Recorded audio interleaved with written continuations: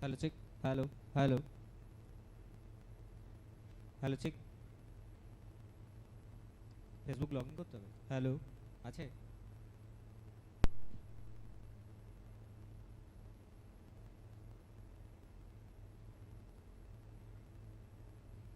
Hello hello hello hello check.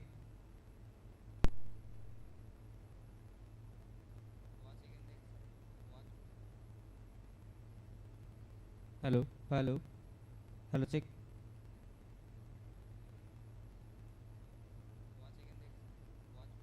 Hello hello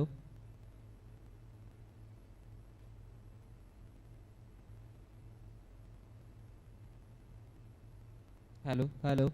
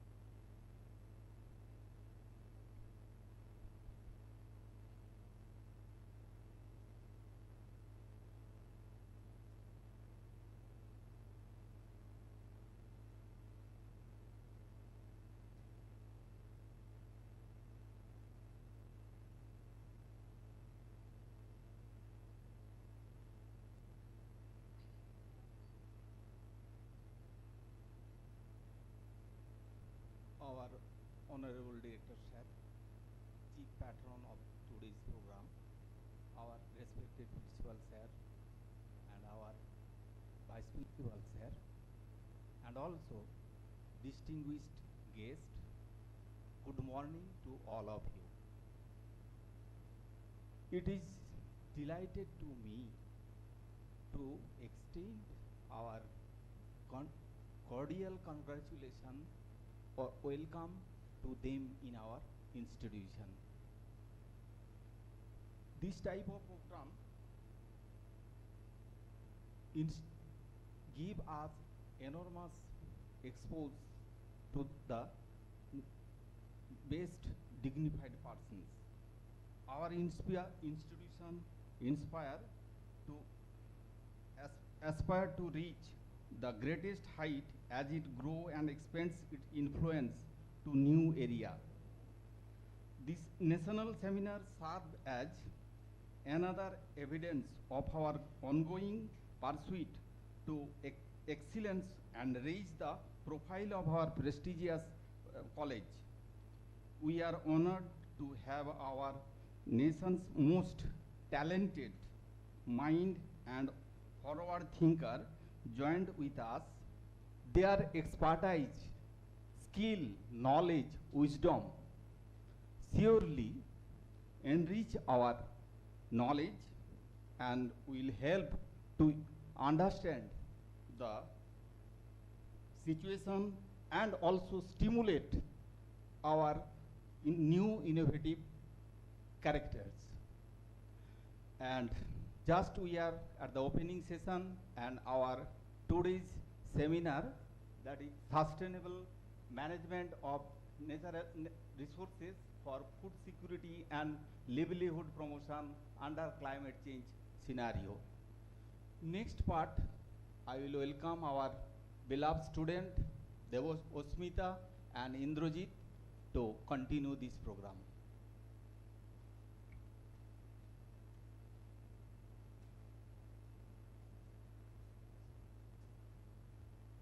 Thank you, sir. Good morning, everyone. I would like to extend a warm welcome to Dr. Pradeep Ghosh, the esteemed director of Midnapore City College, to join us on the stage and grace us with his presence. Let's give him a hearty round of applause, please.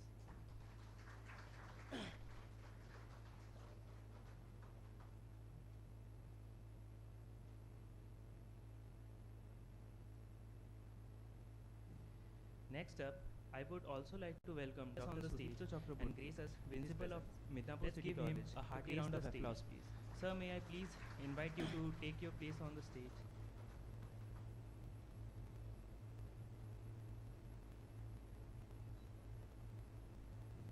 Next up, I would also like to request our students to honor Dr. Midnapore City College to grace the Vice Principal of Sir, may I please invite you to take your place on the stage? I invite him to come forward and take his place on the stage, please.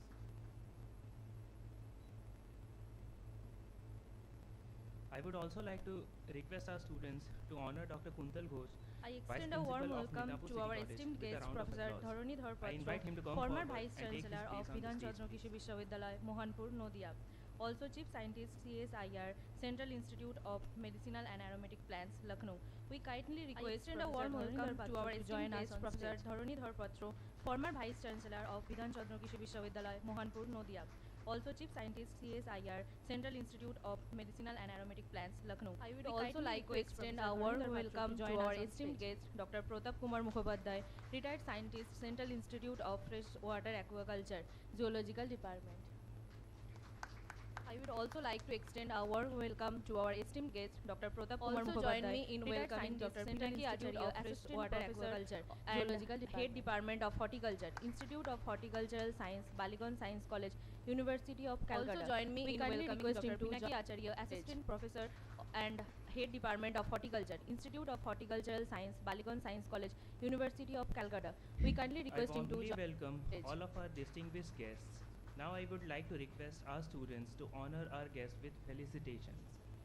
I warmly welcome all of our distinguished guests. Now I would like to request our students to honor our guests with felicitations. Before that, I would also like to invite Before that, I would also like to invite Professor Pratap Kumar, Prolab Ded Sir, Assistant Professor of Horticulture and Post-Harvest Technology, Vishwa Bharati University, Bolpur. Assistant Professor of Horticulture come on stage and take technology, Vishwa Bharati University, Bolpur. Please, sir, come on stage and take your place.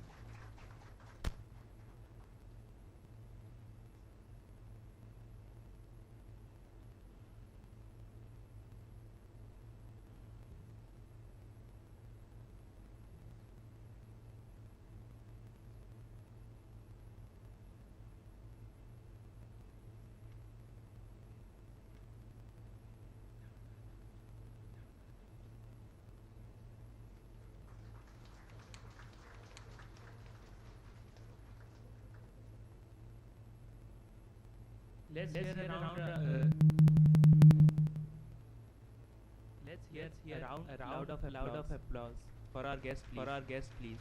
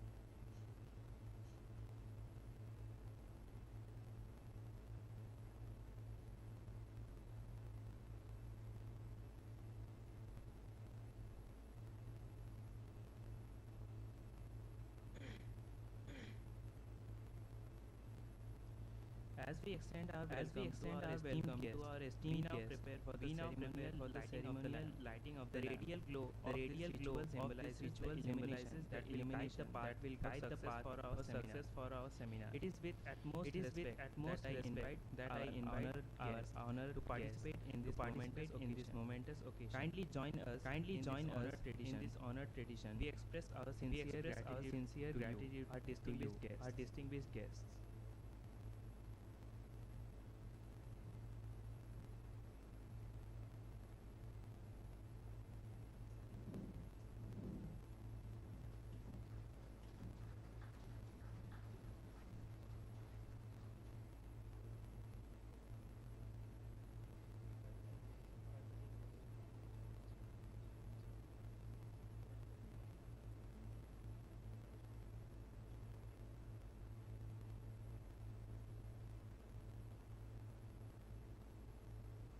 Let's give them a round of applause, please.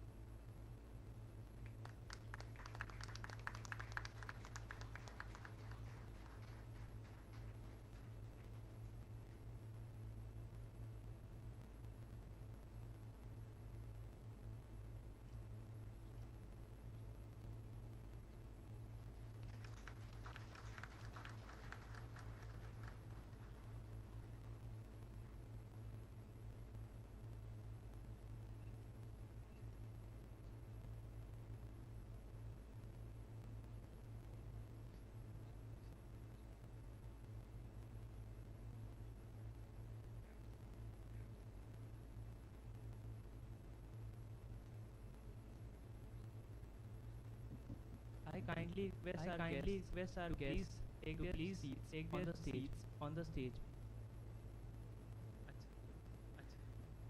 Now I kindly ask our delegates to comment the ceremonial watering of the plant, symbolizing our commitment to the environmental stewardship. Let's hear a round of applause for them.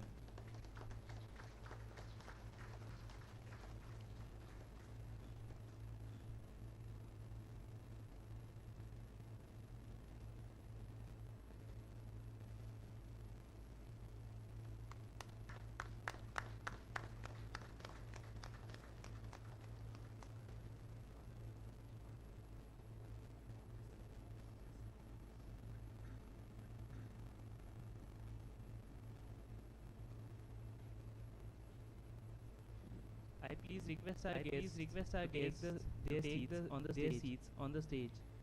Presently, our students will imbue the atmosphere of the seminar with their musical performance, setting a delightful tone for the proceeding.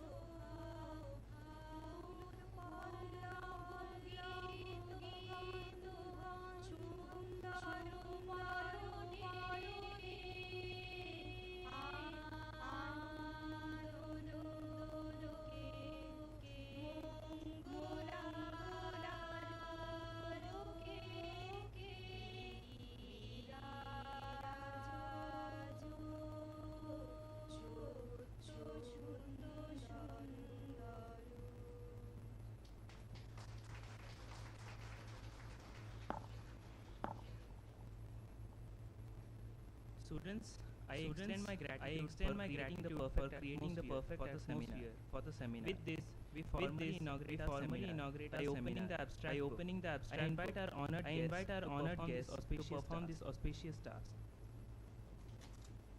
Let's hear a round of applause for them, please.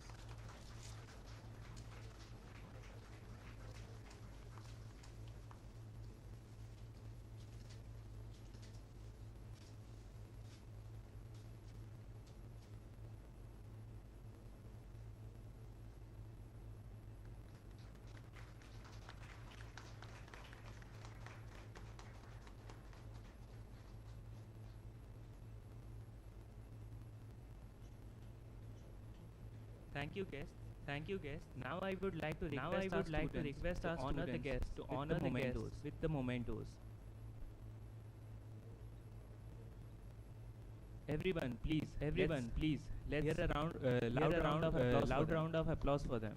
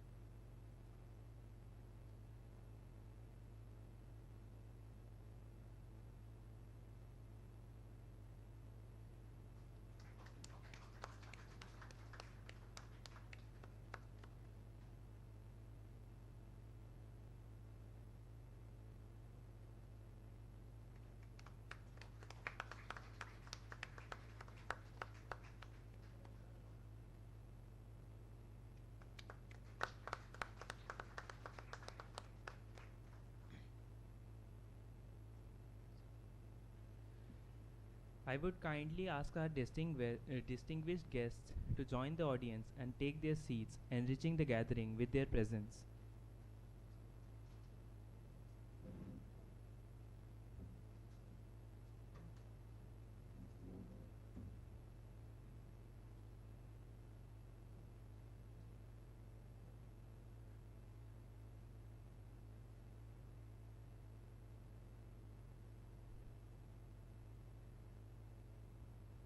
Moving forward, let us seamlessly transition into the scheduled events of our seminar.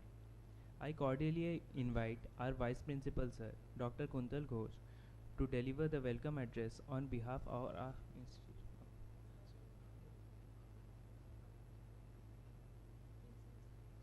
I would like to request our principal, sir, Dr. Sudipto Chakraborty, to deliver the welcome address on behalf of our institution.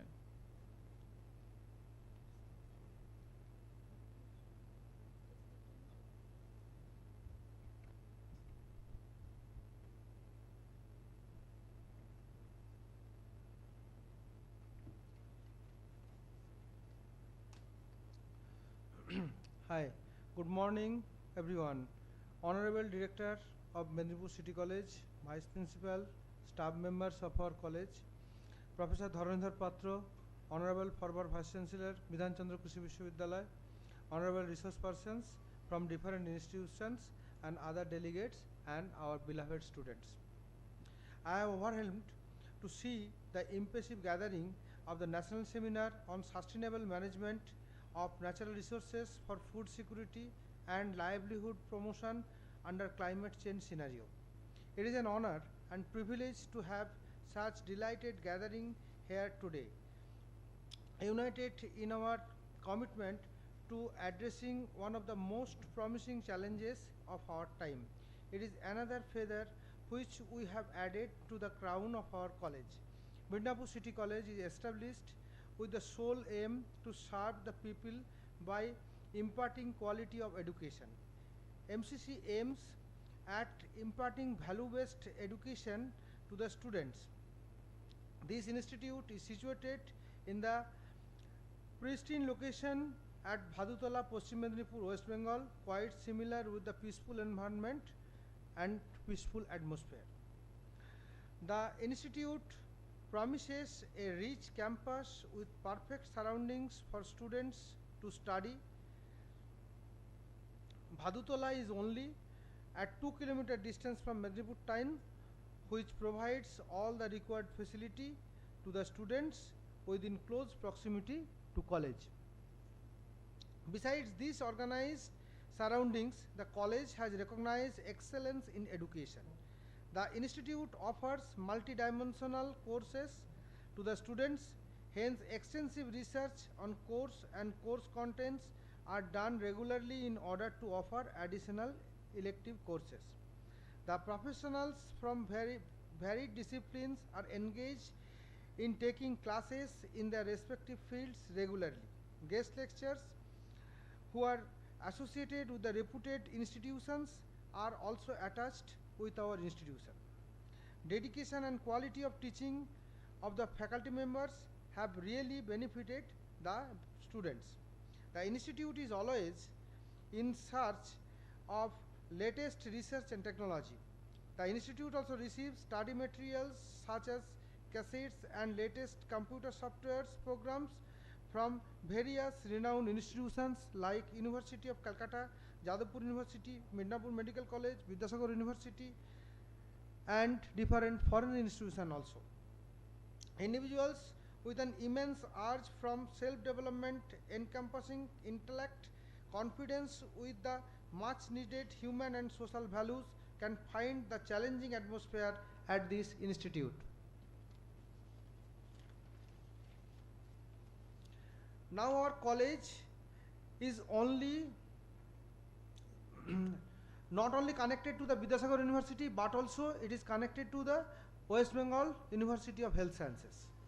It has received the research center entitled Biodiversity and Environmental Studies affiliated to Vidyasagar University. Many of our faculty members are engaged in various research projects having grants from various organizations like Indian Council of Medical Research, ACRB, DST, DBT and different organizations. More than 24 scholars are also pursuing PhD from our research centers also. There are more than 18 PG and UG departments running in our college. Some new courses are to be introduced as well as 24-25 session. More than 6,000 students are regularly doing classes in various courses. The department are organizing special lectures, workshops, seminars and conferences for the betterment of the students as well. Having this background with us, we are aspiring to be more. I welcome Professor Dharanidhar Patro, former Vice Chancellor, Bidhan Chandra Krishi Vishwavidyalaya, who has come here to delivering the keynote address of the seminar. I also welcome Professor Gopal Shukla, Head of the Department of Forestry, Northeastern Hill University, Tura, Meghalaya. Professor I.V. Chakraborty, Department of Post-Harvest Technology, Faculty of Horticulture, Bidhan Chandra Krishi Vishwavidyalaya, Mohanpur, Nodia. Dr. Ranjan Torai, Associate Professor, College of Horticulture, Odisha University of Agriculture and Technology. Dr. Pinaki Acharya, Associate Professor and Head, Department of Horticulture, Institute of Agricultural Sciences, University of Calcutta. Dr. Joydeep Banerjee, Assistant Professor, Department of Agriculture and Food Engineering, Indian Institute of Technology, Kharagpur. Dr. Ranjit Pal, Assistant Professor, Department of Fruit Sciences, College of Horticulture and Forestry, Rani Lakshmibai, Central Agricultural University. Dr. Prahlad Dev, Assistant Professor, Horticulture and Post-Harvest Technology, Vishwabharati University. As we gather in this esteemed institution, we are very conscious of the profound changes sweeping across our planet. Climate changes poses unprecedented threats to our environment, our economics, and our very way of life. At the heart of these challenges lies the intricate relationship between sustainable resource management, food security, and livelihood security. Our esteemed resource persons bring with them a wealth of knowledge, experience, and expertise. Their insights and perspective will undoubtedly enrich our discussion and inspire new avenue for action.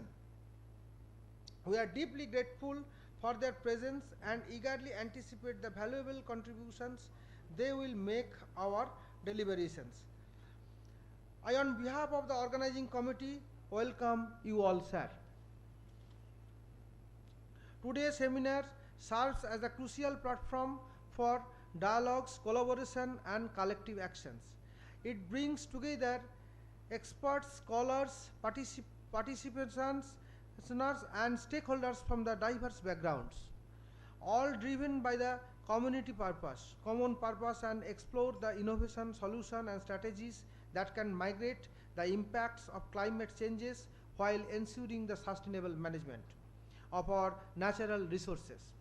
I welcome all the delegates who have come for their instinctful deliberations and scientific exchange in this seminar platform.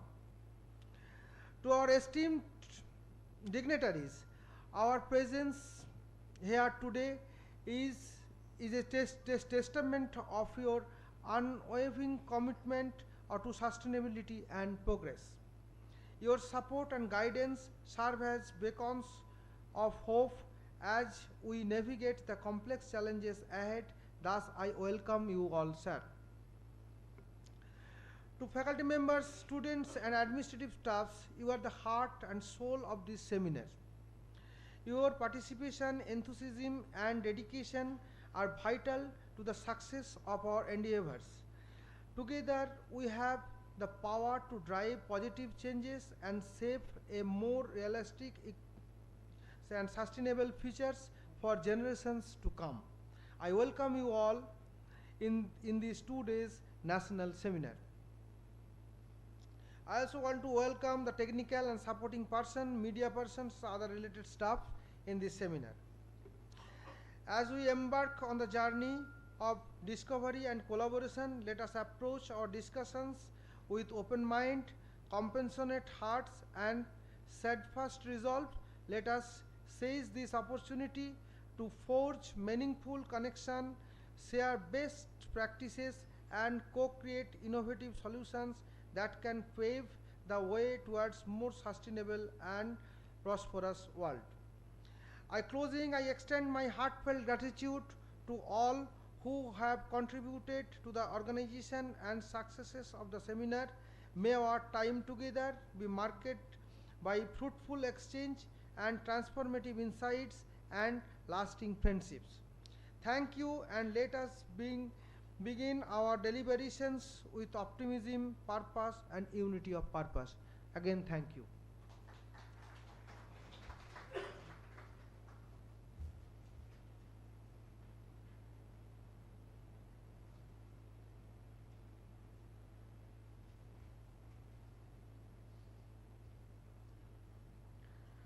Sir, I extend my heartfelt gratitude for the gracious welcome to our esteemed guest.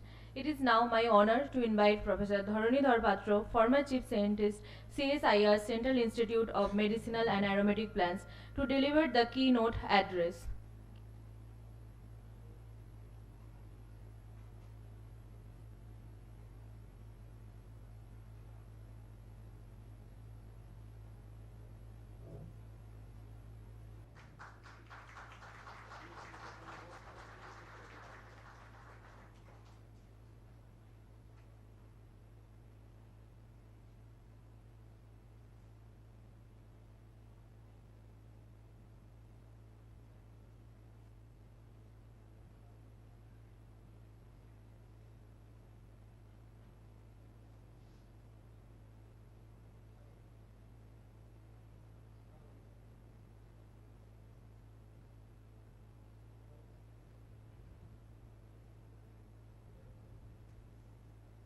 Hello.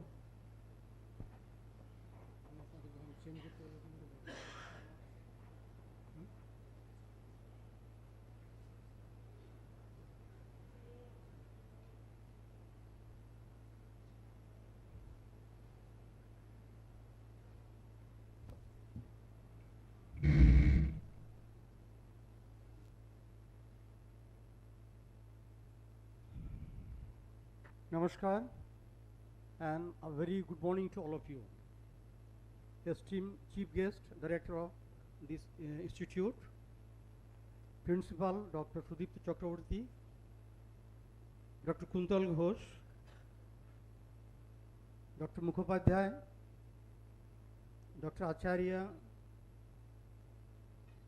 Dr. Prahlad Seth from PSB Vishwabharati, above all the students, faculties, ladies and gentlemen. It's my privilege to be here. I am overwhelmed with the beauty and structure of the college.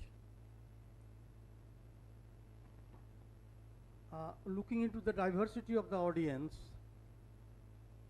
I'm little puzzled because I see many of you are students. So to deliver it fully in English may be not acceptable to anybody, including me.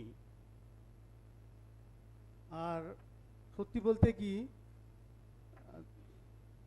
3 বছর PhD দিল্লিতে, পরের 3 বছর Mohanlal সুখাড়িয়া university রাজস্থানে assistant professor, 2.5 বছর লন্ডনে, 28 বছর লখনৌতে।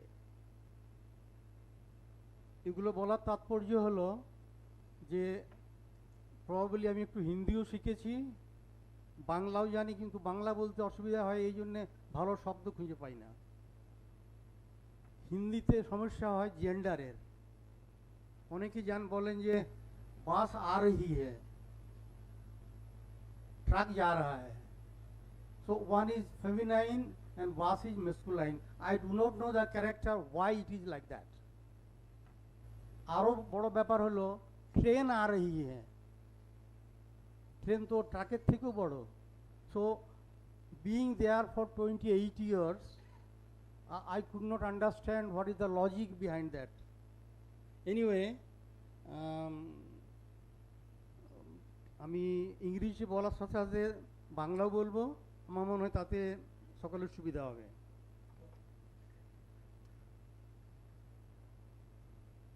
So I have chosen a subject which will be acceptable to many, because this is not a soil. I am a student of soil science, so this is not basically a lecture on soil science. I will request the students and participants to be little quiet, because I came from 300 kilometers away from this place. So at least আমি অত দূর থেকে এসেছি, তার একটা মানে শ্রদ্ধা সুমন যাই বলুক একটু করুন। তো আমি একটু ডাটা কিছু দিচ্ছি। World population is increasing and so is Indian population. World population 10 billion হবে 2050-এ। এবং আমরাও 1.7 ওই ধরনের একটা অ্যামাউন্টে পৌঁছে যাব। একটা মানে চিন্তা করার ব্যাপার, চায়না যে নাম্বার 1 ছিল, they are trying to decrease their population. So more population, more mouth to be fed. So কম জমিতে বেশি ফসল ফলাতে হবে। তাতেও প্রবলেম, কারণ জমি যেভাবে এনক্রোচ হচ্ছে, বাড়ি, restaurant, building, hospital, many things, so land is decreasing. So it's a problem to produce more food from less area of land. Moreover, অনেক ল্যান্ড আছে যেগুলো পলিউটেড হয়ে যাচ্ছে। সুতরাং আমাদের চিন্তা করতে হবে যে producing more from less resources and land for more people. So I'm talking about the vision agriculture, what has been given by ICAR. So we have to increase the productivity, and that will be knowledge based. Food security is the key question. We have enough food, now we need food security, and then I will talk about the nutrition security as well.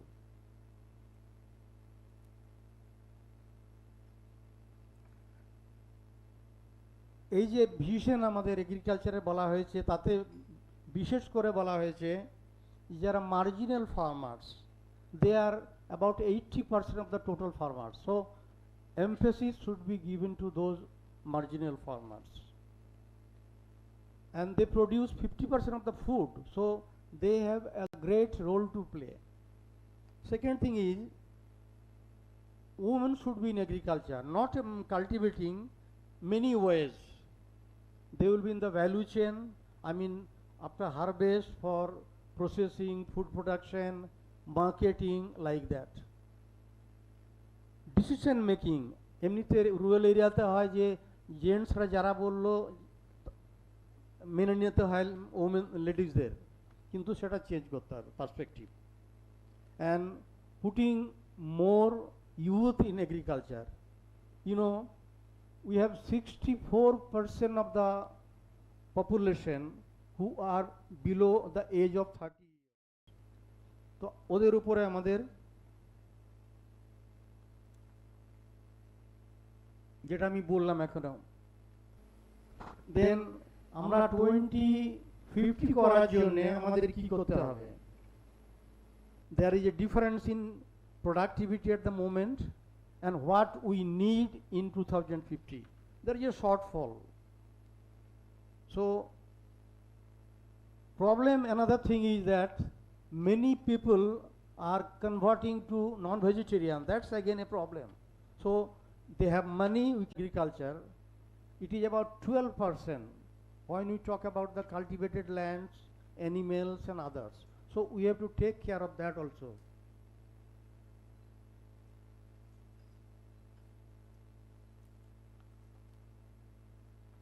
Then comes the question of sustainable agriculture. Sustainable agriculture can be defined in many ways. আমি যেটা বলছি যে this is a combination of our traditional knowledge and the present knowledge for higher productivity without disturbing the natural resources like soil, water, biodiversity, ecology, etc. And it should be resource conservative and resilient.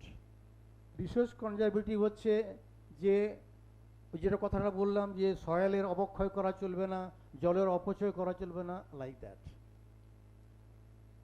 So there are many questions which are associated with the sustainable agriculture. This is little bit critical, but what I meant to say, sustainable agriculture is a combination of 3 P, like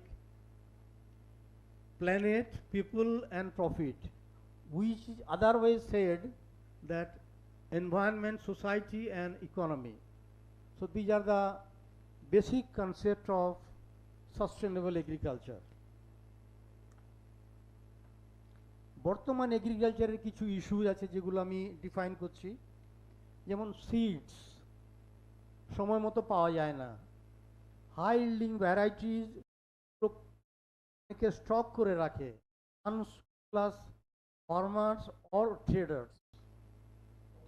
soil testing, সবাই বলে যে আমাদের মনে হয় যে কোটি কোটি কোটি টাকা খরচা হয়েছে সয়েল টেস্টিং করার জন্যে, যে সয়েল টেস্ট করে সেই অনুযায়ী সার দিতে।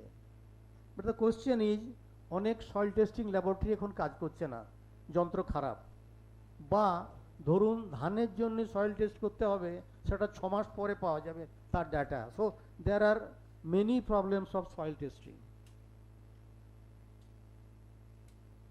Organic matter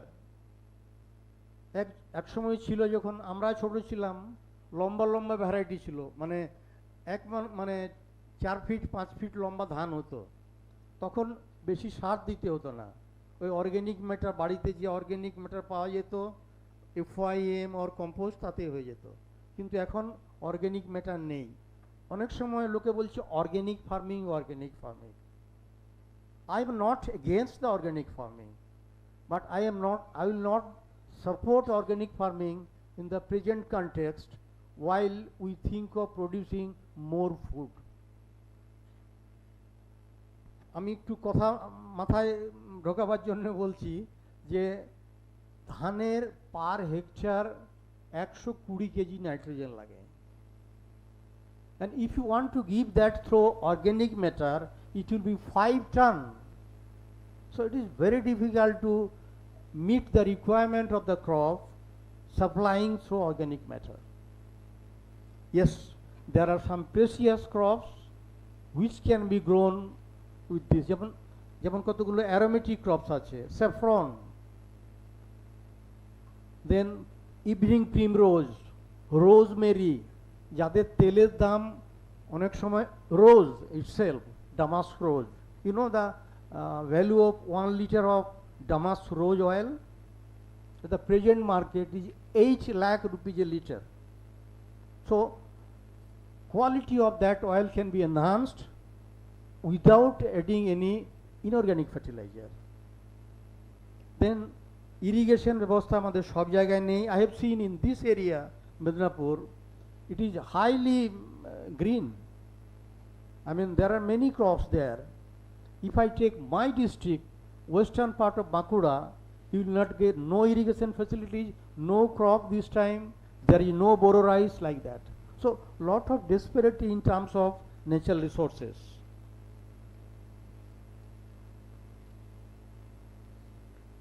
There is big problem of land degradation because of many reasons. আমরা সার দিই NPK, plant needs 17 element, তাহলে ওই 14টা কোথা থেকে পাবে? বারবার চাষ করার ফলে এগুলো কম হয়ে যাচ্ছে। So we have to fortify that with external application. না, এটা একটা মানে এর অঙ্কের মতো, but this is very easy. So what we aspire in the food productivity can be seen through foresee the risk, কি রিস্ক আছে, adapt the risk, ওকে নিজের মতো করো, respond to the risk, তার মোকাবিলা করতে হবে, mitigate the risk, again the way it is being adapted, and then build the capacity. So it will be a farm build capacity. We are enhancing food production. Total food production in 2019-20 was about 291 million hectare. It has been enhanced to about 310 million hectare in 2020-23. This year it is expected to be about 315 million hectare, million tons. So there is enhancement, but how long it will be?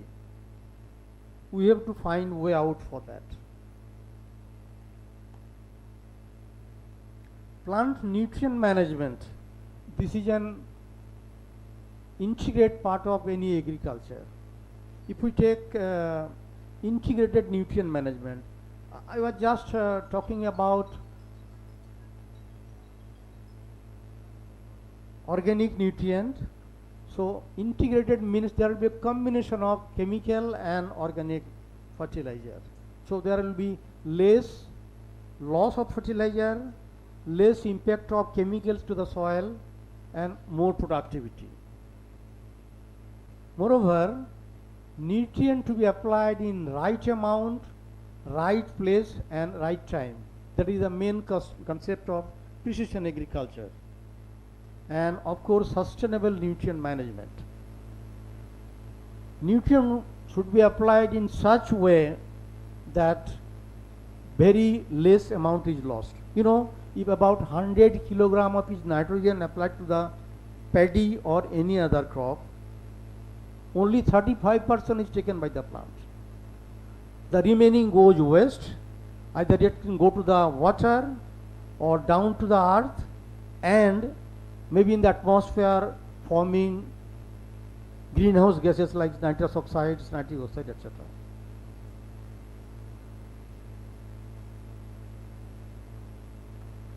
Then we can go for microbial fertilizer. You know, there are many like Pseudomonas, Bacillus, some endophytes that can help in protecting the plant from biotic and abiotic stress. And they can help supplying, there is some echo somewhere because of this only. Can you stop it?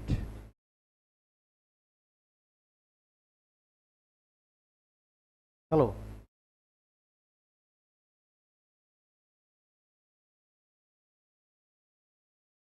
So applying microbes to the soil can to some extent fortify the need of fertilizer in the soil.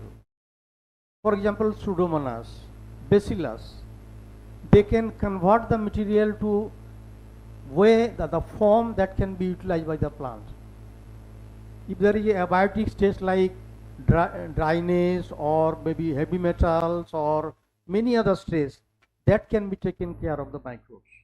The mycorrhiza, a combination of plant with fungus, that can help in solubilizing many nutrients.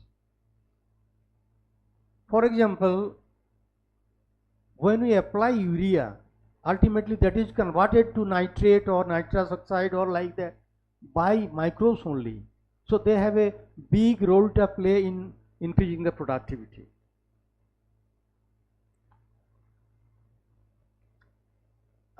This is the time for artificial intelligence.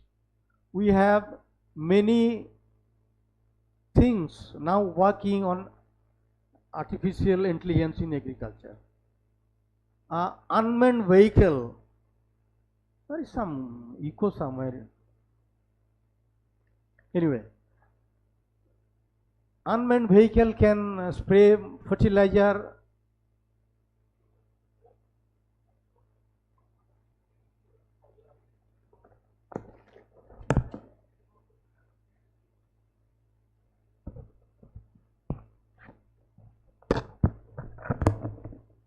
Hello.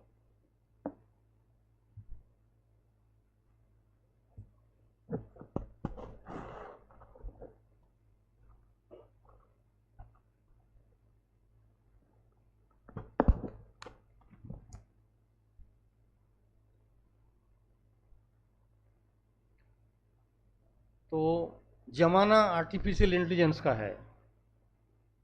Drones, pesticide and fertilizer can be applied from the sky.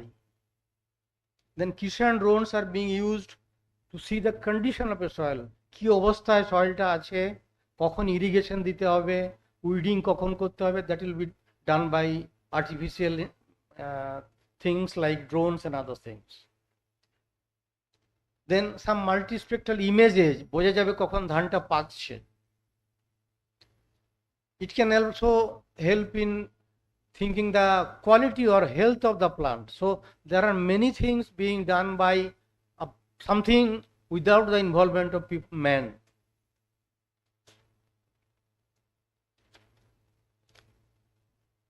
this is big data, so don't confuse. What I mean to say is আমাদের increasing population, looming water scarcity, cropland expensive is difficult, there is a problem of climate change, irregular rainfall, and extreme event like catastrophe, cyclone, like that.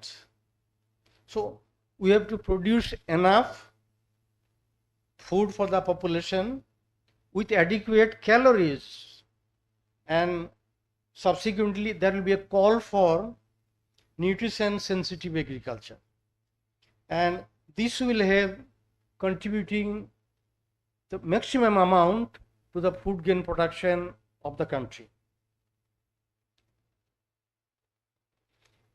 I was talking about some things which are precise, including artificial intelligence, precision farming, everything in right time, right way, without loss, resilient to climate change, nutritious, all those things are part of precision farming. Then nanotechnology has a very big role to play. Kono poka gache ache, it is applied in a very small amount, that material will go to the gut of the insect, ওইখানে ফেটে যাবে, পোকা মারা যাবে. So this is so precise. Or fertilizer, if you apply fertilizer, nano fertilizer, it will go to the tip of the root, rooter পুরো একদম আগে যাবে, and that will be available to the plant. So in spite of applying 120-150 kilogram of nitrogen, 2 kilo will be enough, less than 2 kilo will be enough for 1 hectare of land. Then there are some many technologies, space technology, remote sensing. It can give a picture of the land, crops, problem of salinity, etc. So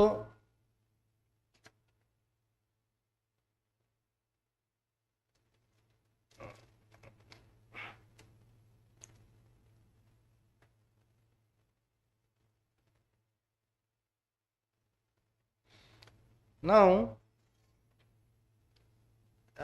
it has been proposed by the government that we have to increase the consumption of crops like pulses, fruits, coarse grains, etc. And we have to decrease the consumption of the major crops like sugar, rice, wheat, oil seeds, and pulses. I mean, these are the crops, their productivity will be increased and consumption should be increased.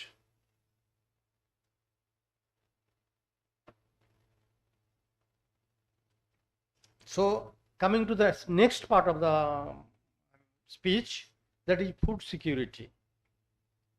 It is a major challenge these days, and food production in the world will have to be increased by 70% by 2050. So food production will have to be increased. How we define food security? আমাদের যথেষ্ট থাকবে, that is food security, not like that. If we take into individuals, it will be available in sufficient quantities on a consistent basis. মানে যখন চাইবো তখন পাওয়া যাবে. Dear students, please, just for a minute, 10-15 minutes I will take. Food access, everybody will have access to the food. তাতে সে কিনুক, নিজে চাষ করুক, যে কোনো উপায়ে, সেটা হচ্ছে second characteristic. And food utilization, how that food is being utilized when we have much more of food, and how that impact on the body of a person.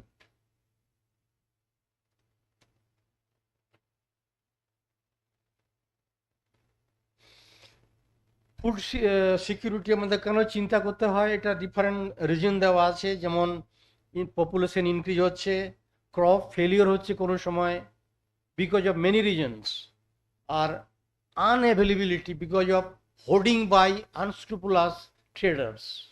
কারণ অনেকের কাছে যখন চাল ধানের দরকার হয় তারা হোর্ডিং করে রেখে দেয়, আলু তারা এমনভাবে রাখে যে অন্য কেউ পায় না, পরে বেশি দামে বিক্রি করে।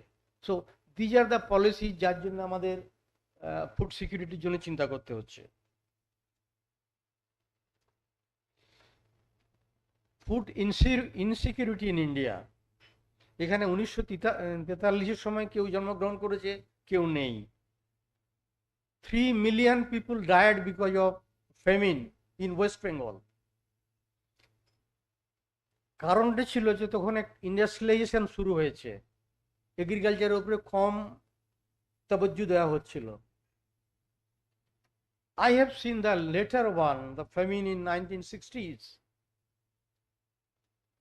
ধান চাল লোকের কাছে, অনেক লোকের কাছেই ছিল না। সো দেওয়ার যে treaty between India and US. So they gave, it was the regime of Mrs. Indira Gandhi as Prime Minister. So they gave wheat that was full of beetles, খাওয়ার যোগ্য নয়। ধান এই বাড়িতে রান্না করলে অন্তত 200 মিটার পরে যার বাড়ি তিনিও গন্ধ পাবেন। মাইলো বয়েল করে খাওয়া হতো, that was the only way the people used to take, and powder milk given to the babies and children. So that time has also gone. So I'm adding 2 other clauses. যেটা প্রথমে বললাম, what is food security? It is of course availability, accessibility, affordability. Affordability আসছে মানে আমি কিনতে পারবো কিনা। Quality, of course, it is nutritious or is full of contaminants. And then safety, খেলে কিচ্ছু হবে না।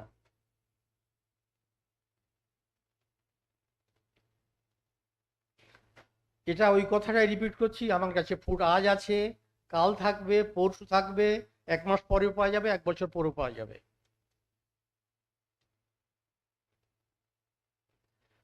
This is a problem. আমি বলছিলাম যে কোনো ফসল চাষ করার জন্য আমরা নাইট্রোজেন, ফসফরাস, পটাশ দিয়ে থাকি, বাকি এলিমেন্টগুলো কোত্থেকে আসবে? তো একটা সয়েল প্রতি বছরে চাষ করা হচ্ছে, তাতে অনেকগুলো নিউট্রিয়েন্ট ডেফিসিয়েন্সি হতে পারে। যদি আয়রন ডেফিসিয়েন্সি হয়, তাহলে যারা ওই শস্য খাচ্ছে তাদের they can be anaemic, iron deficient. Zinc ডেফিসিয়েন্সির জন্য ইন্ডিয়াতে প্রতি বছর প্রায় 10,000 চিলড্রেন তারা মারা যায়। So we have to find out the soil nutrition as well, which nutrient is deficient and how that to be taken care of.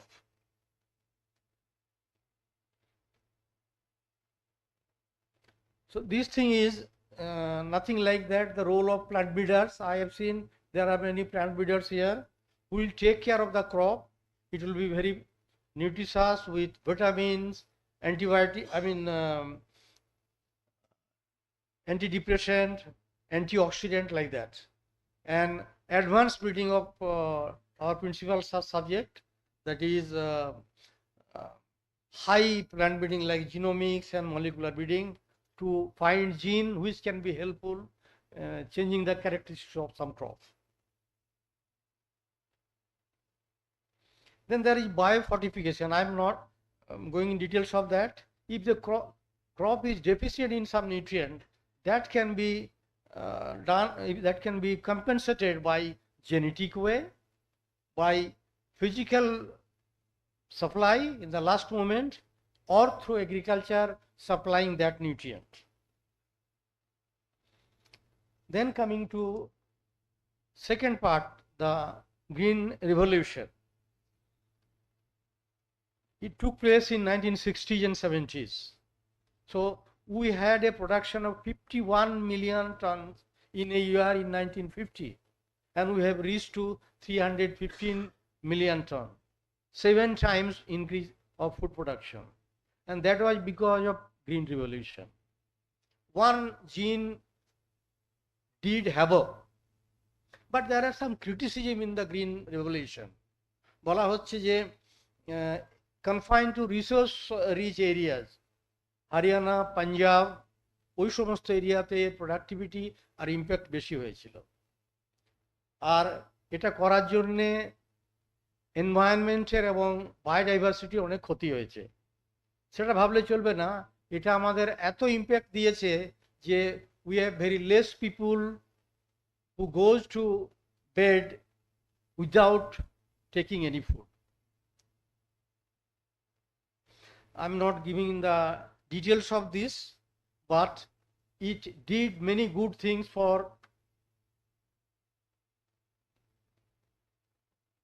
the people in India.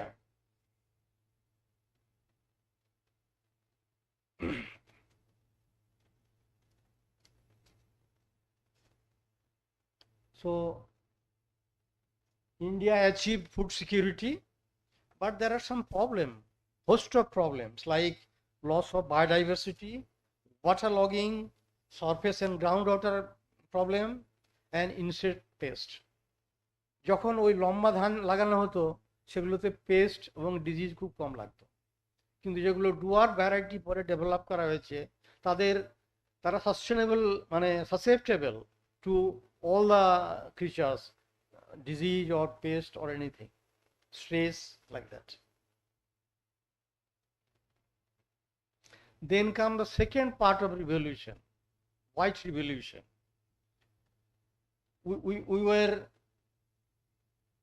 We became the largest producer of meal that time.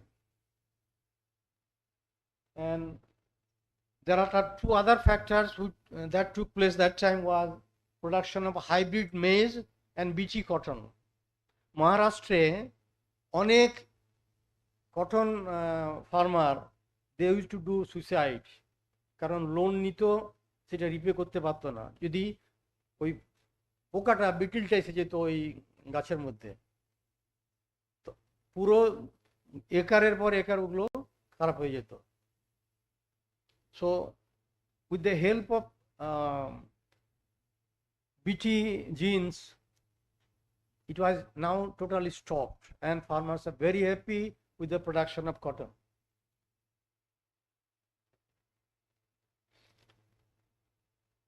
I will now give you some disappointing figures.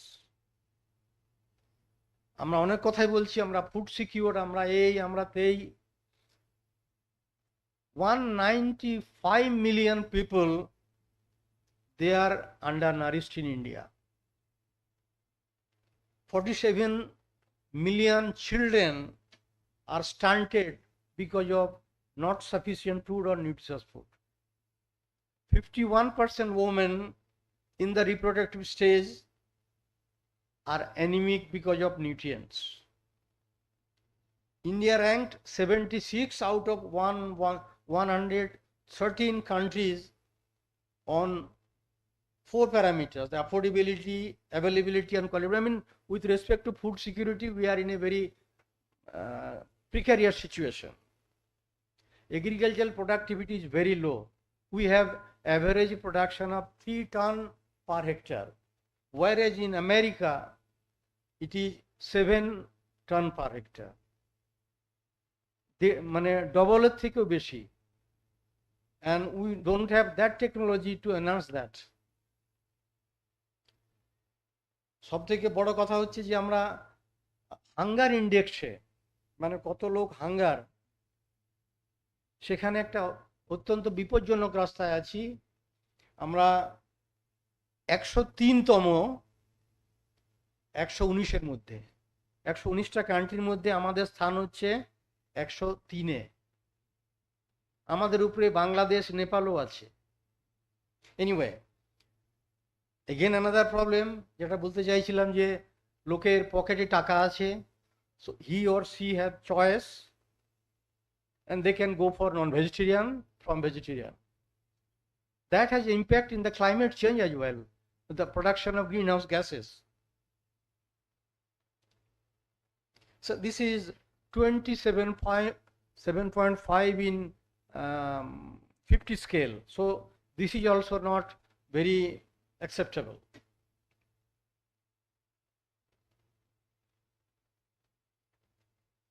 I am skipping that. soil health is decreasing. As I mentioned, there are many reasons. Contamination of heavy metals, some part of the southern West Bengal arsenic, chromium in case where there is some factories, leather industry. So soil is being polluted. We use imbalance use of fertilizer. আমি অনেকবারই বললাম ওই কথাটা যে আমরা imbalance fertilizer দিই, vital micronutrients এবং microbes চলে যায়। একটা কথা বলি যে আমি রিয়েলাইজ করি যখন ছোট ছিলাম যে বাঁধাকপি বা ফুলকপি খাওয়া হতো, একটা পাঞ্জেন্সি ছিল, মূলত ছিল, but that is no more, because the microbes which was responsible for this is being killed by imbalance use of fertilizer or pesticides. So soil biodiversity and ecology are disturbed.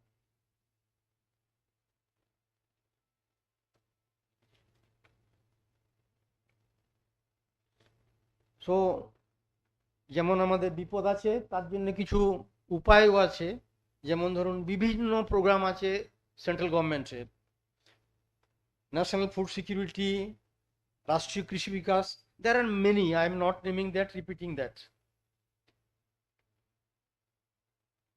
There are some international organizations, they also help India when there are dearth of food.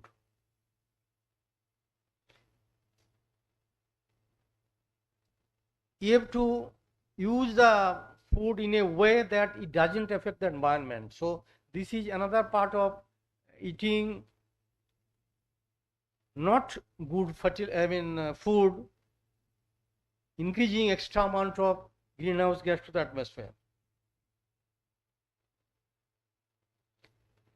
Yes, last year was the International Year of Millet.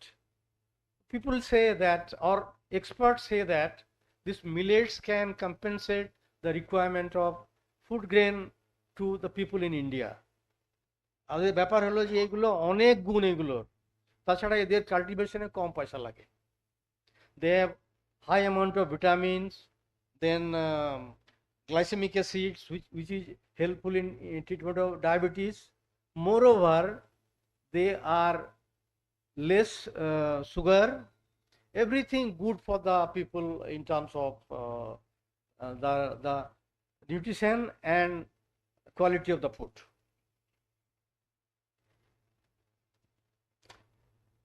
তাতে বলা হয়েছে we have to search for the alternatives. So we have 700 species of plant that can be used for food, and only we use maximum 200. So we have to increase that. Ultimately, the thing is that we have to go for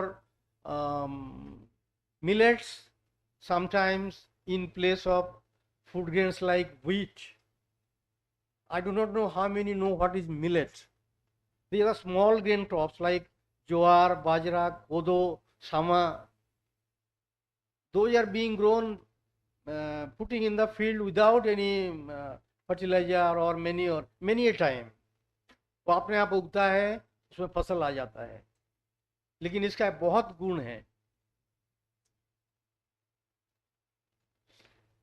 See, second part, third part is what I told about the climate change scenario and food productivity.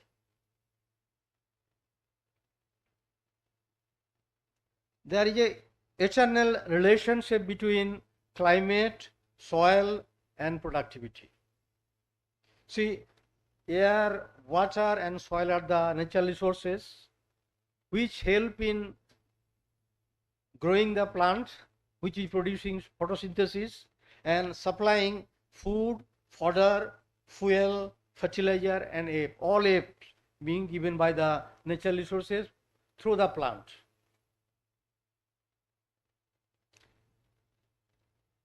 Soil health being degraded by climate change. I've given a diagram. Soil health is degraded by more mineralization of the soil, increased salinization, soil water deficit, greater evapotranspiration. So all these factors are, destroying the climate. or the soil health, which is indirectly an impact of climate change. See, the poor farmers are most affected by climate change. যদি তাদের কোনো contribution নেই এই climate চেঞ্জের greenhouse gas এডিশনের ব্যাপারে।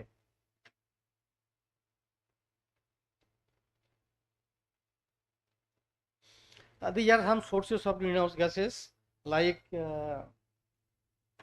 methane from agricultural land, from ruminant, and burning of straw as it is being done in some parts of the country. Then nitrous oxide. If you apply urea in soil, ultimately plant takes in the form of ammonia, NH4 and nitrate. Now I told that that is being converted by microbes,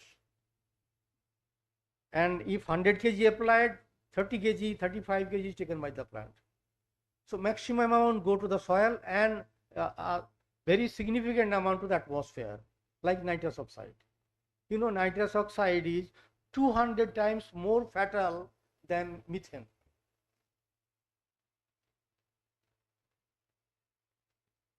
This is a diagram I have given how ammonia is converted to nitrous oxide like that.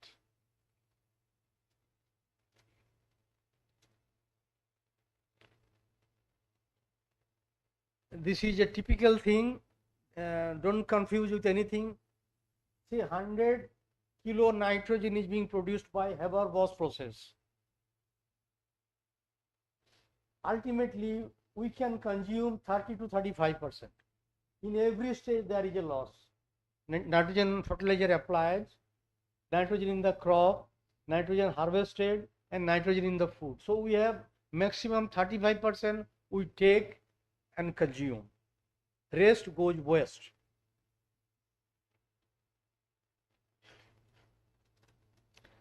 This is showing the contribution of agriculture in greenhouse gas emission.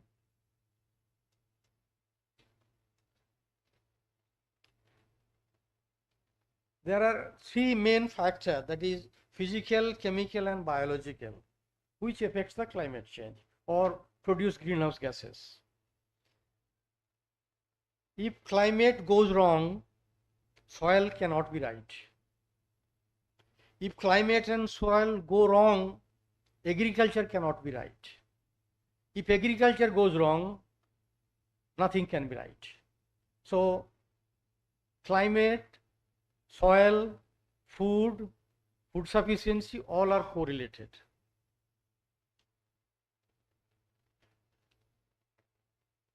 It gives that there are two-way adaptation and mitigation, which can take you into safe position so far environment change or climate change is concerned. And there is a climate smart agriculture. Crops should be resilient to climate change. There will be less of catastrophe. So there are many ways to stop the change in climate.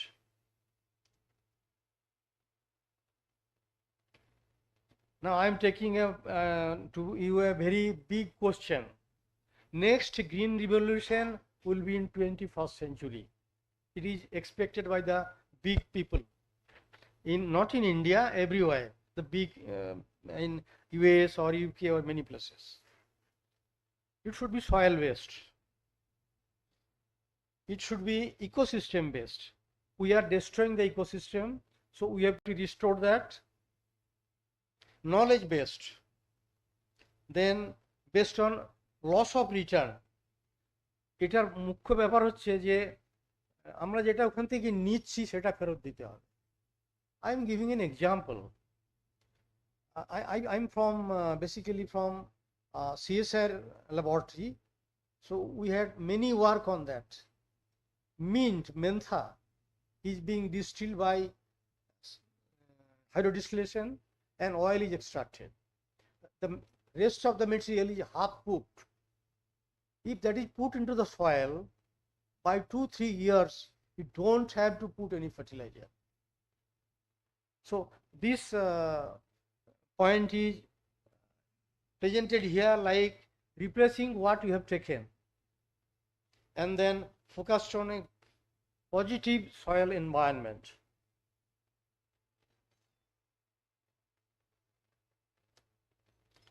I'm coming to the almost last or the final part of my lecture. এক সময় ছিল যে from ship to mouth আমাদের দেশে বাইরে থেকে আমদানি হতো, তারপর লোকে খেত। There is a typical difficulty that time. Now food deficient country has been converted to a food sufficient country, begging bowl to export. So we have largest producer of milk, pulse and jute, second largest producer of rice, wheat, cotton, etc., and number one exporter of rice, leading producer of many things including spices, poultry, fish, etc. We've gone through several revolutions like green revolution, white revolution, blue revolution, yellow revolution. So there are many revolutions making us self-sufficient in terms of food and pulse, oilseed, etc.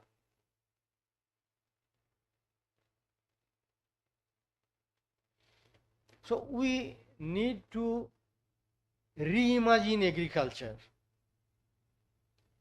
Basic points are, we have to increase farm income for the farmers. It was given the task that by 2022 farmers income should be doubled, but not achieved as yet. We have to use more renewable energy. We have to reduce the application of fertilizer by 25%. Reducing water use. You know, people say that next world war, if there it's happen, it will be the water. And reducing greenhouse gas emission and rehabilitating about 26 million hectare. This is the wrong figure. It will be 126 million hectare which are degraded. আমরা যদি ওই ল্যান্ডটাকে convert করতে পারি fertile land হিসাবে, that will be of high value to us.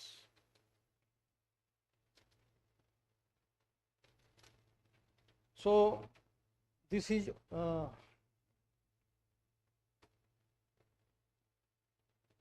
अभी काम खत्म नहीं हुआ है, काम करना होगा, उसके बाद खत्म.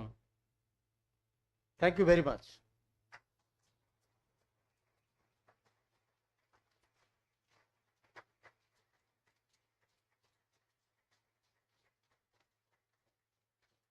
I shall be happy if there is any question, any query.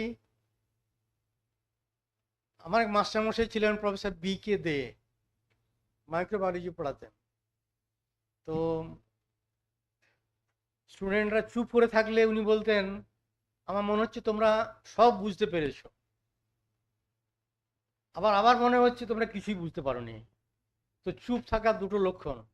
আমি চাই না প্রথমটা, আমি চাই প্রথমটা, not second one. So you can ask me question, if time permits I will be happy to answer those. Sir, I have a little query regarding the, sir, you have mentioned some aspects of aromatic plants and medicinal plants.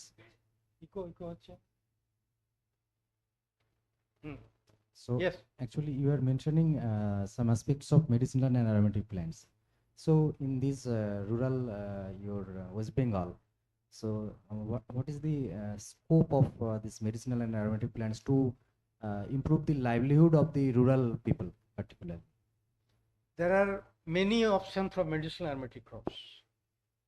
If I give an example of mentha, not many work to that. If you simply grow and distill in pilot plant, extract the oil, there are ample market in even Kolkata. It is Mumbai is the major market. So the total income per hectare of land from mint is about 2.5 to 3 lakh per hectare. And it is a small duration crop. So in a crop rotation, you can grow rice, wheat as well as mint. There are many other crops that do not require any sort of processing. For example, we helped in many ways to some farmers in Rajasthan. They grew sona pata. That is a purgative. Kabjhar or kaimchun. So they grew that, dried and sold to the market. Then there are crops like vetiver. Vetiver is called khas. We khas kus bena ulu, bena hocche khas. And incidentally, I have a variety. Otar namo kintu dharoni. So if you grow that, and it's of course difficult task because the roots are being taken for distillation, and 1 liter costs about 25,000. So there are plenty of money if it can grown properly. Kalmeg, if you grow kalmeg in the land and dry it, andrographolites is a component of many diabetic medicine.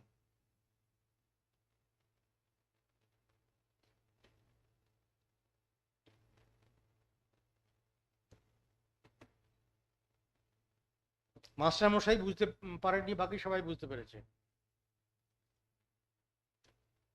So if there is no question, thank you very much.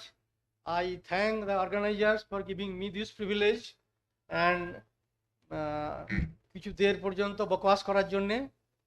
But I feel very good being here, seeing the students, the infrastructure, the way it is being organized. And for all those things, thank you very much.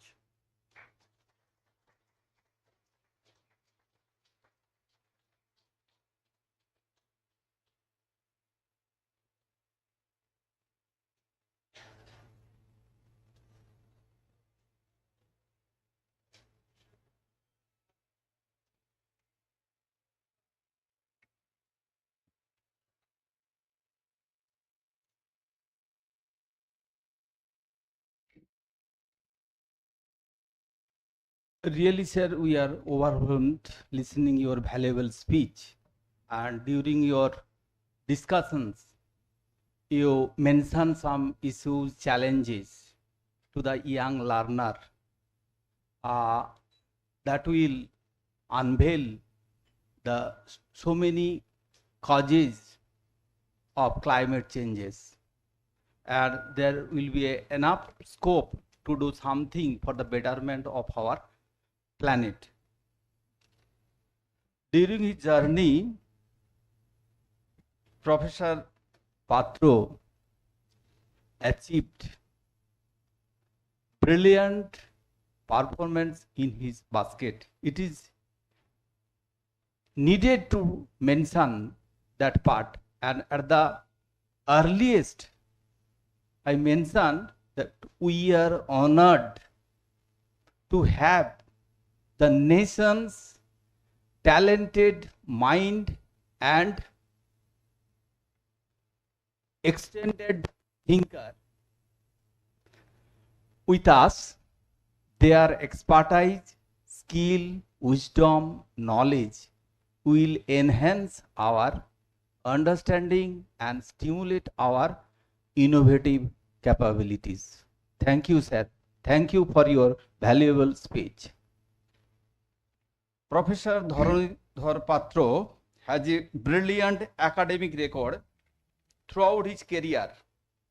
He ranked first his HS examination in the West Bengal Board of Higher Education in the year 1971 and ranked second in BSc Agriculture examination from BCKV and first in MSc AG exam from the same university. Professor Patro stood first PhD exam in order of merit from Indian Agriculture Research Institute, New Delhi in the year 1982. Professor Patro presently working as Director and Chief Scientist, SECOM Sikkim Skill University, and did his PhD from Indian Agricultural Research Institute, New Delhi, India, and postdoctoral research from the Protham Stage Experimental, UK, and Aberdeen University, UK, and started his career as an assistant professor at Rajasthan Agriculture University, Indian, in 1982.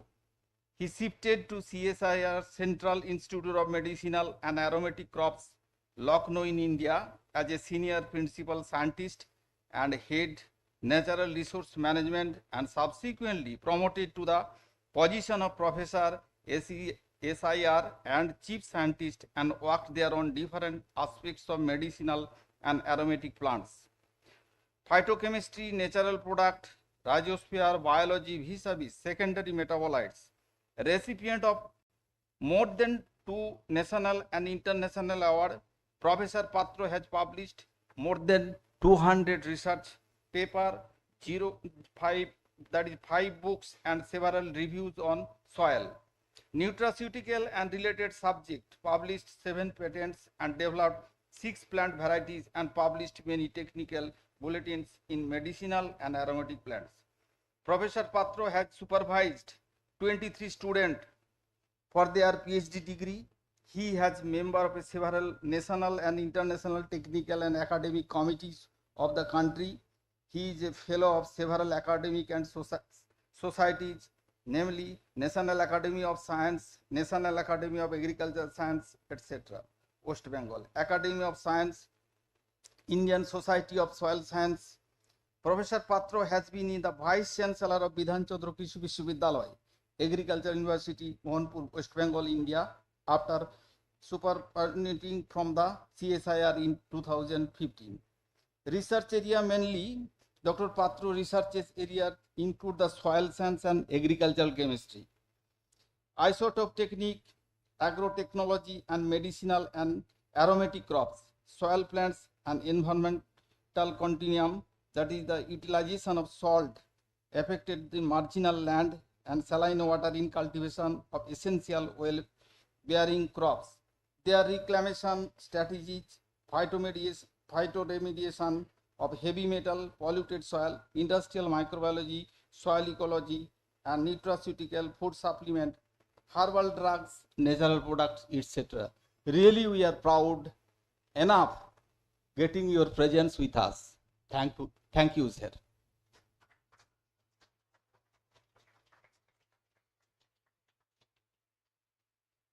Next, our beloved student, please come here and carry on this next part.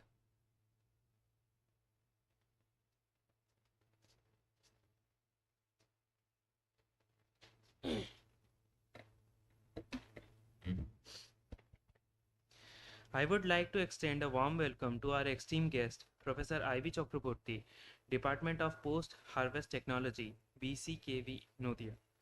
I would like to request the students to honor her with felicitations.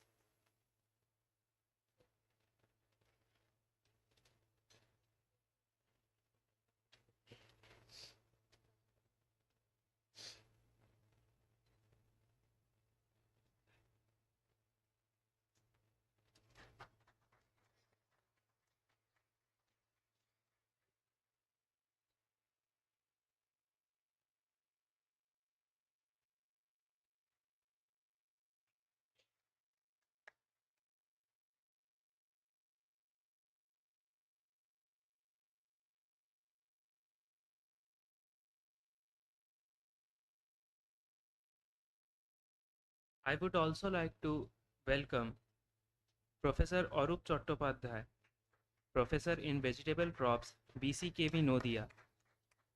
I would like to our students to honor him with felicitations.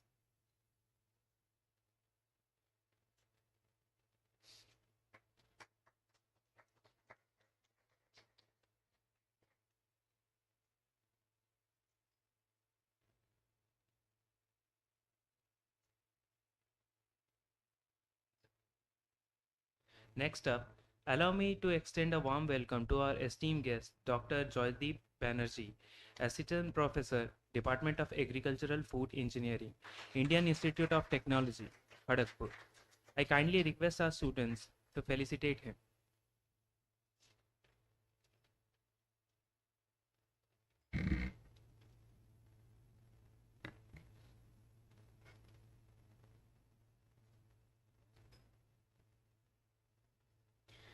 The moment has arrived for the commencement of our technical session. With utmost humility, I invite Professor Arup Chattopadhyay to the stage and chair our first technical session.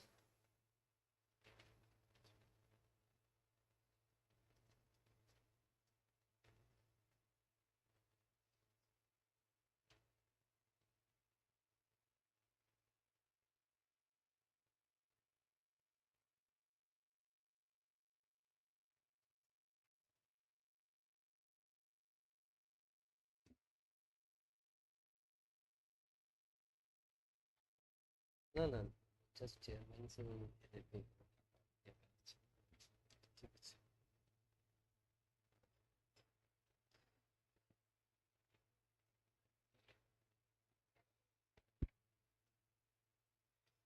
So, good afternoon to all of you. So very respected Professor D.D. Patro, the Honorable Vice Chancellor, the former Honorable Vice Chancellor of Vice Vidhan Chandra Krishi Vishwavidyalaya, the other delegates and the participants. It is I must thank to the organizer for giving me an opportunity to act as the chairman of this particular technical session. There are, I think, 3 presenters in this session. The first presenter is Dr. I.V. Chakraborty, who is a professor in the Department of Post-Harvest Technology, Faculty of Horticulture, Vidhan Chandra Krishi Vishwavidyalaya, Nadia, West Bengal. And she will deliver a lecture on irradiation technology in food research with special emphasis on fruits and vegetables. So without wasting much time, I would like to request Professor I.V. Chakraborty to deliver his lecture.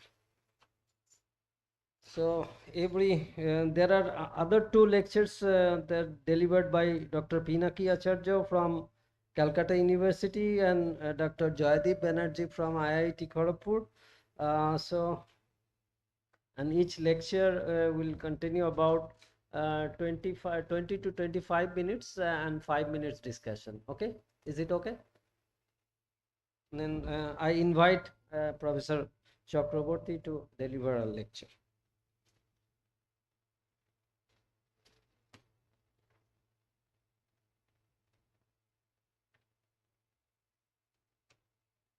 Dr. I.V. Chakraborty was born and brought up in Agartala, Tripura, but completed his PhD, BSc from Maharashtra, Pune Agricultural College. In 1992, completed his her PG from the Calcutta University and doctoral degree from the BCKV Mohanpur, Nadia.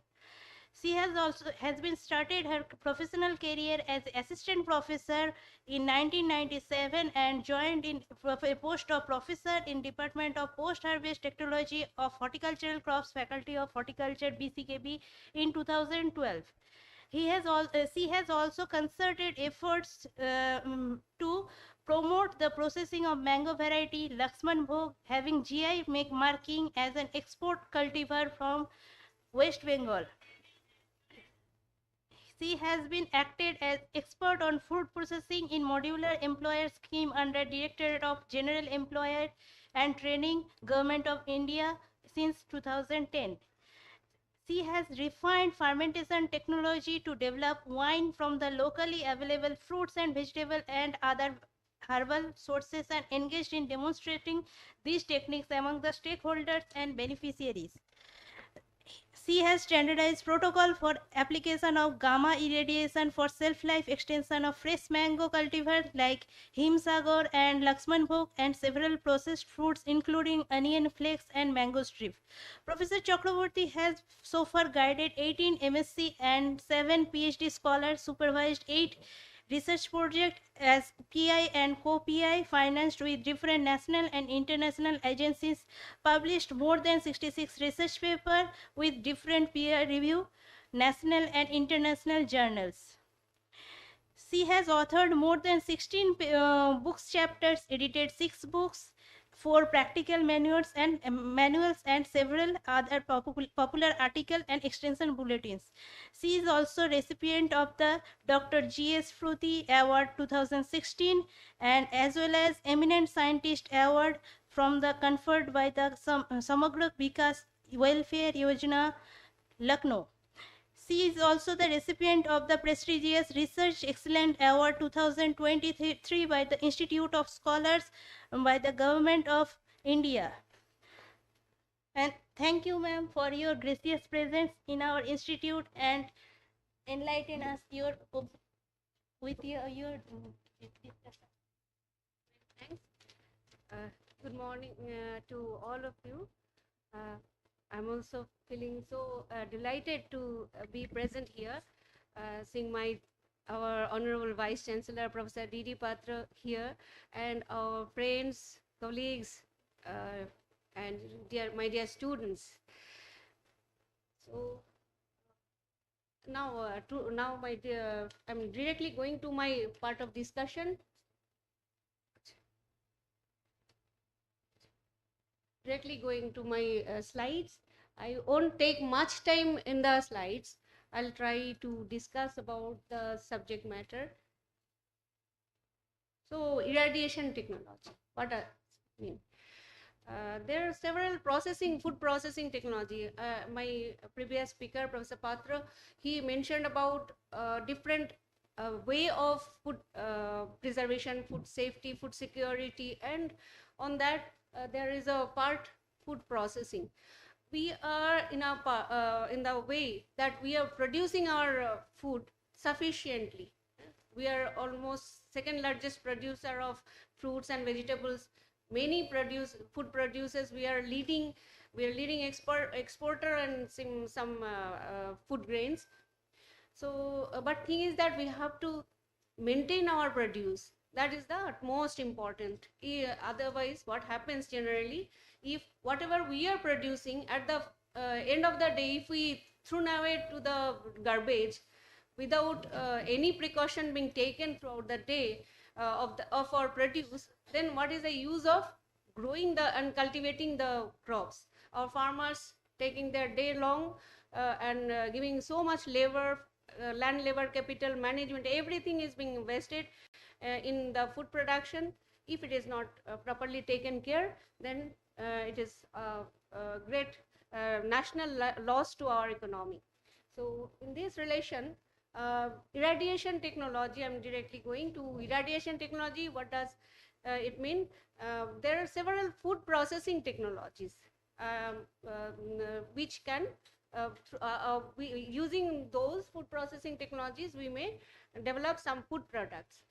And irradiation technology is one such kind of food preservation technology where we are applying a radiant energy to modify our food for its betterment. There are so many aspects to consider in this which can be considered in this irradiation application of irradiation. So irradiation first is the irradiation as a food processing technology helps in combating the post-harvest losses and controlling the foodborne diseases and mostly overcoming there are so many quarantine barriers. And thing is that in this relation,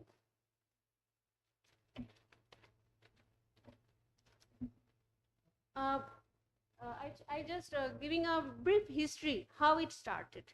There are so many food preservation technologies like use of thermal processing, means high temperature preservation, use of low temperature preservation, use of fermentation technology, whatever pickle, then wine, vinegar, all these things, fermented produces are there, and we are having the canned produce which we got out of this thermal processing technology. And then frozen foods are also nowadays familiar with us. So all these processing technologies are there. So why we should go and follow this food irradiation? for this purpose, I just will mention some of the historical implication of this food irradiation, how it started. Irradiation as a food processing technology, as what I mentioned, it was started in the year just 1920s as a quarantine barrier to overcome the quarantine problems.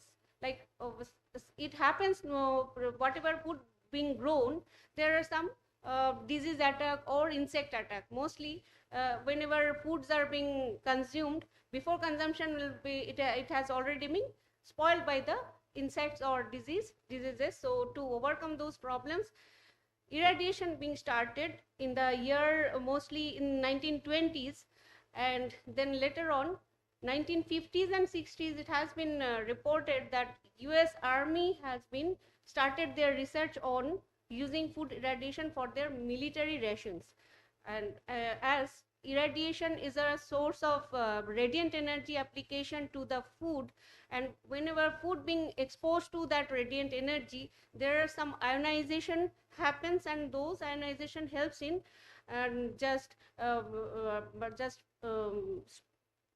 somehow preventing the insects and pests to act on the food for prolonged, and that way the food being preserved and being destroyed. All those insects and pests and disease organisms are destroyed due to their denaturation of proteins. So actually radiation, food irradiation, if we consider, as the students are also there, students, I think it is important to know that so many radiant energies we are experiencing every day: light, UV light, infrared lights, and normal lights. And for our domestic use, we are using the microwave radiation, and we have our domestic microwave set up in each and every household. All these are examples of non-ionizing radiation. But I am dealing with the ionizing radiation, that is a source of radiant energy which will be producing much more energy and somehow changing the constituent of the food material to to its better use, so that the food may be used for prolonged period. Of course, there are so many different uses. I'm in my discussion, it will be coming time to time. But what happens if, whenever irradiation technology being started and their use was being discovered that it is a very useful technique to combat the post-harvest losses, and but people, general people, common people, they cannot accept those technique, accept those food. It was a very much apathy to consume those irradiated food, thinking that foods are also getting irradiated, and that may help in that may develop some irradiation ill effect in our body. But ultimately in 1981 there are so many food regulatory bodies, they came together and they have published one report, and on that report it was established that FAO and IAEA, International Agency of Atomic Energy, and then WHO, all these committees, regulatory bodies, they came together and published a report that irradiated foods are not get somehow contaminated with the food irradiation, or rather they are safe for consumption, and they never will be producing any ill effect to our body if properly and proper doses are maintained. And it has been published by them in their report that up to 10 kilogram of irradiation application never will be hampering to the human when people will consume that. Later on, CSE, Codex Alimentarius Committee, and some US FDA, all these committee also approved the use of this irradiation technology, and there are some regulations, of course, maintained that their good manufacturing practices are to be followed, and then good irradiation practices are being followed, and then the food will be safe for consumption if proper dose limit is maintained. Next. If whether somebody is there.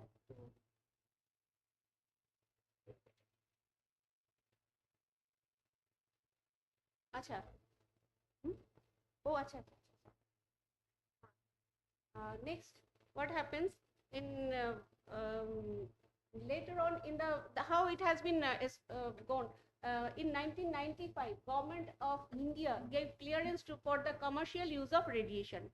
So irradiation, I just want to say that it is a comparatively a newer technology, although being followed in other countries. In European countries, it is mandatory for food produce, but in our country, it is its use, commercial use is still in its infancy.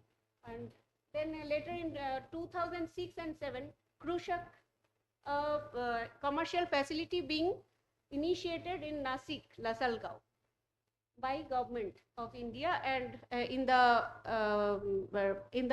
very much collaboration with the BARC, Baba Atomic Research Center.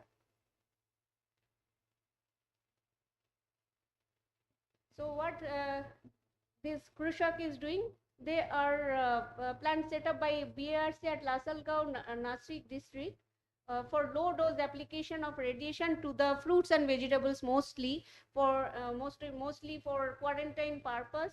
This has been used. Otherwise, it was very much practically people found that whenever consignments went to other countries, especially the European countries, they are coming back. People are not accepting our produce due to fruit fly attack or pesticidal residue, this thing, that thing, and our consignments came back. So people thought that what to do. In that case, that commercial facility was started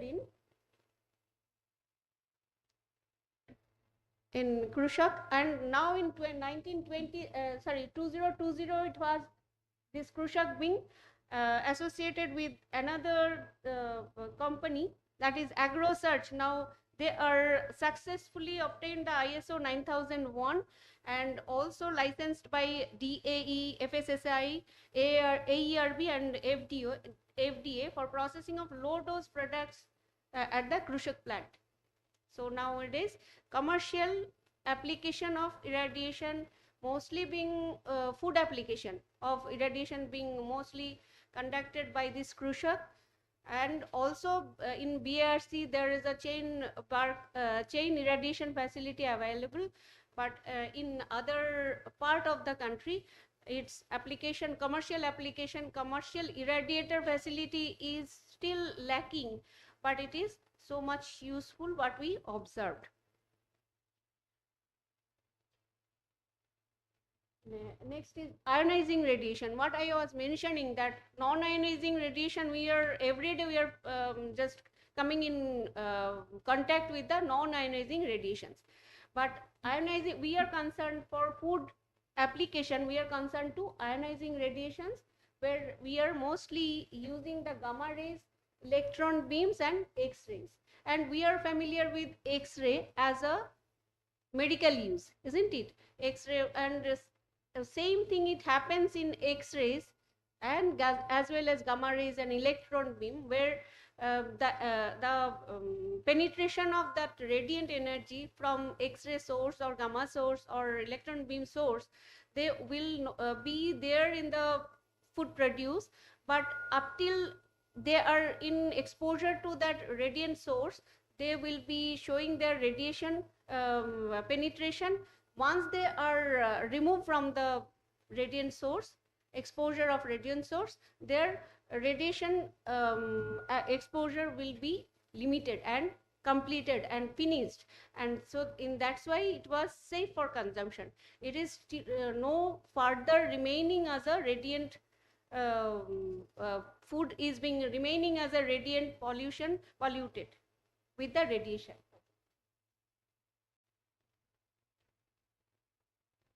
There are potential anti-pathogenic treatments.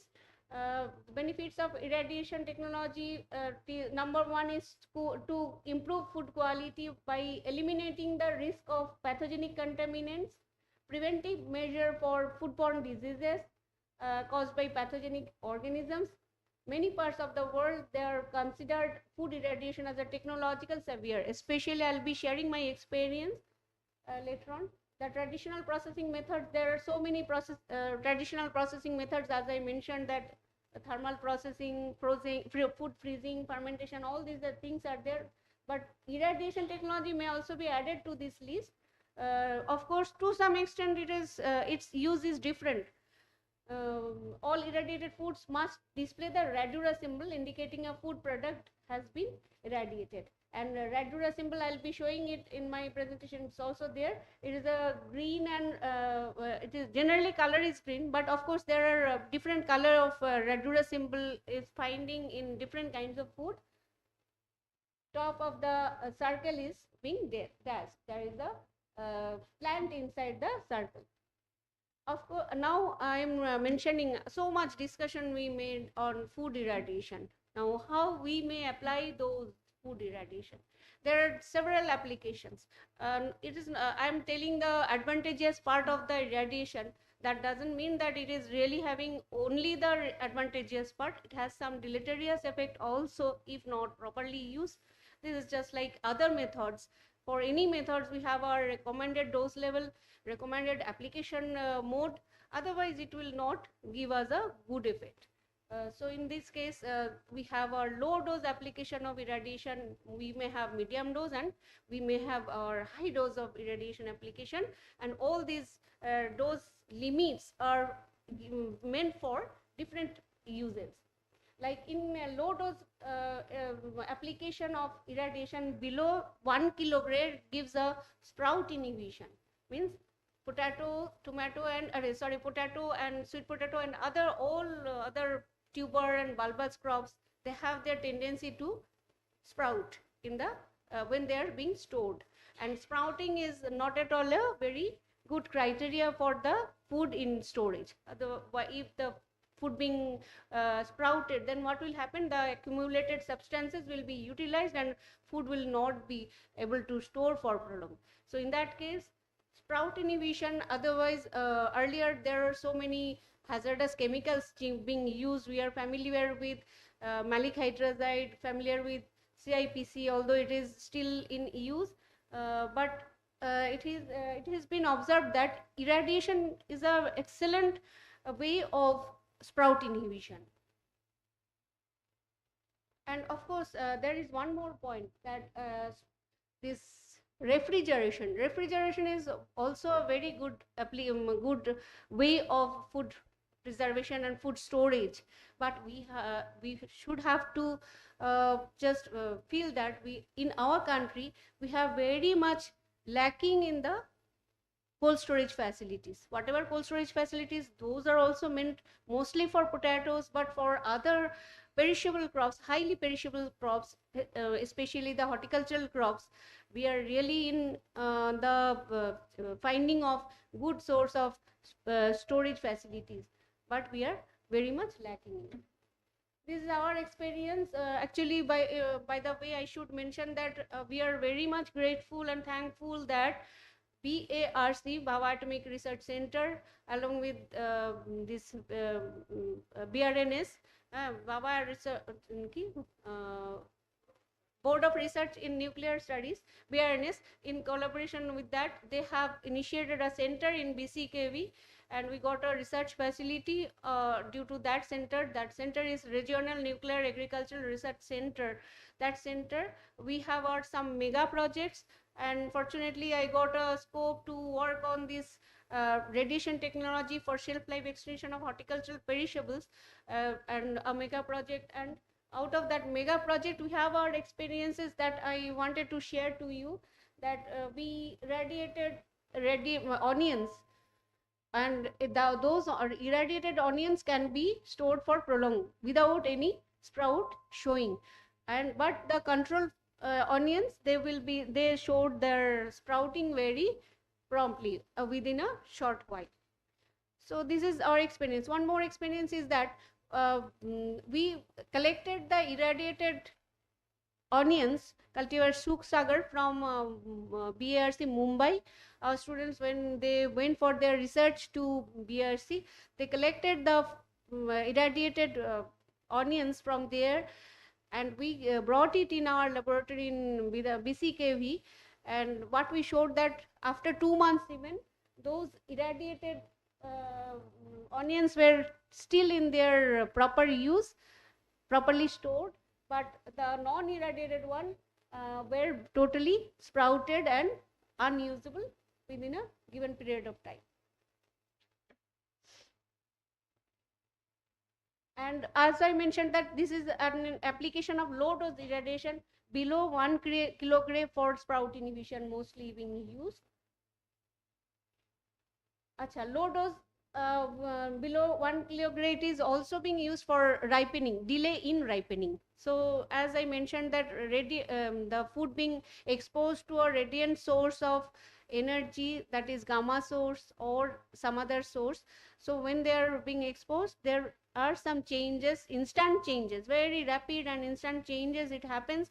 And it has been observed that the delay in ripening it occurs out of the use of this 0.1 to 0.5 to 1 kilogram. Maybe in some cases some crops may withstand little higher doses like 1.5 even 2 for some crops.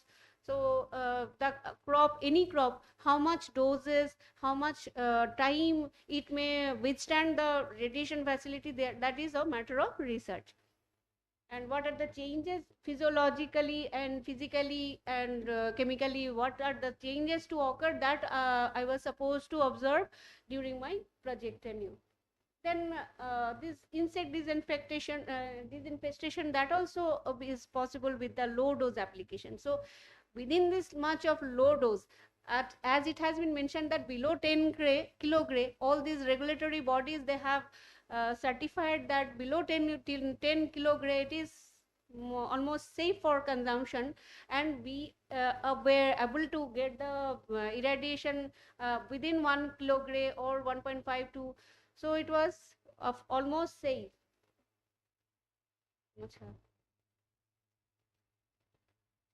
So these are our research findings, that fruit fly, some of the mangoes, it is very much, although fruit fly infestation is limited in some varieties, but still some varieties they are showing this kind of fruit fly infestation. So those application of irradiation helped in storing and helped in extending the shelf life for a considerable period of time. And if I share my experience, then it will be clear that Himsagar mango, we West Bengalite, we all are very much familiar of our Himsagar mango. How many days we may keep that fruit?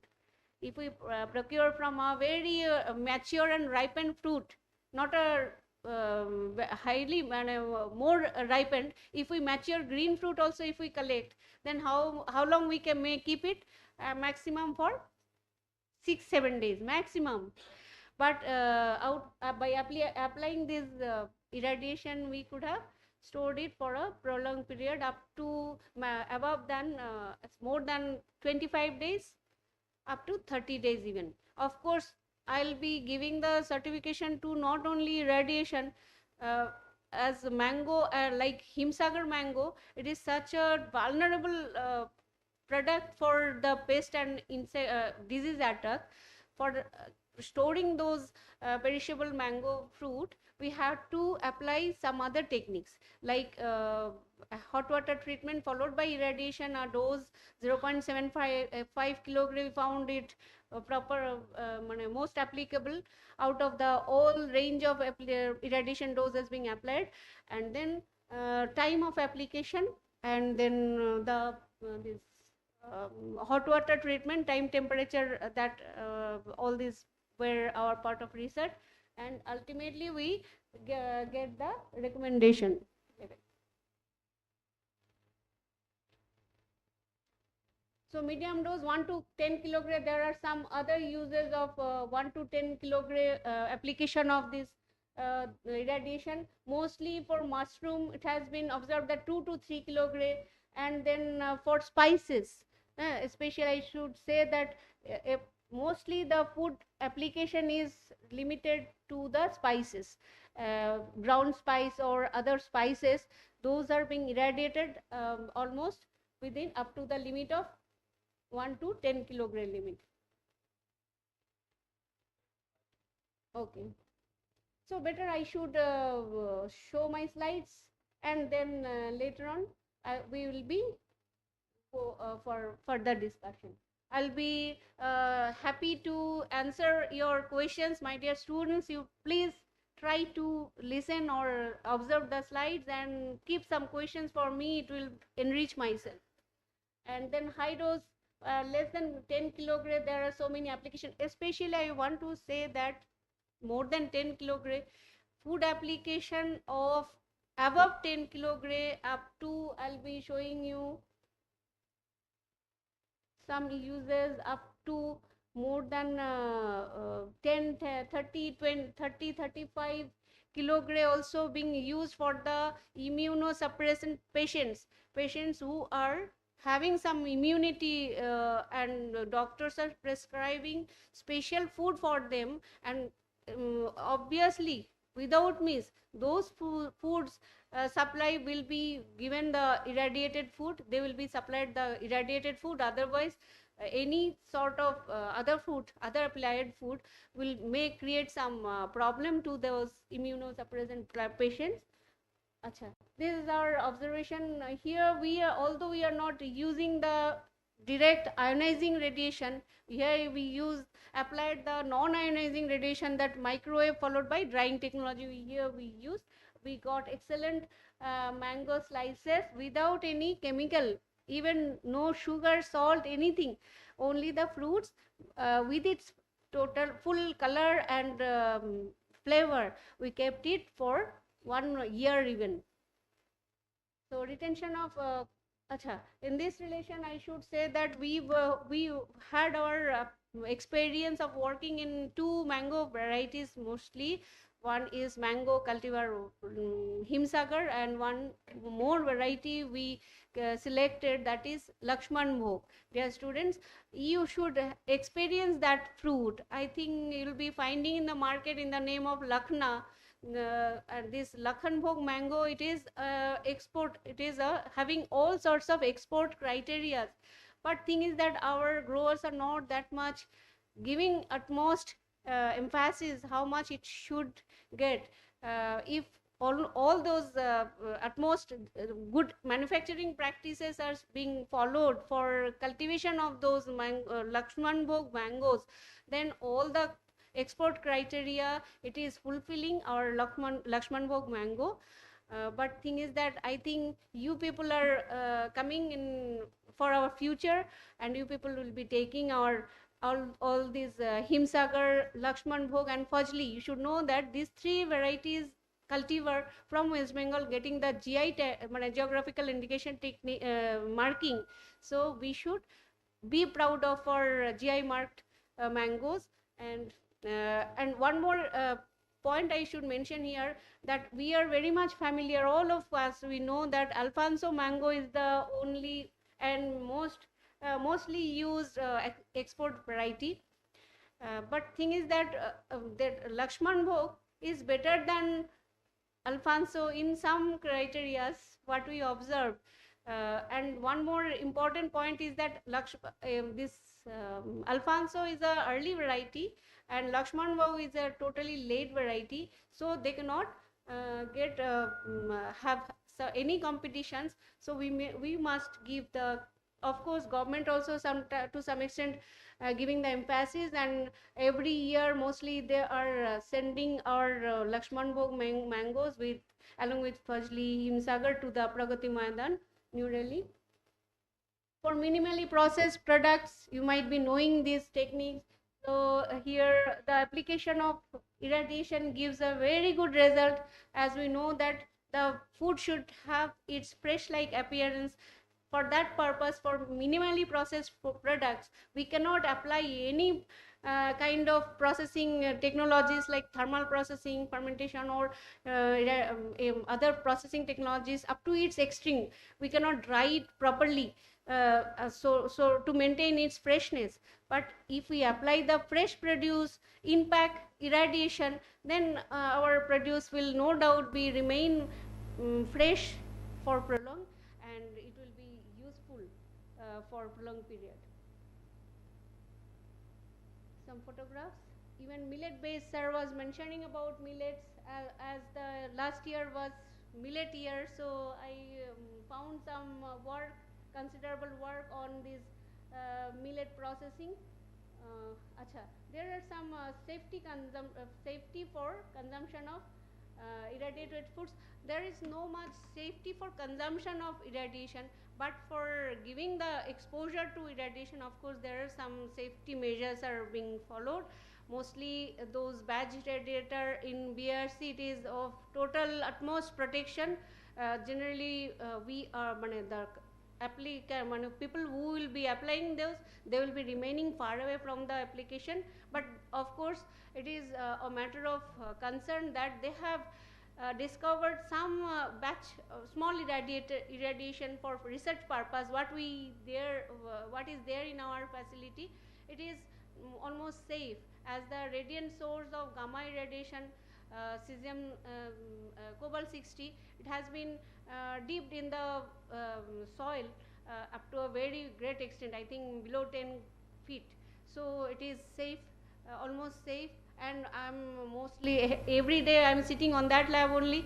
Our students are also working on that lab, so there is no much harm. Still I'm living, I think live further. So all these mentioned by me earlier also, that all these regulatory agencies, IAEA, then IPPC, they have given the green marks to the irradiation facilities, and it is mandatory for applying those. This is list of operational food irradiation facilities. Although there is a great list, but some irradiation facilities are working very much, but others are not that much. So I'm grateful to the organizers and to give me this opportunity to be present here. And of course, I'll be seeking some questions from my from the present students. I just 1 minute. I want to share one experience of mine. That when we were just working, it happens like that. Some exporter group from West Bengal. Some exporter group from West Bengal, they approached us with their betel leaves. And what happened, they sent their betel leaf consignment to European countries. They sent it back telling that fusarium contaminated betel leaves. From the airport itself, it has been sent back. So they were in very much loss. They felt great loss, and then they approached different, they studied, researched, and then they got the information of BARC, food irradiation. Of course, from European source only, they have get the information that it should have got this radura symbol, and it should be irradiated. As it is not irradiated, we are not accepting this. So they approached to BARC Food Technology Division, and then from Food Technology Division, they were telling that yes, in West Bengal itself there is a facility we developed, so you approach those personalities. So they approached us, and for a few days, so many days, we worked on their leaves, betel leaves, and ultimately those betel leaves with the proper doses, it could be stored for and sent to the European countries safely. And of course, from all these food laboratories, it got the fusarium free certification, and ultimately they could have made their consignment. Thank you so much.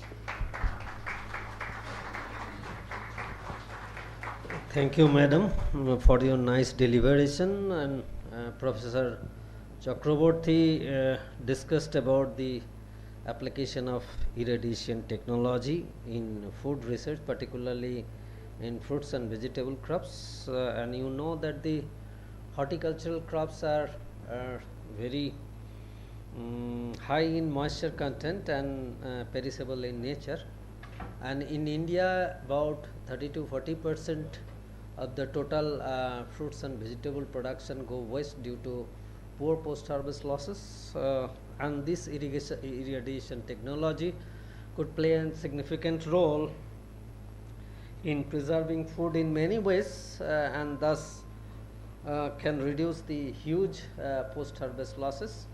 So in this context, this presentation gives a very good information given by Professor Chakraborty. I once again extend my gratitude to Professor Chakraborty.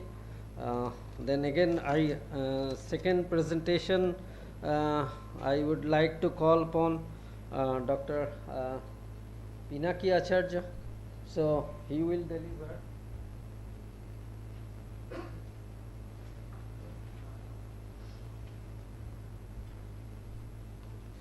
Dr. Pinaki Acharya, who is the associate professor, I think, in the Department of Horticulture, Institute of Agriculture Science, University of Calcutta, Baliganj Science College, and he will deliver on nano fertilizers, a global review.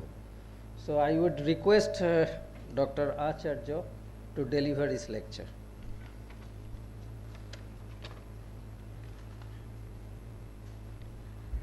Dr. Pinaki Acharya pursued his UG, PG and PhD in horticulture from the Institute of Agricultural Science, Benares Hindu Universities. His expertise lies on vegetable breeding and worked on chili breeding with the respect of leaf curl complex resistant. He was awarded JRF and SRF by ICAR at postgraduation and doctoral studies. He started his career in May 2000 from the School of Agricultural Science and Rural Development, Nagaland University as lecturer, followed by Institute of Agricultural Science, University of Calcutta from May 2003.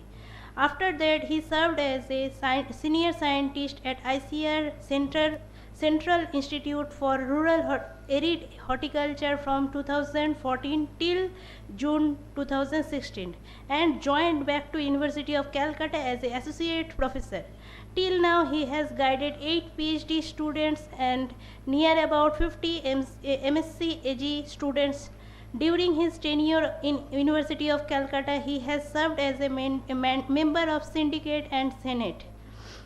He has successfully developed advanced breeding lines of bitter gourd, chili, okra, pumpkin having specific traits. Besides, nutraceuticals enriched colored curd has also been developed by him. Till now, he has published 90 research articles, edited 4 books, contributed 20 book chapters and 11 chapters in conference and seminar, and more than 50 abstracts and nearly 10 articles. He was also instrumental in setting up 2 international linkages with China and Thailand.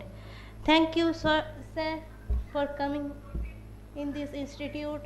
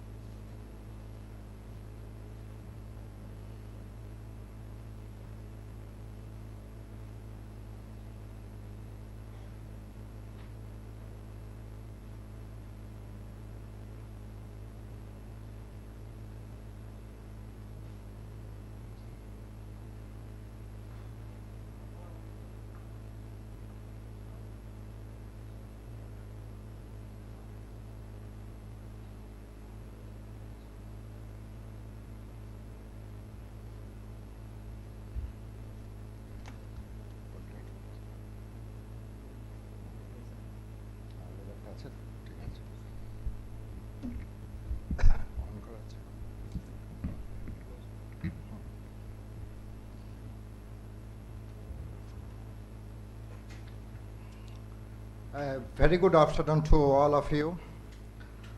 And thanks to the organizers of the Midnapore City College for organizing this national seminar of sustainable management of national resources for food security and livelihood promotion under climate change scenario. I'm thankful to Dr. Pradeep Ghosh, Dr. Sudipta Chakrabarti, Principal, Dr. Kuntal Ghosh, Vice Principal, Dr. Anulina Manna, Convener, Dr. Tapan Das, Organizing Secretary, and very much to Dr. Prahlad Deb, who invited me. I'm also thankful to all my guests who are present, Professor D.D. Patra, Professor I.V. Chakrabarti, Professor Arup Chattopadhyay, Professor Pratap Kumar Mukhopadhyay, and Dr. Jaideep Mukherjee, who will be joining or who have joined us. And today I'm going to deliver on this topic, that is the nano fertilizers, a global review. Now, first of all, I tell you, most of the time we do the national seminars, but how much do we actually get? We may get the certificates and other things. We may have some deliberations, we may have some discussions and like this, but it should touch the bottom line. That's the main thing. And as per your topic, that is sustainable management of natural resources for food security and livelihood promotion under climate change scenario. Yes, climate change is taking place, and it has been carrying for the last more than one decade. It is a continuous process. It is a dynamic situation. And we have to, calibrate ourselves, our plans. That's the main thing. Because when we were students, especially in the late 80s or early 90s, we used to think, we have done a lot of work. We can see in the case of fertilizers and other things, a lot of work has been done. So that place is already jam-packed. We have to go for the new technologies or something like that. Now you see, coming to now, if you think, again, the climate change has taken place. So, climate is playing with us. So now we have gone for the site-specific nutrient management. That means we are delivering the package, site-specific. That is very important. In between came many technologies like biotechnology, and then genetic engineering, and then nanotechnology. This has come. So what I want is that to have a discussion with the students mostly, and let us go for an open drill exercise. And so nanofertilizers, a global review.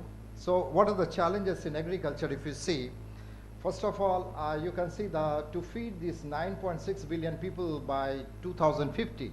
Now India is a champion in this. With shrinkable arable land, we are not having land also. We are having a huge population. Yes, one thing, in China, they restricted it, but now they have, because their aging population is now more, rather than the young generation. In India, we are having a young, generation is quite okay. And it's, we have not regulated it. It's automatically regulated, Now people are going for one child, okay. Now you see a lot of, problems are also there for consumption of, for all these, pollution and other things that is also one of the reasons. And the growing water need. If the third world war is there, that is because of the water need. Because potable water will be a problem, irrigation water will be a problem. And then with the climate change leading to natural calamities like flood, drought, etc. are the big challenges. Now you can see a lot of flood is happening and drought is happening because of all this, the natural calamities. So, it is a very complex situation. We don't know where we will go. Today we are alive, tomorrow we don't know what is going to happen to us. So now let us see the state of India's soil. So state of India's soil, if you see,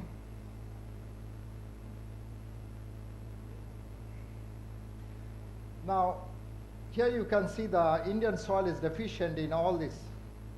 We used to think that potassium, we are rich in potash, but now we are going down. If you see the organic carbon content, we can see more than 90% deficient samples in almost all these 7 states. Nitrogen, you can see 27 states and union territories, more than 90% deficient. If you see phosphorus, 90% efficient samples, 19 states. Potash, not much, but it is limited to 8 states. And if you see the growth in consumption between 2001 to 2020-21, that is 2 decades, we'll see that urea, it has rose by 83%, complex fertilizer is 163%, diammonium phosphate 103%, MOP 92%, single superphosphate 25%. So we can see that there has been a very huge high in the muriate of potash. Now, let us see the food grade production and fertilizer use in India. Let us see what is happening here. Now, 1951-92, it was okay. It was moving. The fertilizer consumption was less. The food grain production was more. Now, this is the point. That is round about, 2006 and 7, this crossed. And now what is happening? The fertilizer consumption has increased, but we are down with the food grain production. So this is a very serious concern. That means, even if we are having big inputs of fertilizer, that means the crops are not responsive. We are not having the genotypes. Because basically I am working on the plant genetic resources, and we are having a very limited plant genetic resources. We are not able to extend it. Even people may say, vertically. Vertically, where we will go? There is always a limit, okay? Genetic engineering, engineered crops, they are not allowed by the environmentalists. So a lot of problems are happening. And of course, CRISPR-Cas9 technology may help in the near future. That is one thing. Genetic engineering is already in the dustbin, so let's see a second path, whether the environmentalists are calmed down or not. Now here the issues being faced, that is the increasing population, stagnation in productivity, limited arable land and water resources, low fertilizer use efficiency. So low fertilizer use efficiency will come just now. Now here is this is a production, consumption and deficit. We can see it is in million metric tons. So you see the consumption is more in the case of nitrogen. In phosphorus it has gone, potash it has gone. So deficit, this is all the deficit status that we are facing. Now here is the all India use of fertilizer products. If you see the all India use of fertilizer products, so from 2009 to 10 to 2022-3, you see urea, it was 266. Now it is 357. DAP 104 to 105, not much. Muriate of potash 46 to 16, it has come down. NPKs, that is complex fertilizers, it was 80, it has rose by 100. SSP 26.51 and 50.118. So SSP, urea, these has all increased. Now if I see the crop yield response to fertilizers, if you see in 1960-69, it was 12.1. Now it has come down to in 2010-17 to 5. It is going to go down more.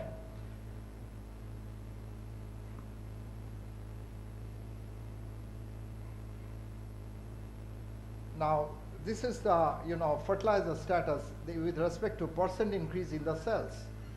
Now muriate of potash, it has the cells has increased by 3.45%, NPK has 9.95, urea 5.29%, DAP 15.67. So this itself speaks of that the farmers are gradually pushing to those type of fertilizers which are slow release type fertilizers. The leaching loss will be less, so they are going more for this DAP. Now if I see the fertilizer import in 2019-20 in lakh metric tons, we'll find that urea we have imported the number 1, DAP is the second, the MOP is the third, and NPKs. So still now we are importing a lot of urea from outside. Now the top states in per hectare consumption of fertilizer, the first is Bihar, Pondicherry, Punjab, Haryana, Telangana. So Bengal is not coming at least in the first 5 with respect to consumption of fertilizers with kg per hectare. Now top countries, if I say, China is the number 1, the second is the India. But India still, it's far behind China, then comes USA, then Brazil and Indonesia. So these are the 5 leading countries with respect to the consumption of fertilizers in million tons in the year 2019.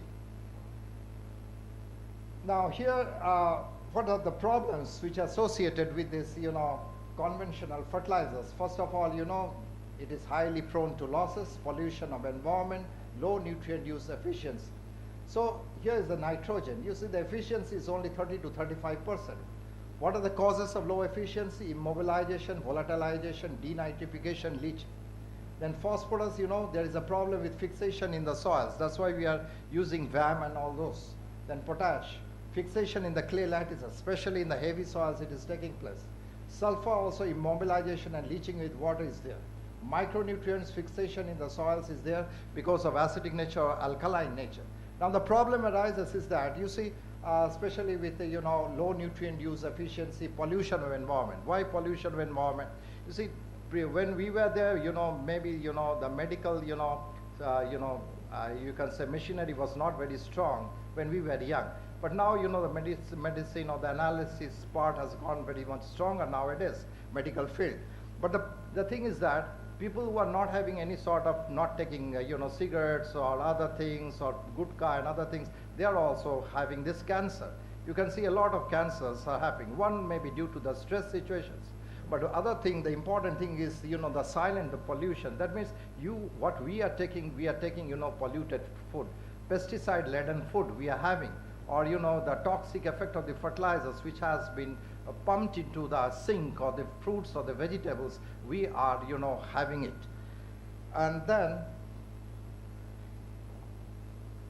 now we come to the nutrient use efficiency. What do we mean by the nutrient use efficiency? That means how much amount of the nutrient that is removed by the crop and divided by the nutrient input. That means how much amount of nutrient you are, you know, putting into the field into 100. That makes the nutrient use efficiency. Why nutrient use efficiency is very, very important? Because it is not only related to these parameters, that is the yield. Because, you know, if the nutrient use efficiency is high, then that means the yield will be high. The economics, the cost-benefit ratio, what is the ecology, how it is harming the microflora and the microfauna or surrounding the crop, and what about the health? Health hazards is there, or health promotions is there, how far it is there. So NU is a workable indicator to access and monitor sound fertilizer use. So this is very important with respect to any, any analysis with respect to fertilizer use. Now let us come to this, NUE. First of all, nutrient placement, foliar spray, cultural methods. So, you know, by nutrient placement, because in the drip line, whether at what point you will put the fertilizers, whether you will go for soil or whether you will go for foliar spray. So nutrient placement is very important. Then management aspects, one is the chlorophyll content, LCC, that is the leaf color chart, then SPAD meter, SSNM, that site-specific nutrient management. All these are related to the management aspects. That means these are the ways by which you can integrate your management or planning. The novel fertilizer production method, then comes this nano fertilizers. Now here is the man, that is the Norio Taniguchi, who is the professor in nanotechnology. He coined the term nanotechnology in the year 1974. You know, a lot of technologies, you know, are developed in Japan. Especially now also, you know, many things have already been developed, but we are yet to know. Maybe when you will be young or when you will be walking in the near future, you may come to know new technologies. So here, you know, it is a 1974, and now it is 2024. So just you think now we are going for this nano fertilizers and other things. So they have developed it, a long time back. So this is a group of emerging technologies in which the structure of the matter is controlled at the nanometer scale. So nanometer means 10 to the power minus 9 meter. And then this nano is a Greek word that means dwarf. Now, you know, whenever we speak about these nanoparticles, the size may vary from 1 to 100, nanometers. So now there are two types of nano. One is the incidental nanoparticles and the engineered nanoparticles. So when we speak about these incidental nanoparticles, that means they are already in the nature. You know, like biochar. Biochar is a very good example of a nanoparticle. But the amount is not much. And so we can go for this commercial use. So here what happens in the incidental nanoparticles, the size is, is not fixed. It may be square, it may be like that. So composed of different elements, 100 nanometers in size. Now when we speak about these engineered nanoparticles, there are two important aspects. One is the shell material and another is the core material. The core material, there may be, solid, liquid or gas, and it is protected by a shell, and that is, after the shell there may be a presence of this organic coating. We are coming.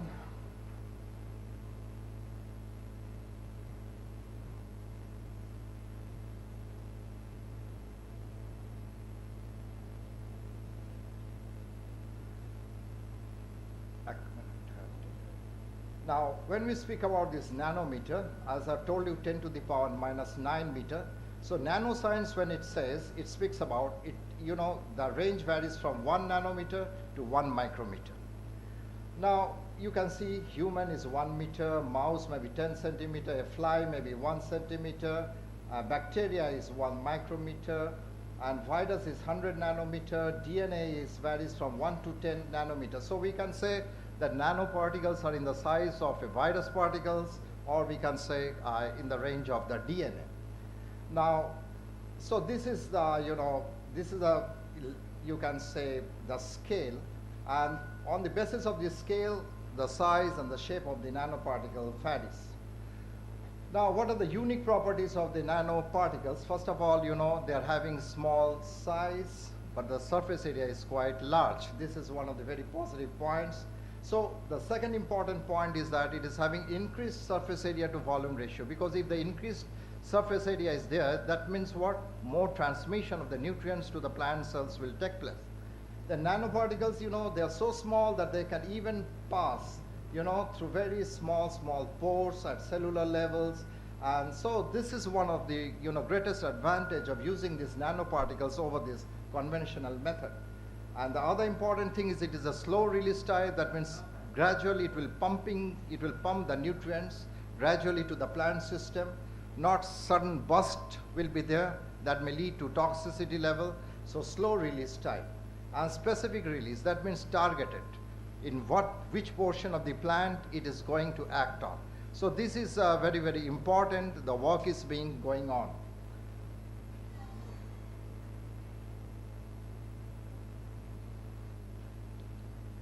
So slow. Next, please. Okay. Now, when you speak about this nanomaterial, these three things are very important. That is the synthesis part, the characterization part, and the application part. Now, next. Now, this is the, the synthesis of the nanoparticles. So, top down, if I go from top down, that means suppose I'm having a big chunk. I do the milling exercise, break down into small particles. So from basic materials to coarsely grinding and then to fine grinding, until I reach the nano particle size. Now, when we say about this bottom up, that means we are having the atoms and molecules.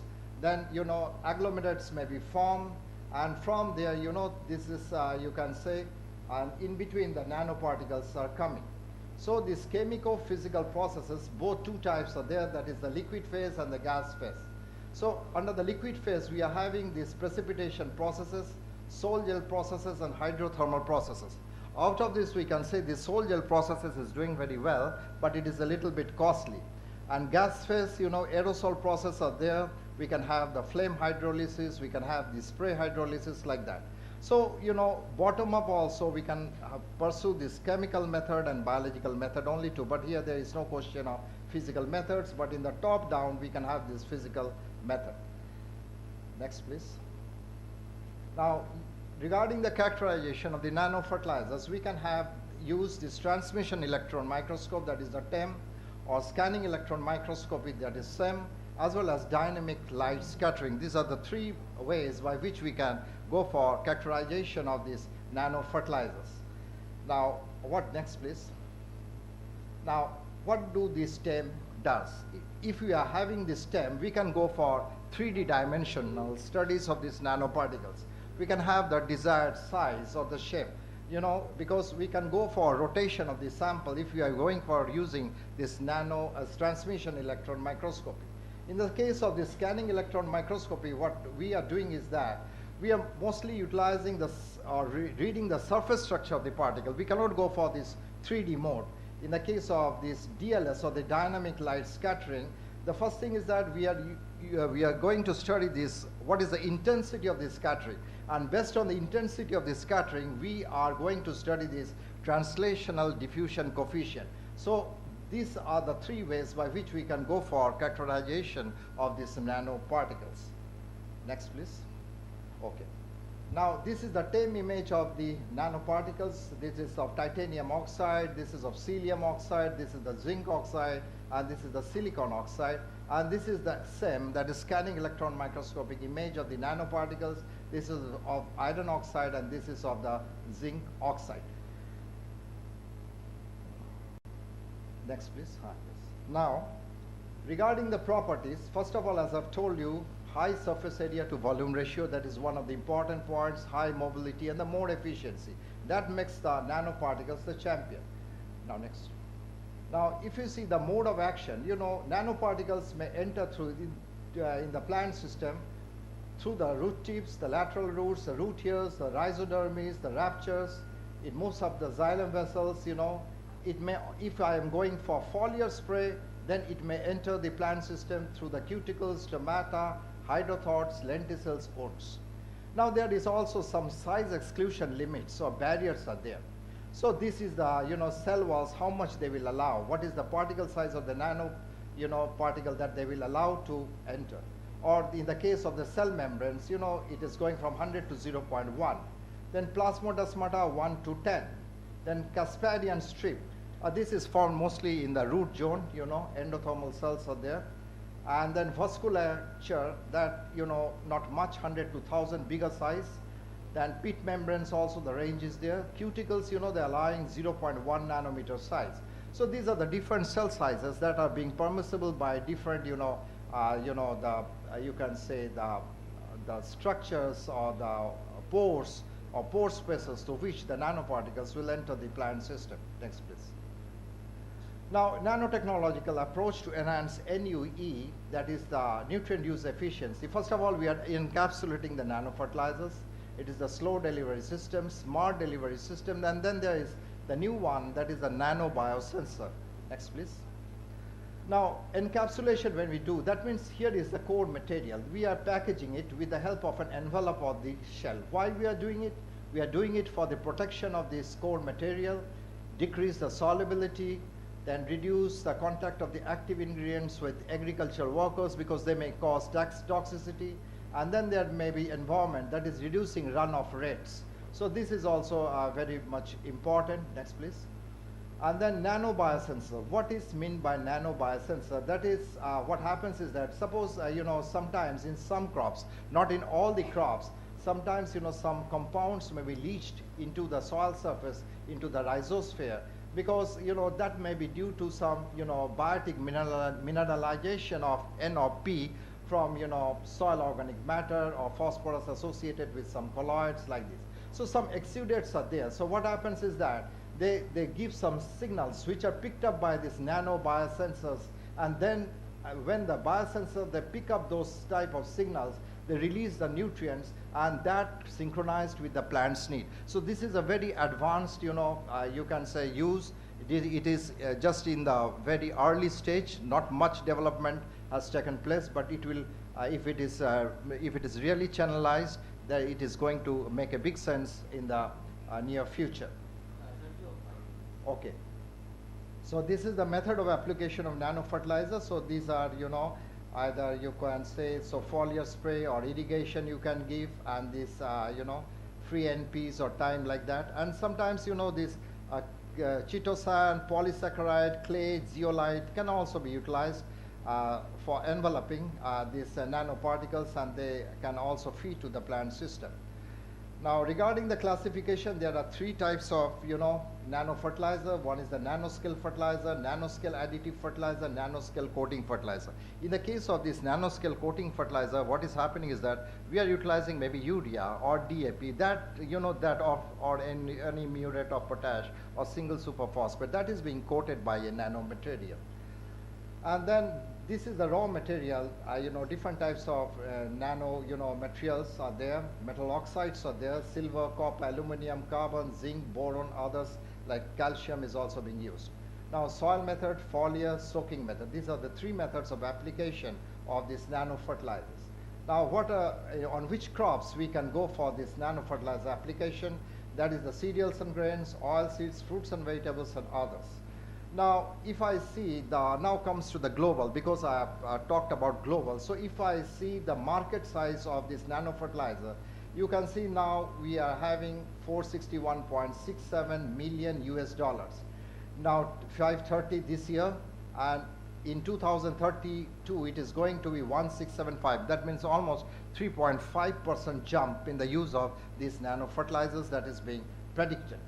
Now this is by region wise. If you see, we are having this Asia Pacific is 20%, in which comes India, Europe 30%, 42% is North America. So most of the nano fertilizer market share till now, it is being held by USA, Canada, and all those countries. Now, collaboration across borders, that is very, very important. We can have, especially dissemination of knowledge through research findings, through scientific publication, conferences, or some, research networks can be set up for advancement of this nanotechnology. Now, the other thing is that, government initiatives, funding, and interdisciplinary collaboration is also very important. That's why our Prime Minister also went when inauguration of this nano fertilizers took place at the IFCO plant a few months back. Now, regulatory frameworks are there by USA, European Union, India. So in India also, it is regulated by the Ministry of Agriculture and Farmers Welfare. But this regulatory framework is very confusing now. It is not very uniform. And so, we are fighting. We are having one. European Union is having another. United States is having another. So, international, regulatory framework is very much important. So China, Canada, Australia, Brazil, so all these countries, they are having different types of regulatory network. Now, there is some, international standards for nano fertilizers. This is one organization which is working. It is not having any headquarters. IUPAC, it is in France. European Committee is in Brussels in Belgium. And this global harmonization also, one International Fertilizer Association is also working on it. So, whenever we speak about this nanotechnology, we say that what are the terminology, definitions, safety assessment protocols, quality control, environmental fed, regulatory compliance. These are very, very important. Just get water. Go on, sir.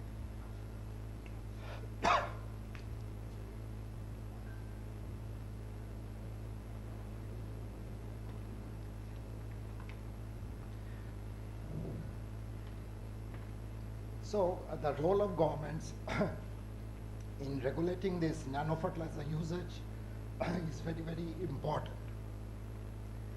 So these are the important companies. We are having AgriLife, we are having Green Nano, we are having UPL. So all these Indian companies, they are involved. IFCO, these are the challenges.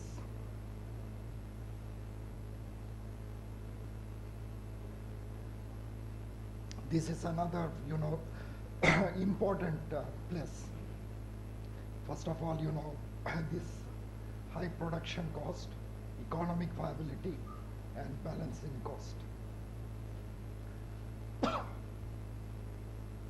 This is the regulatory hurdles.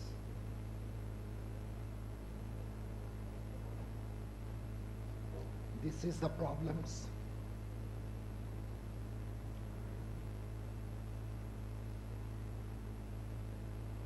These are the technological barriers.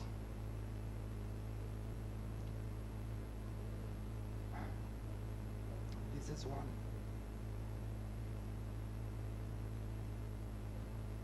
So, plant resistance, that is one thing. How to mitigate it, we have to see the strategies. Then monitoring and addressing adaptation challenges.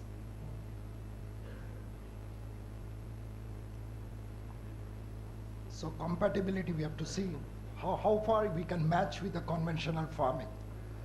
because if you take a new technology to the farmers will throw it away. So how to bridge it? Supply chain, then public perception is very important, trust.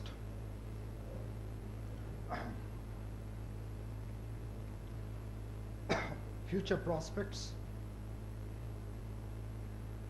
So these are the very important. How agroecological ramification will take place. What is the physiological explanation, how we can do, that is yet to be studied. Then residual effect, how to reduce it, effect on environment and human health. So lab to land, that is very important, because we go for different types of, these discussions and other things. Unless and until it reaches the land or the farmer's field, it is useless. Any technology is useless. What are the negative things? Waste toxic materials. How the nanoparticles, is it going to create any sort of toxicity to the soil and aquatic environment on a long run? Is it responsible for respiratory disorder or any carcinogenic effect? And then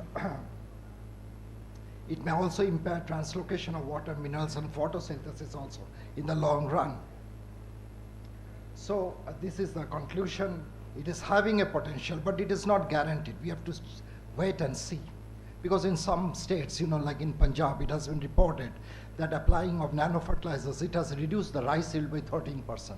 So we have to check it on the long run. So this is all about, and thank you for your kind attention. Thank you for inviting me over in the last, by this one program.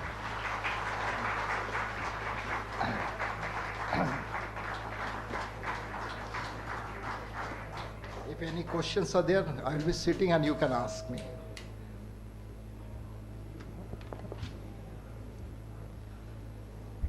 So thank you, Dr. Acharya, for your nice deliberation.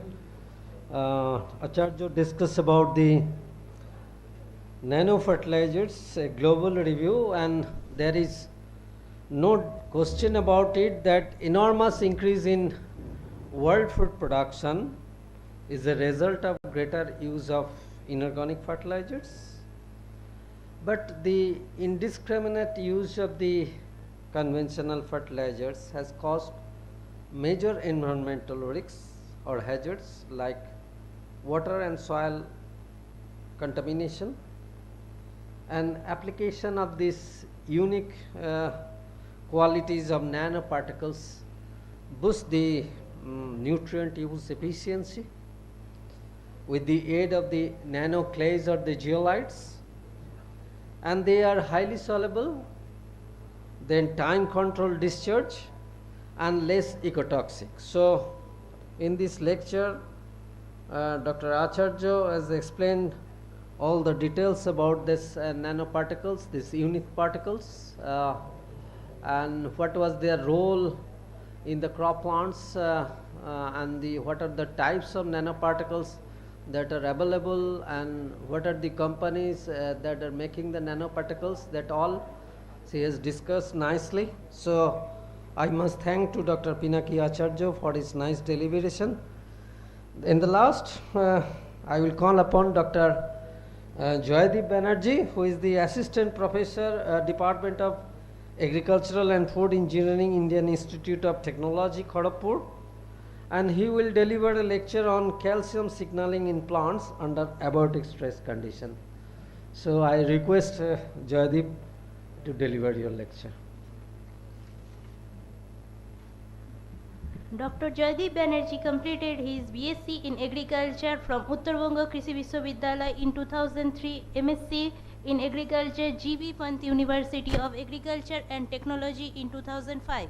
Then he started his research career on plant molecular biology in IIT Kharagpur. After completion of doctoral research, he acquired skills on plant signaling related study during his postdoctoral research from University of Kentucky, USA and University of Nebraska, Lincoln, USA. In the year of 2014, he joined BCKB as an assistant professor in genetics plant breeding department. Since 2018, he is working as an assistant professor in agricultural and food engineering department of IIT Kharagpur.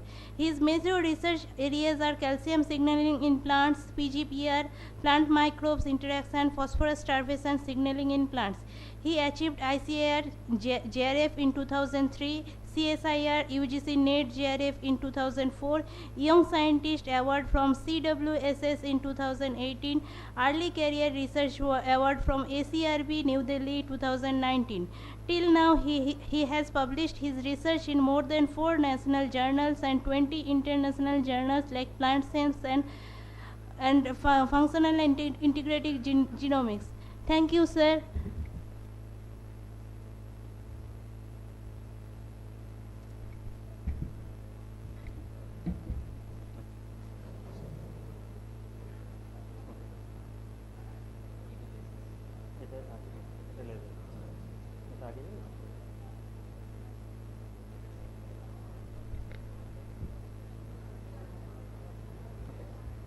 Respected dignitaries on the dais and off the dais and organizers, thank you for providing me this opportunity. It's a great pleasure for me to be here in front of this audience. So I am Joydeep Banerjee, working as an assistant professor in agriculture and food engineering department of IIT Kharagpur, and I mostly work on calcium signaling in plants under abiotic stress. So we all know that what is stress? It's a unfavorable circumstances for normal growth and development. We, the human beings or animals, can escape each and every stress easily, although we face a lot of mental stress. But the plants are being sessile in nature, they cannot escape the stress easily. They have to cope up the stress with their own mechanism. And how calcium signaling is associated with those stress tolerance or stress mitigation, gradually we will come into that. Within stress, abiotic and biotic stresses are there, that is known to us. So within abiotic stress, in case of plant, most important abiotic stresses are heat stress, drought stress. Those are inevitable in nature due to global warming. Each and every year, the average daily temperature is increasing. So most of the crops, they are facing such type of heat stress and drought stress. Then coming to waterlogging stress, some crops like pulse crop, who used to produce nodule in their roots, if they suffer from waterlogging stress for more than 1 week or so, most of the plants are severely hampered, and we can see a lot of damage to the crop plants also. Now coming to the salt stress, on which most of our research is going on. Gradually we will enter into that. Why salt stress is important to us? If you think about the global scenario, each year at least 10% of the arable land is being converted into saline soil, either due to application of excessive fertilizer or due to application of improper irrigation water. And it is expected that by 2050, more than 50% of the arable land across the world will be affected by salt stress. So we cannot change it. Means the scenario is like that, the salt stress will be increasing day by day. So we need to find out certain genotypes or some genes so that we can mitigate the stress in a particular manner. At least we should get some yield from the potential crop varieties or potential plant genotypes. So once a plant or once any individual encounter abiotic stress or biotic stress, first the reactive oxygen species is generated within the system. What is that? The major reactive oxygen species are there in our system which are arise due to stress. Those are superoxide molecules, then hydrogen peroxide and hydroxyl radicals. So once ROS generation is there, the plant can encounter oxidative stress. Then we may see the lipid peroxidation, means the lipid available in the cell membrane, those are eventually degraded and the water loss is started from the plant. Then thereafter we can see the protein degradation. Most of the proteins are available in the cytoplasmic region within the cytosol. Those proteins are basically oxidized, they become non-functional, and at the last stage we may see the DNA damage. So once we are observing DNA damage or other different earlier things, at that time, a lot of epigenetic modification is taken place in a plant. So epigenetic scenario is such like that is not controlled by the gene itself. Suppose a plant is being grown close to your college, or the same variety, same plant is being grown close to a seashore. So you may see that their performance will be differing. So that is due to the epigenetic nature, because at genetic level, at DNA level, they are same. So let's start our discussion on rice plant. We have started some experiment on rice in relation to salt stress. So initially we have screened almost 40 different rice germplasm, and out of that someone was identified as salt tolerant and someone was identified as salt sensitive. Why is it so? If you think about the salt tolerant genotypes, once we applied 100 millimolar sodium chloride stress, why is the sound is coming?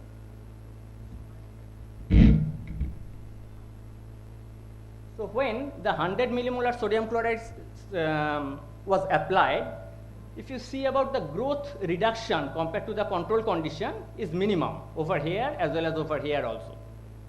Once the stress was higher, we could see significant reduction in growth, but still the seeds were germinated properly.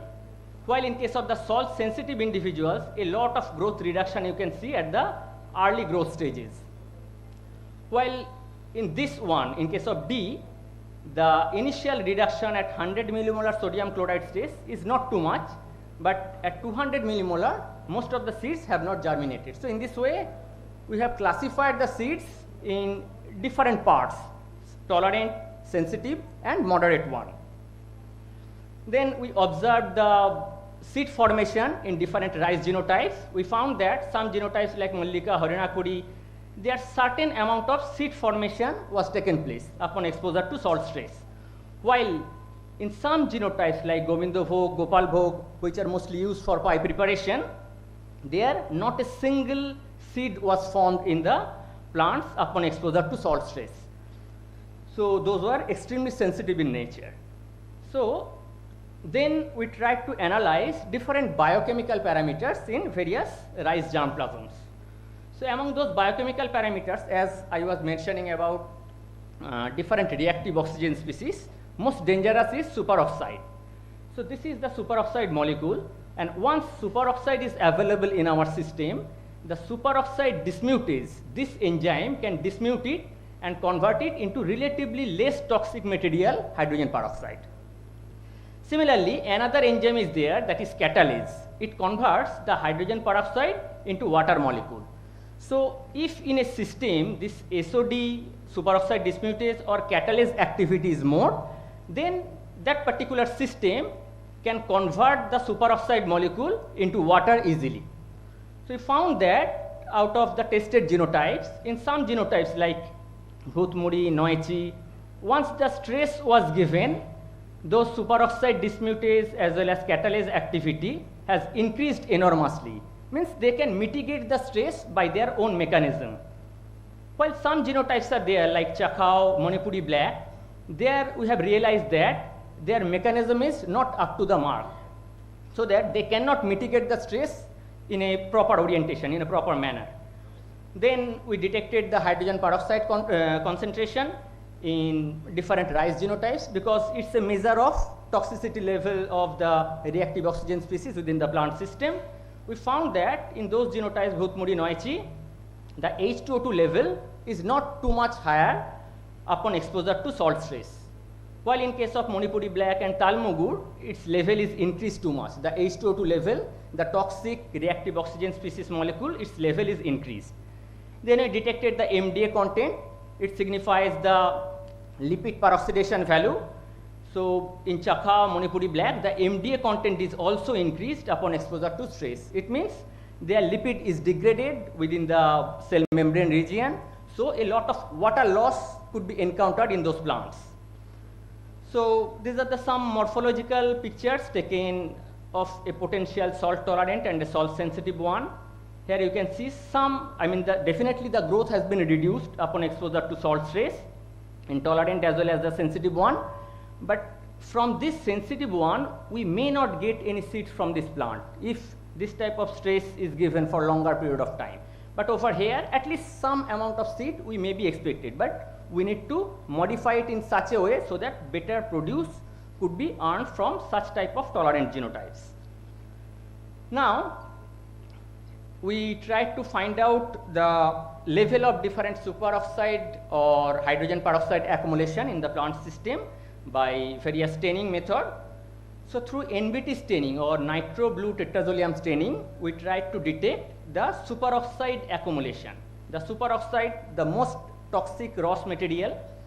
In the salt tolerant genotype, we found that as the stress is increased, so the more purple color is being formed, means more superoxide is accumulated in the plant root, because root is the first point where sodium chloride or salt stress is encountered by the plant.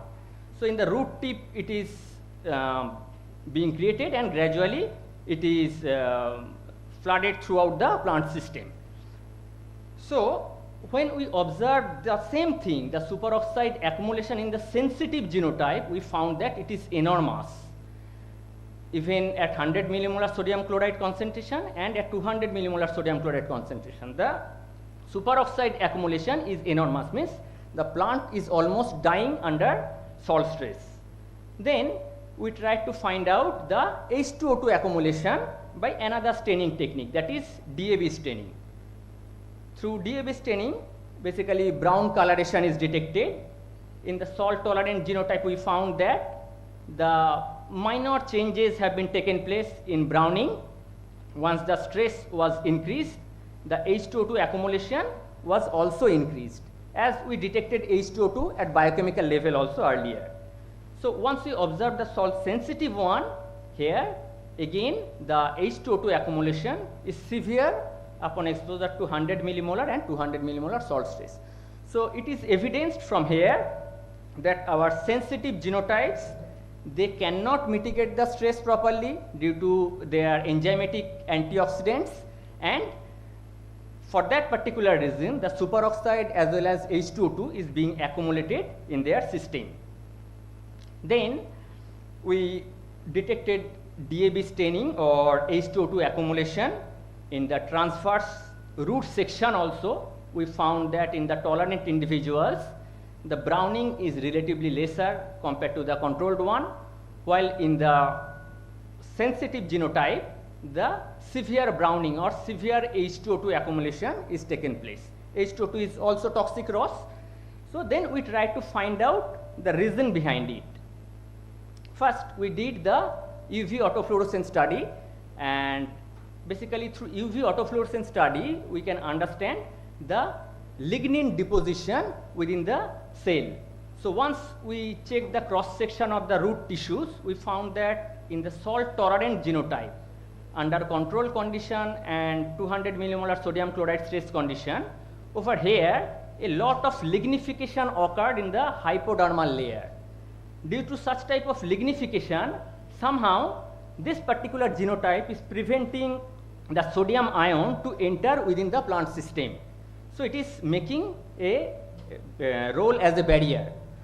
While if you think about the sensitive genotype, here lignification is not too much, not under control condition as well as not under sodium chloride stress condition. So whatever sodium chloride is available outside of the root, it can easily enter within the system. Then we also detected the observation within the tolerant and sensitive genotype in terms of the stomatal opening. We found that in the control plant, the stomatal opening is available in the tolerant as well as the sensitive condition, sensitive genotype. So once the stress was given for shorter period of time, 2 hours, if you think about the tolerant one, here opening is almost closed. So the transpiration loss was prevented.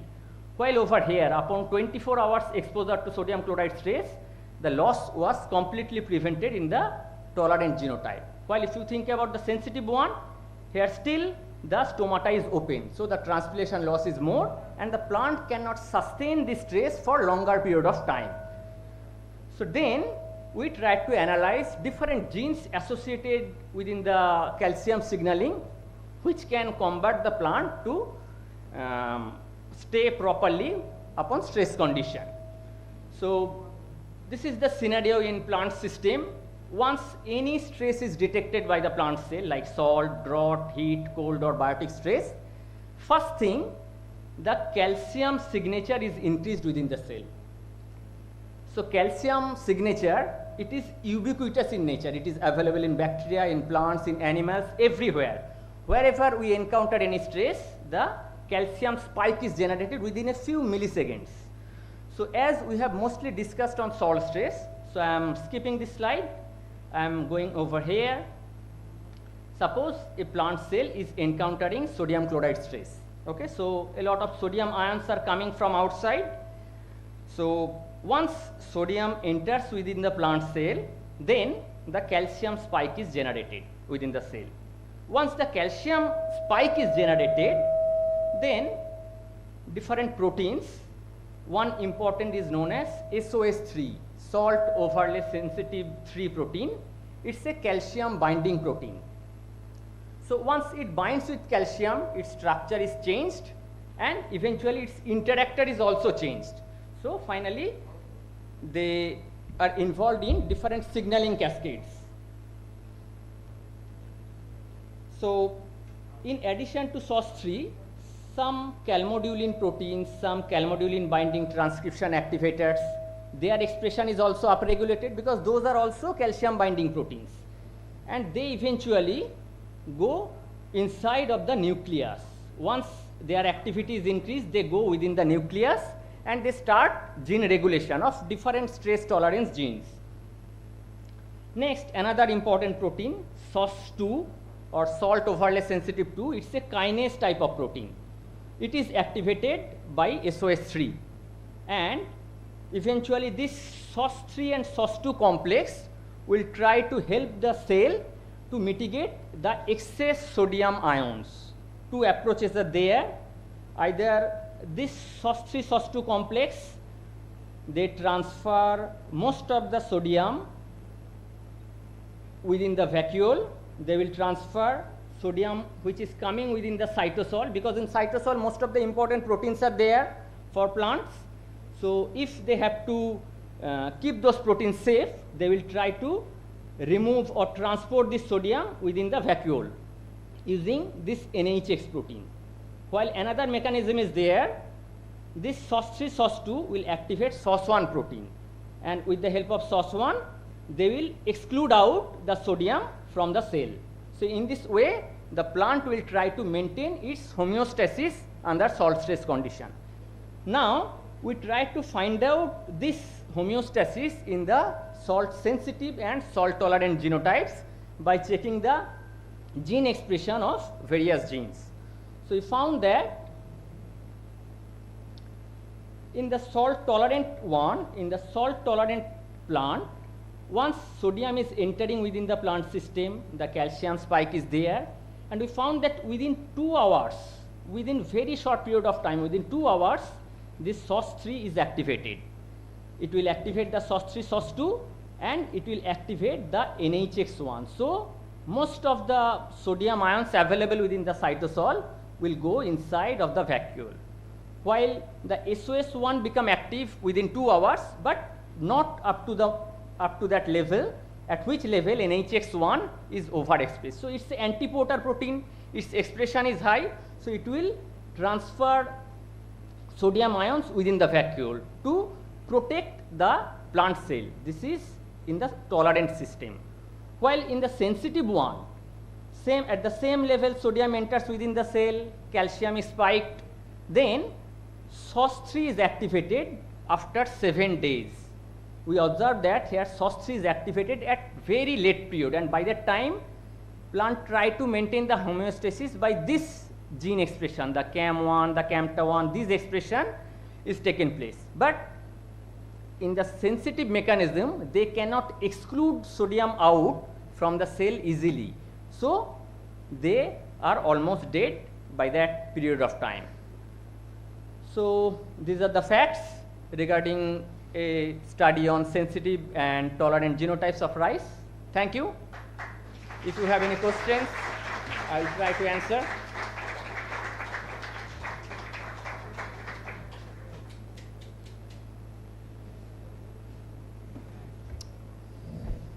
So I must thank to Dr. Joydeep Banerjee for delivering a very nice lecture on the calcium signaling in plants under abiotic stress conditions.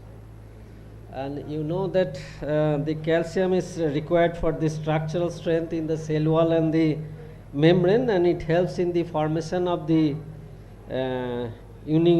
microtubules, which are essential for the anaphasic movement of the chromosome. And it also plays a crucial role in regulating the stress related genes. And he talked about the different rice genotypes which are tolerant to the salt is an important abiotic stress, and the role of the SODs and the other enzymes also. I am sorry that all the participants are very hungry, and we are also very hungry. So without wasting much time, I am again thanking the organizers for giving me an opportunity to act as the chairman of this particular session. And I also thank my rapporteur, Shreyosi Roy also. He might have noted down all the proceedings of these sessions. So with this few words, I conclude this session, and I must thank to the organizer once again for organizing such a good seminar. Okay, thank you very much.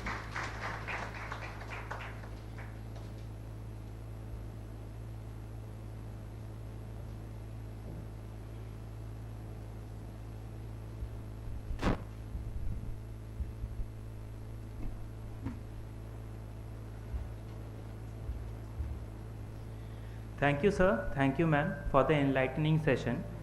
Let us now break for lunch. Following our meal, we shall proceed with the second technical session. I kindly ask all the attendees to promptly return to the seminar hall by 2:30 p.m. Thank you.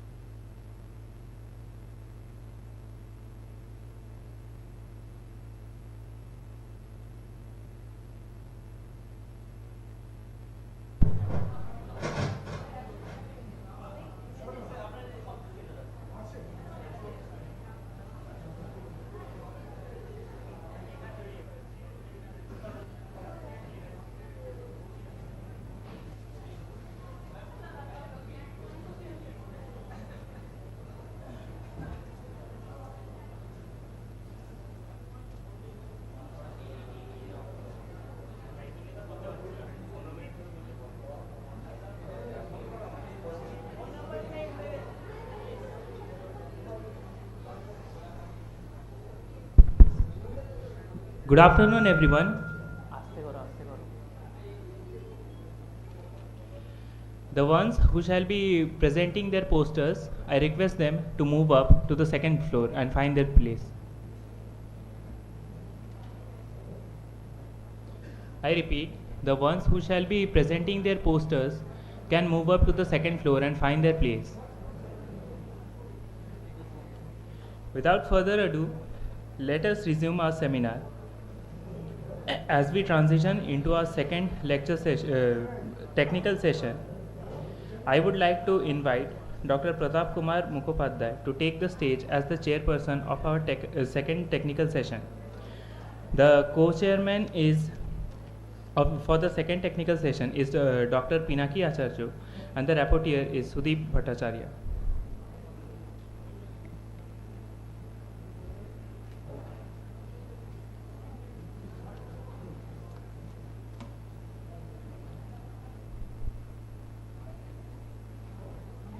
Sir, please. For the second technical session.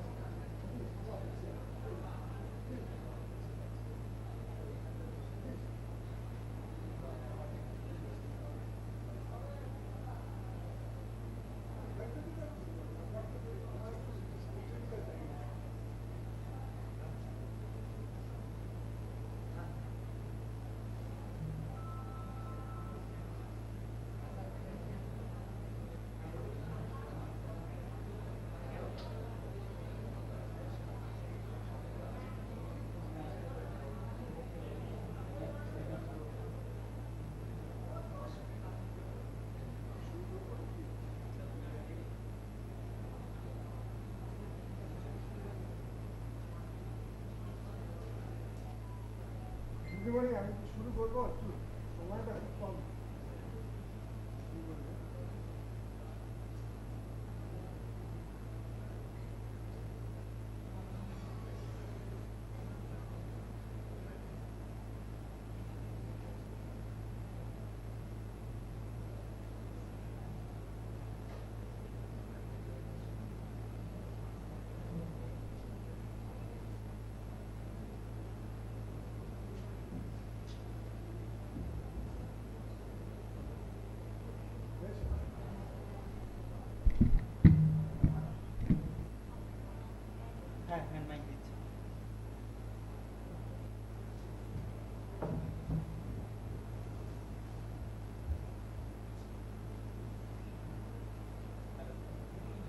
hello, hello.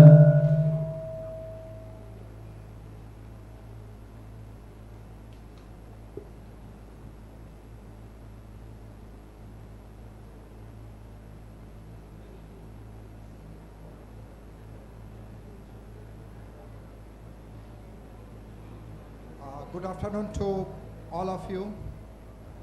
We are back for the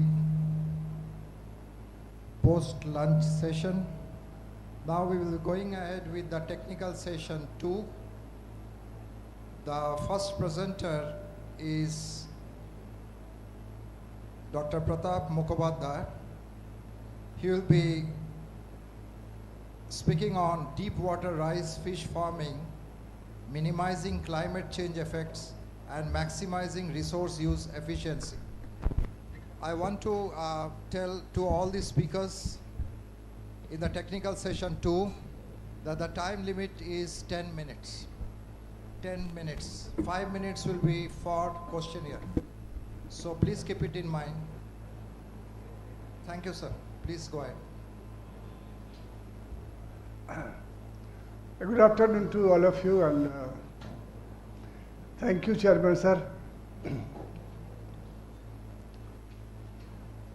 I will be speaking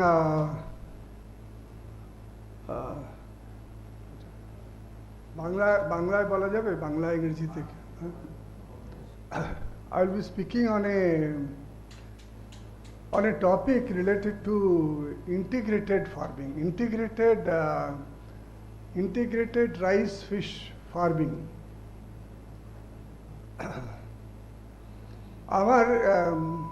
আমি মাঝে মাঝে একটু আমাকে যেতে হয় কিছু কাজের জন্য গ্রামে। আমার একটা সাম্প্রতিক অভিজ্ঞতা হয়েছে, আগে সেটা একটু আপনাদের সঙ্গে শেয়ার করি। সেটা হলো যে আগে বলতে 20-30 বছর আগে, তখন আমি আইসিআরে চাকরি করতাম। তো সেই সময় দেখেছি যে ধান চাষ, সবজি চাষ, মাছ চাষ সব স্বাভাবিকভাবেই চলছিল। এদের মধ্যে কোনো রকম কোনো প্রতিযোগিতার ব্যাপার ছিল না, কম্পিটিশন ছিল না। আমি ইদানিং বিশেষ করে এই মেদিনীপুর জেলা বিশেষ করে আমি উল্লেখ করছি এই কারণে যে মেদিনীপুর জেলা আমাদের রাজ্যের মধ্যে আর্থসামাজিক দিক থেকে, মানে socio economic point of view থেকে, একাডেমিক অ্যাকমপ্লিশমেন্টের দিক থেকে সবচেয়ে এগিয়ে। কিন্তু তো এখানে আমি দেখি এখন যে কৃষি জমিকে তারা মাছের পুকুরে পরিণত করছেন। প্রচুর আমি একটা ব্লকে রিসেন্টলি গিয়েছিলাম, ময়না ব্লকে। সেখানে তো আর এগ্রিকালচার বলে কিছু ভার্চুয়ালি নেই। আর অ্যাকোয়াকালচারের নামে যেটা হচ্ছে সেটা আগামী দিনে ওই জায়গাটাও ওটা মরুভূমি হয়ে যাবে বলে আমার ধারণা। কারণ যে সমস্ত কি বলবো জিনিসপত্র প্রয়োগ করছে, ওটা বেশি দিন ওইভাবে ধরে রাখা যাবে না। এবং এটা থেকে মনে হয়েছে যে কেন আগে ধান চাষ ছিল, ধান ক্ষেত থেকেও মাছ পাওয়া যেত, মাছ চাষও হতো পুকুরে। এবং আমাদের দেশ তো মানে কি বলবো, ইন্ডিয়া তো largest, we have the largest area in rice and we have the largest area in deep water rice also. যারা জানেন না বা যারা জানো না স্টুডেন্টরা, তোমাদের একটু বলি যে এক ধরনের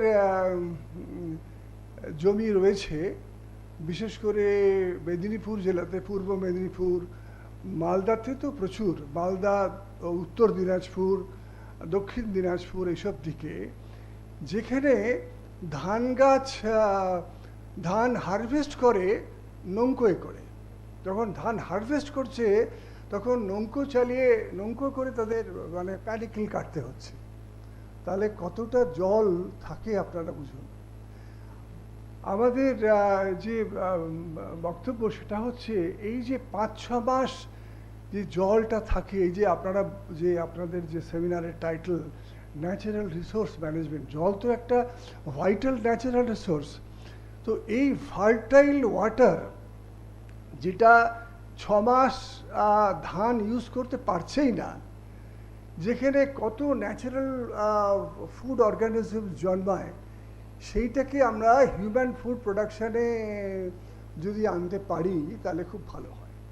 তো সেটা নিয়েই আজকে এই কয়েকটা প্রেজেন্টেশন। আমি খুব ব্রিফলি আগে স্লাইডগুলো দেখাই আপনাদের, তারপরে যদি কিছু আপনাদের কথা থাকে, প্রশ্ন থাকে, সেটা নিয়ে বলবো। ওকে,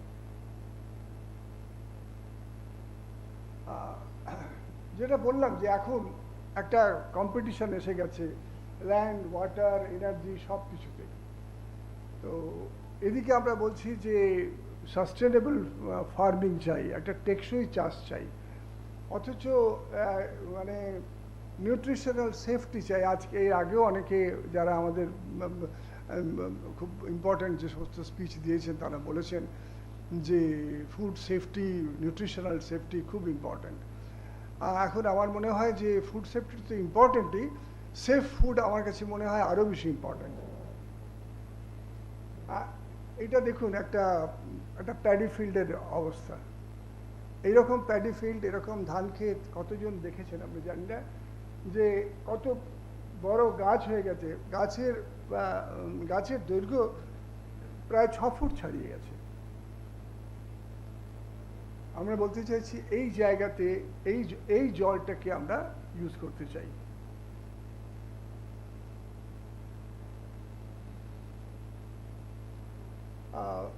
এই জলটা ইউজ করতে চাই এই কারণে যে এখানে এত ন্যাচারাল ফুড অর্গানিজমস রয়েছে, ফাইটোপ্ল্যাঙ্কটন, পেরিফাইটন, জুপ্ল্যাঙ্কটন, ডেট্রাইটাস, ডিকেড ম্যাটার্স, যেগুলো বিভিন্ন রকম মাছের খুব প্রাকৃতিক এবং খুব পছন্দের খাবার। তো এইরকম এক্সপেরিমেন্টাল প্লট করেও দেখা গেছে যে কীরকম হয়, প্রোডাকশান কীরকম হয়।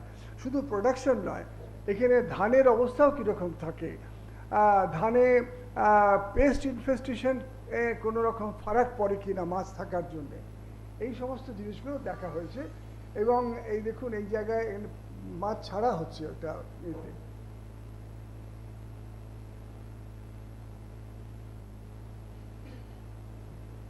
এটাকে নিয়ে বিশেষ বলছি না আমি। এখন একটা জিনিস যে কথা প্রায় আমরা শুনি যে integrated pest management. Integrated pest ম্যানেজমেন্টে আমরা দেখেছি যে মাছ কিছু বিশেষ করে ইনসেক্টিভোরাস ফিশ স্পিসিস অনেক রয়েছে, সেই ইনসেক্টিভোরাস ফিশ স্পিসিসগুলো খুব ভালো কাজ করে। আইপিএমে তারা খুব আমাদের সহায়তা করে। এইখানে আমরা ইন্টিগ্রেটেড ফার্মিংটাকে প্রপোজ করছি, যেখানে প্রোডাকশন কস্ট হয়ে যাবে অনেক কম, এক্সোজেনাস ফিড অ্যাপ্লিকেশন প্রায় থাকবেই না, এবং মাছের যে বর্জ্য মানে ফিশ ওয়েস্ট যেটা, সেই ফিশ ওয়েস্টও ম্যানিওরের কাজ করবে এবং ইনডাইরেক্টলি ওকে ধান গাছের গ্রোথকেও হেল্প করবে। এইভাবে যে রিসাইক্লিং হচ্ছে, recycling and reuse of West, এইটা এই ইন্টিগ্রেটেড রাইস ফিশ ফার্মিংয়ের একটা খুব ইন্টারেস্টিং এরিয়া। আমাদের দেশে 2 মিলিয়ন হেক্টরের ওপরে বেশি এই রকম জমি রয়েছে, তার মধ্যে পশ্চিমবঙ্গে আছে 0.46 মিলিয়ন হেক্টর। এবং এই জায়গাতে দেখাচ্ছি যে 4 থেকে 6 মাস মোর দ্যান 50 সেন্টিমিটার জল থাকবে। এবং আমরা দেখেছি যে ছোট মাছ, বেশ কিছু ছোট মাছ এখানে খুব ভালো হয়। এবং আমাদের যেহেতু অনেক ভ্যারাইটি আছে ধানের, যে ফ্লোটিং এবং ট্র্যাডিশনাল টল ভ্যারাইটি, এবং সেই ধানগুলো আমরা এখানে চাষ করতে পারি, যে ধানগুলোর হয়তো প্রোডাক্টিভিটি কিছুটা কম, কিন্তু কস্ট অফ প্রোডাকশনও তুলনামূলকভাবে অনেক কম। ইস্টার্ন ইন্ডিয়াতে যদি আমরা দেখি যে এইরকম জায়গা কত আছে, আসাম, বিহার, উড়িষ্যা, উত্তরপ্রদেশ, ওয়েস্ট বেঙ্গল, এইসব জায়গাতে দেখুন একটা ক্লাসিফিকেশন করা হয়েছে যে deep water, very deep water এবং কোস্টাল এরিয়ার মধ্যে বিশেষ করে উড়িষ্যা, ওয়েস্ট বেঙ্গল এই দুটো স্টেটে যে কোস্টাল স্যালাইন এরিয়াও রয়েছে। যে তার মানে কি এই যে জায়গাগুলো রয়েছে এই জায়গাগুলোতে যে জল থাকে 4 মাস, 5 মাস, এমনকি 6 মাস পর্যন্ত, সেখানেও কিন্তু আমরা এই জলটাকে আমরা কাজে লাগিয়ে আমরা কিছু প্রোডাকশন করতে পারি। ওই রকম একটা এক্সপেরিমেন্টাল ফিল্ড দেখানো হয়েছে যেখানে এই যে এরা কাজ করছে এবং এরা মূলত দেখতে এসেছেন যে পেস্ট ইনফেস্টেশন কীরকম হচ্ছে সেই কাউন্ট দিচ্ছেন আর কি ওরা। আর বিভিন্ন কতগুলো টাইপ দেখানো হয়েছে, হ্যাবিটেটগুলো এই আমাদের স্টেটেও রয়েছে, আমাদের স্টেটের বাইরেও রয়েছে এরকম। এইগুলো তো এখানে বলা হয়েছে যে এইসব ধান খেতে আগে আমাদের মাছ হতোই এবং এইভাবে মাছ ধরাও হতো, কিন্তু ইদানিং এই রকম ধরনের মাছ আর পাওয়া যাচ্ছে না প্যাডি ফিড থেকে। এইরকম ট্র্যাপ আগে ব্যবহার হতো, তো এইগুলো পাওয়া যাচ্ছে না বলে এই ট্র্যাপ যারা তৈরি করে সেই শিল্পটাও আস্তে আস্তে মানে লোপাট হয়ে যাচ্ছে। যে গ্রামের যে মানুষগুলো এইসব ধরনের জিনিসগুলো বানাতে পারতো তারা এখন বানাতে পারছে না।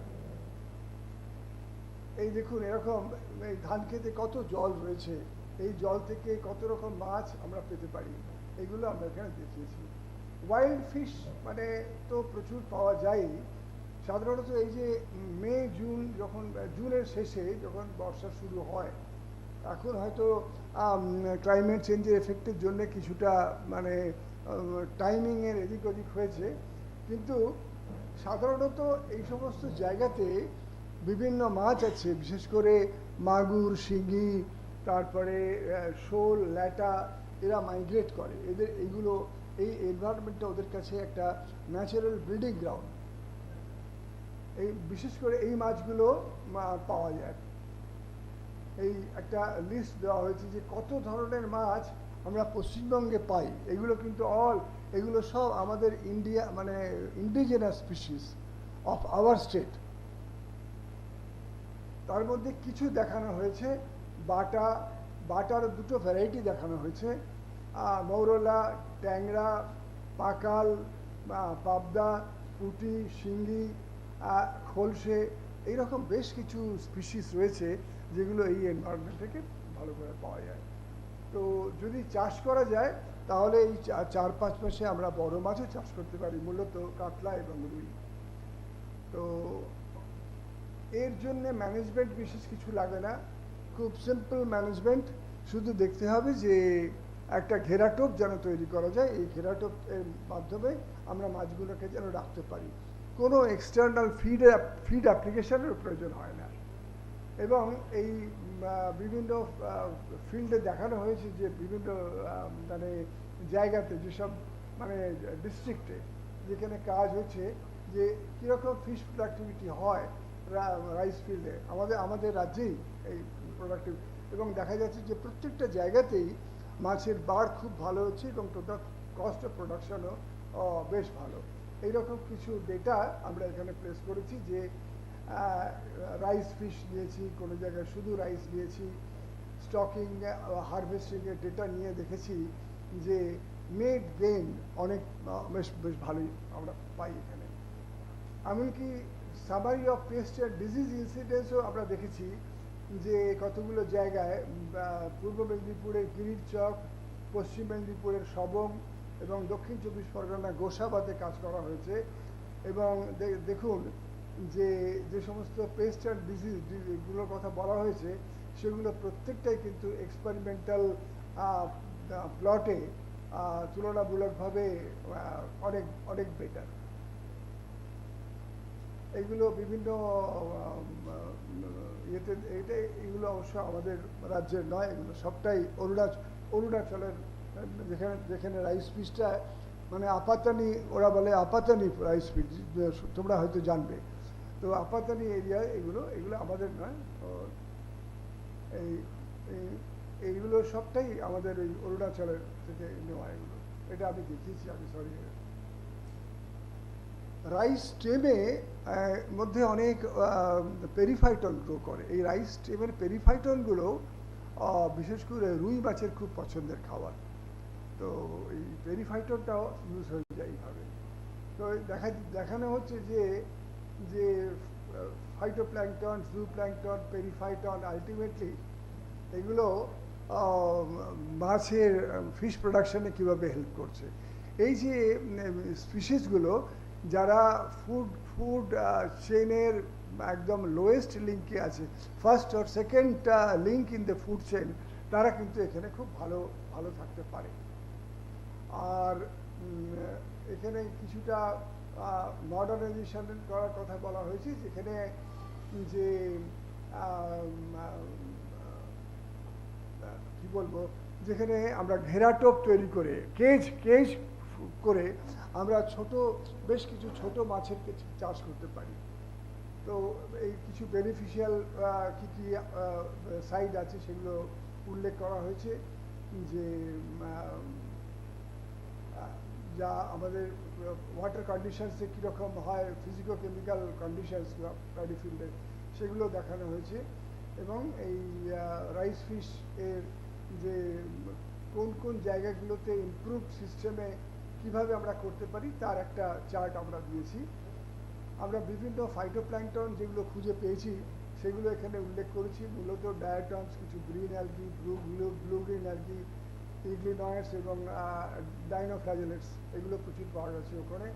সিমিলারলি বেশ কিছু জুপ্ল্যাঙ্কটনও পাওয়া গেছে, যে জুপ্ল্যাঙ্কটনগুলোর মধ্যে রোটিফার্স, কপিকোডস এবং বেশ কিছু বেন্থিক অর্গানিজমস রয়েছে, যেগুলোকে আমরা অন্যভাবে কাজে লাগিয়ে লাইভলিহুড সাপোর্টেও কাজে লাগাতে পারি আমরা। তো এই শুধু যে ফিল্ডে মাছ এবং ধান হচ্ছে তাই নয়, ইয়েগুলো ডাইকগুলো তো ভেজিটেবল কাল্টিভেশন করে সিজনাল, মূলত কি বলবো, যেগুলো একটু লতানে গাছ আর কি। লতানে গাছ বলতে মানে আমি ক্রিপার প্ল্যান্টস বলতে আমি মিন করছি ঝিঙে, বরবটি, এই জাতীয় প্ল্যান্টগুলো, উচ্ছে, এই জাতীয় প্ল্যান্টগুলো এখানে হয়ে ফার্মার তার মানে আয়ও বাড়াতে পারে। তো দেখুন এখানে একটা ট্রেঞ্চ করা হয়েছে, যেখানে ধানও রয়েছে এবং জলে মাছও রয়েছে, এবং প্রয়োজনে এই জল থেকে ইরিগেশন সাপোর্টও দেওয়া যেতে পারে।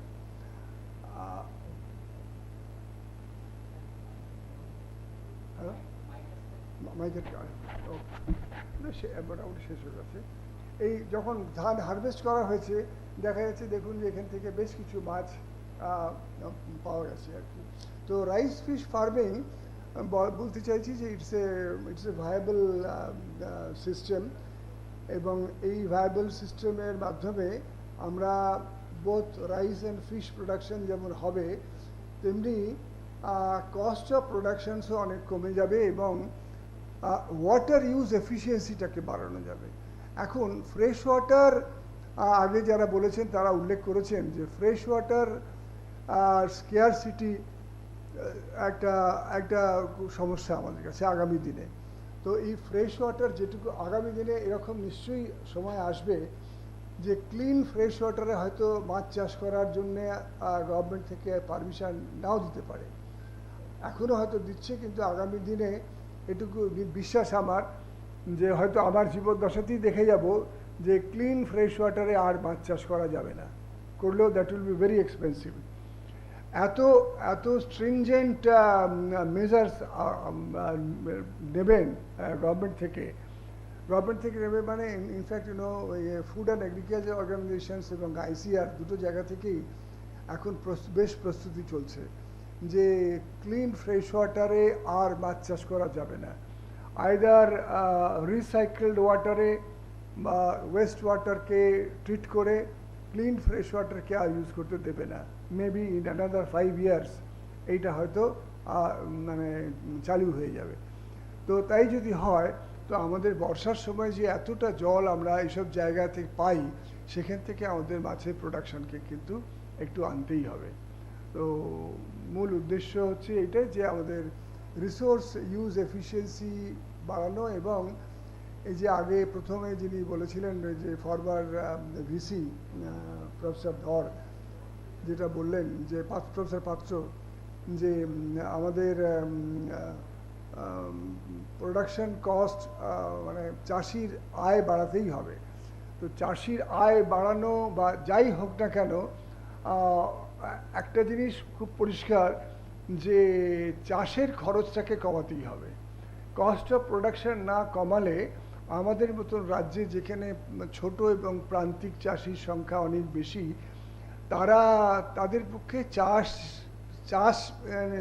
চাষ নিয়ে বেঁচে থাকা আগামী দিনে খুব কষ্টকর হয়ে যাবে। সুতরাং চাষের খরচ কমাতে গেলে এই জলের খরচ, মাছের ক্ষেত্রে খাবারের খরচ, এইসব জায়গাগুলোতে খুব ইকোনমাইজ না করলে আমরা হয়তো আগামী দিনে কৃষি থেকে লাভ করতে পারবো না। অলরেডি যারা ধান চাষ করছেন তারা অনেকেই বলেন যে আগে ধান চাষ করে যেমন আমাদের লাভ হতো, এখন সেরকম আমরা পাচ্ছি না, এবং তাদের সন্তান সন্ততিরাও চাষে খুব আগ্রহ দেখাচ্ছে না। অথচ সেই সব জায়গা মাছ চাষের ভেড়িতে পরিণত করছে, সেটাও আবার খুব খারাপ ট্রেন্ড। রাইস আমাদের স্টেপল ফুড, শুধু আমাদের নয়, সমগ্র মহাদেশে, আমাদের এন্টায়ার এশিয়ান কান্ট্রিজে রাইস আমাদের প্রেফার্ড ফুড। রাইস কাল্টিভেশনকে টিকিয়ে রাখতেই হবে, এবং আমাদের এত ভালো ভালো রাইস ভ্যারাইটি আছে, তাদের জার্ম প্লাজমগুলো যদি আমরা মেনটেন করতে না পারি, আগামী দিনে কিন্তু আগামী প্রজন্মের কাছে আমরা খুব কিন্তু মানে অন্যায় কাজ করে যাব। সেজন্য রাইস প্রোডাকশনও থাকবেন এবং ফিশ প্রোডাকশনও থাকবে। With this, I like to conclude my talk. In case you have any questions or any suggestions, please ask me. Thank you, sir, for your nice deliberation. And the topic is open for discussion. If you are having any questions, please ask. It's a very nice topic. Please ask.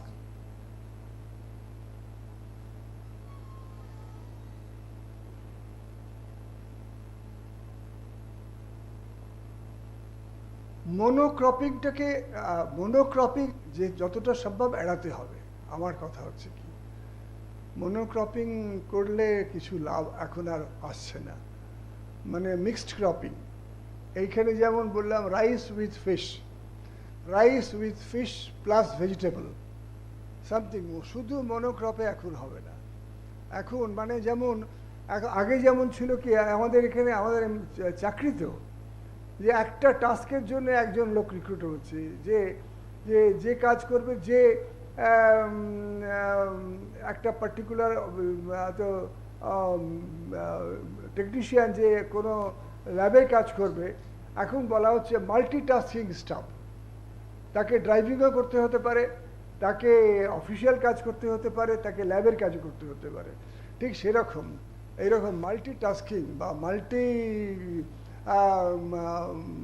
Crop cultivation এখন হবে বেশি করে। কিছু any questions, anything? No questions? Thank If you, you sir. don't have any questions, thank you very much. Thank you so much. Now I invite Dr. Abnibo Haldar. He will be delivering on insect pollinators of lychee and foraging behavior of honeybees. Agnibo, please.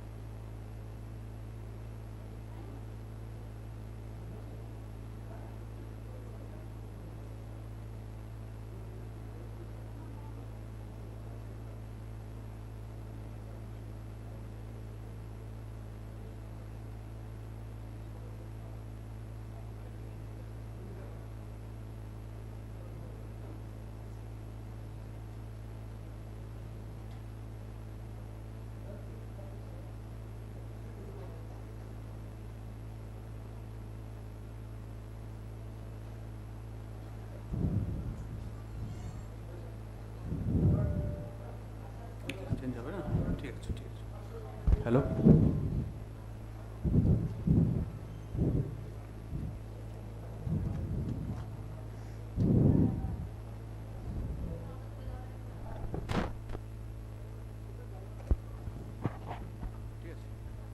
Hello. Hello. Good afternoon to respected professors and other participants. I am Ognivo Haldar. Now I am going to start my presentation, and my topic is insect pollinators of lychee and their foraging behavior of honey bees. Actually, lychee is one of the most important subtropical fruit crop, which is basically a cross-pollinated, and that's why pollination is very important for this fruit crop to fruit set, and which is the base of the yield. And in case of lychee, there are three types of flowers in a panicle. First one is male one or functionally male. Second one is hermaphrodite or functionally female, and third one is male two, which is, and the female flowering time collapse with male one and male two. That's why it's a cross-pollinated crop, and the pollinator is basically the honey bees. And our objectives are to study the diversity of insect pollinators of lychee and to observe the foraging behavior of different honey bees in lychee inflorescence. And the experiment was carried out at Horticultural Research Station, Mondauri, Bidhan Chandra Krishi Vishwavidyalaya, Nadia, from February to March 2019. And the observations recorded, that was the diversity and relative abundance of insect pollinators and foraging behavior of honey bees in the regards of foraging rate and foraging speed. And all the data was taken from 7 AM to evening 5 PM, as the movement of the insects, means basically the honey bees, starts with the rising of the sun. Sunlight is very important for the honey bees activities. And the significant findings, first, the diversity. In case of diversity, we recorded that 7 different species from Hymenoptera order, and 5 different species from Diptera order, and 1 species which was basically ladybird beetle from Coleoptera order was observed during the observation. And in case of the diversity, the mostly found insect was Apis dorsata, followed by syrphid fly, which is from Dipteran, and then it was Apis serena indica, which was Indian bee, and followed by Apis florea, which is the little bee, and the last was Apis mellifera, which was the European bee. And here you can see the time spent per flower per forager. It was most in case of Apis dorsata, followed by Apis mellifera, then Apis serena indica, and Apis florea. And this is the when the spend per flower is less, then the foraging speed is more. In case of the morning and after 1 PM, it is the more speed, as the spend per flower was low in case, and it is high in 9 AM to 1 PM. And here you can see the foraging rate, which is the number of flower visited per minute per forager. It is highest in case of Apis florea, and the time span is 3 PM to 5 PM of the last phase of the day. And the conclusion, I can say that we noted 13 different species from 3 orders, basically Hymenoptera, Diptera, and Coleoptera. And Hymenoptera pollinators was the dominating, which was 77.71%, and followed by Diptera and syrphids, which was 22.27%, and very few ladybird beetles from Coleoptera. And the mean foraging speed was found maximum in Apis dorsata, which was 4.64 seconds, while Apis florea, it was the lowest, 3.32 seconds. Maximum and minimum mean foraging rate, the number of flowers visited per minute per forager, was recorded in Apis florea was 12.29 was the highest, and Apis dorsata was 10.54 was the lowest. And the maximum foraging speed was recorded during morning period, and the late phase means the afternoon of the day. So this is an entomophilous crop, and insects means pollinators are very important for the fruit set and other things. That's why it is very important to attract the pollinators to the lychee field and we should not spray any chemical pesticides or other things, fungicides, in this time of flowering. It is very important for the pollinators. Thank you so much. And here are some pictures of the pollinators. You can see some species from Diptera and as well as Hymenoptera. Thank you so much. Thank you, Ognivo, for keeping your presentation precise and to the point. May I ask the audience to ask some questions? I wish that somebody should come ahead. You cannot remain silent throughout. Somebody has to ask, because these are very good presentations.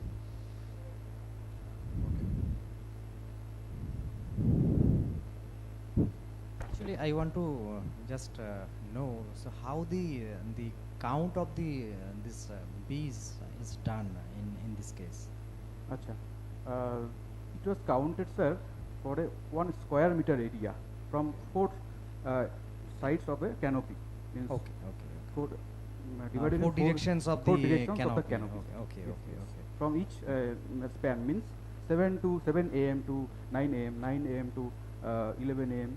and up to then 5 we have p.m. to sit there starting from morning to evening. Yes, sir. Yes, sir. It was the part of my MSc research. Okay. My MSc research was on lychee, and it was part of my MSc research. Thank you very much. Thank you. Thank you so much, sir. Okay, Ognivo, please turn your conclusion. Yes, sir. That's like.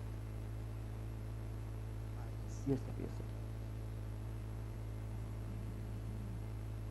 One thing is that you have the number of visitors, I think is maximum in Apis dorsata, isn't it?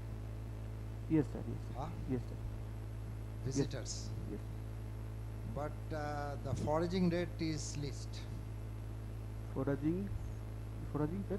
Foraging rate is least in dorsata. Yes, sir. Population is highest, huge 50%, I think. Foraging rate means, sir, how fast they are going one flower to another flower. Their longer time to a single flower. Okay. Okay, sir. So what's the difference between foraging speed and foraging rate? Yes, sir. 1 minute. Foraging speed is the time spent per flower. It is the speed per flower per forager. It is the speed. And foraging rate is the number of flowers visited per minute. It is the foraging rate. Foraging rate was very low. Yes, sir. In dorsata. In dorsata, foraging rate was low. Was very low. Yes, sir. But speed was high. Speed was high. So, out of all these species, which is the most beneficial? Apis florea and dorsata both are beneficial, and syrphid also, sir. Syrphid from Diptera. Actually, syrphid representing the Diptera order. The single species from Diptera order, and all are from from Hymenoptera order. All are honeybees, but syrphid is a fly. So syrphid is very important, but syrphid is not important for our commercial basis, as it is not the honey producing or other things. That's why we are not promoting syrphid, but syrphid fly is very important for lychee flower. When you are passing through the lychee flower during the flowering, just a month of March and February end, you can hear the sound, like booming sound, when you are passing through the lychee orchard, and this sound is due to the syrphid fly.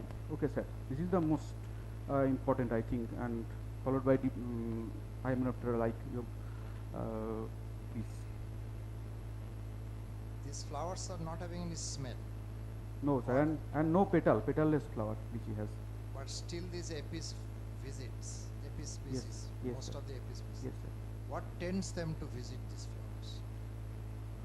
flowers? Why they are visiting, na? Why they are visiting? Due to collecting the pollen, and there are honeydew is also there in some cases. So collecting the honeydew and pollen, both are the cause. I observed during my observation. Any questions?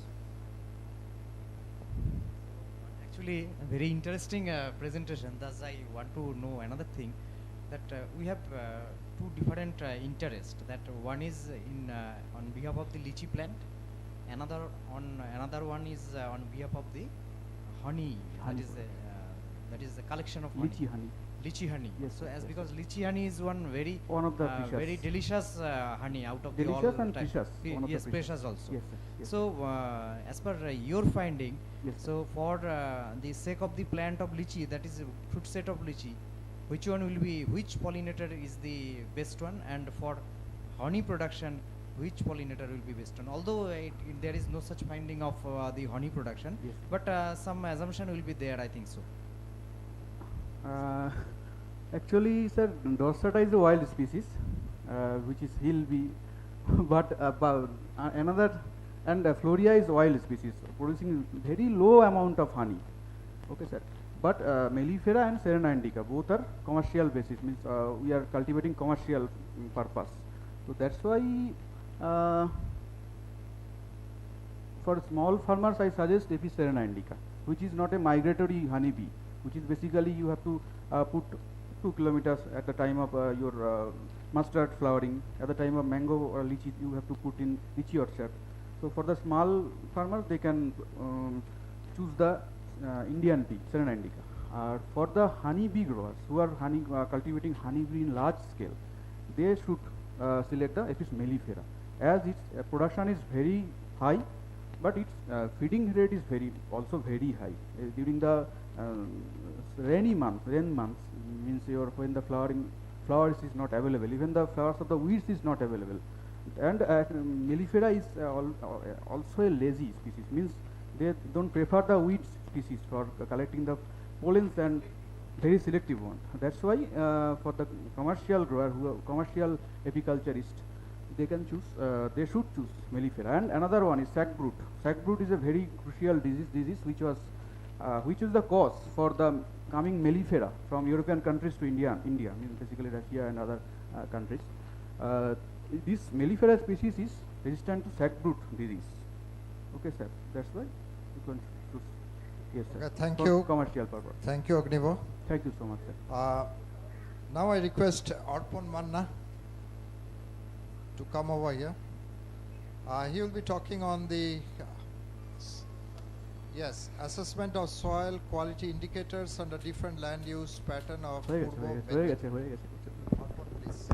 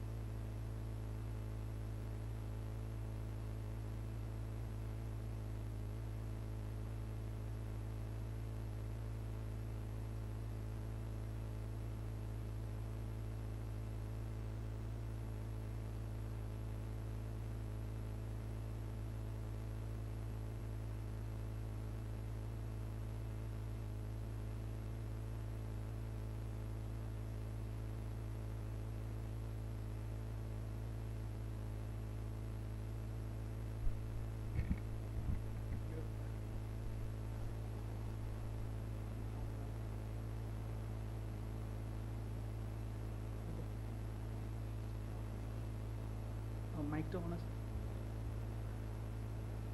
Good afternoon, everyone. I am Arpan Manna. My presentation topic is assessment of soil quality indicators under different land use pattern of Purbo Medinipur, West Bengal.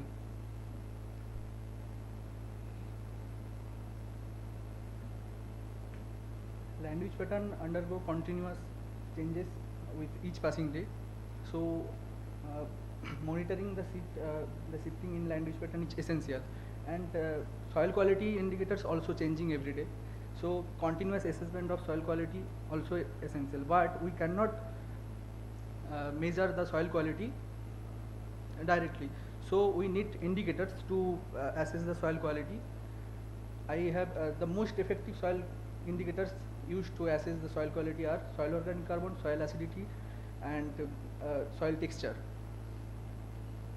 Reasons of assessment of soil quality and land use pattern.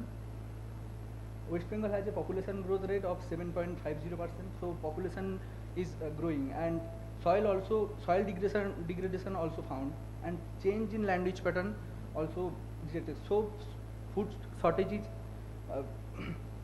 coming in recent future. It is essential to study the soil quality and land use pattern for better future. Aims and objectives. Enhance our understanding of the impact and relationship between land use patterns and soil quality indicators of Purba Medinipur. Objectives are current status of land use pattern of the study area, soil quality indicators under different land use pattern to determine, to study the relationship between land use pattern and soil quality indicators, to represent the analyzed data in spatial map, to find impact of land use pattern on different soil quality indicators.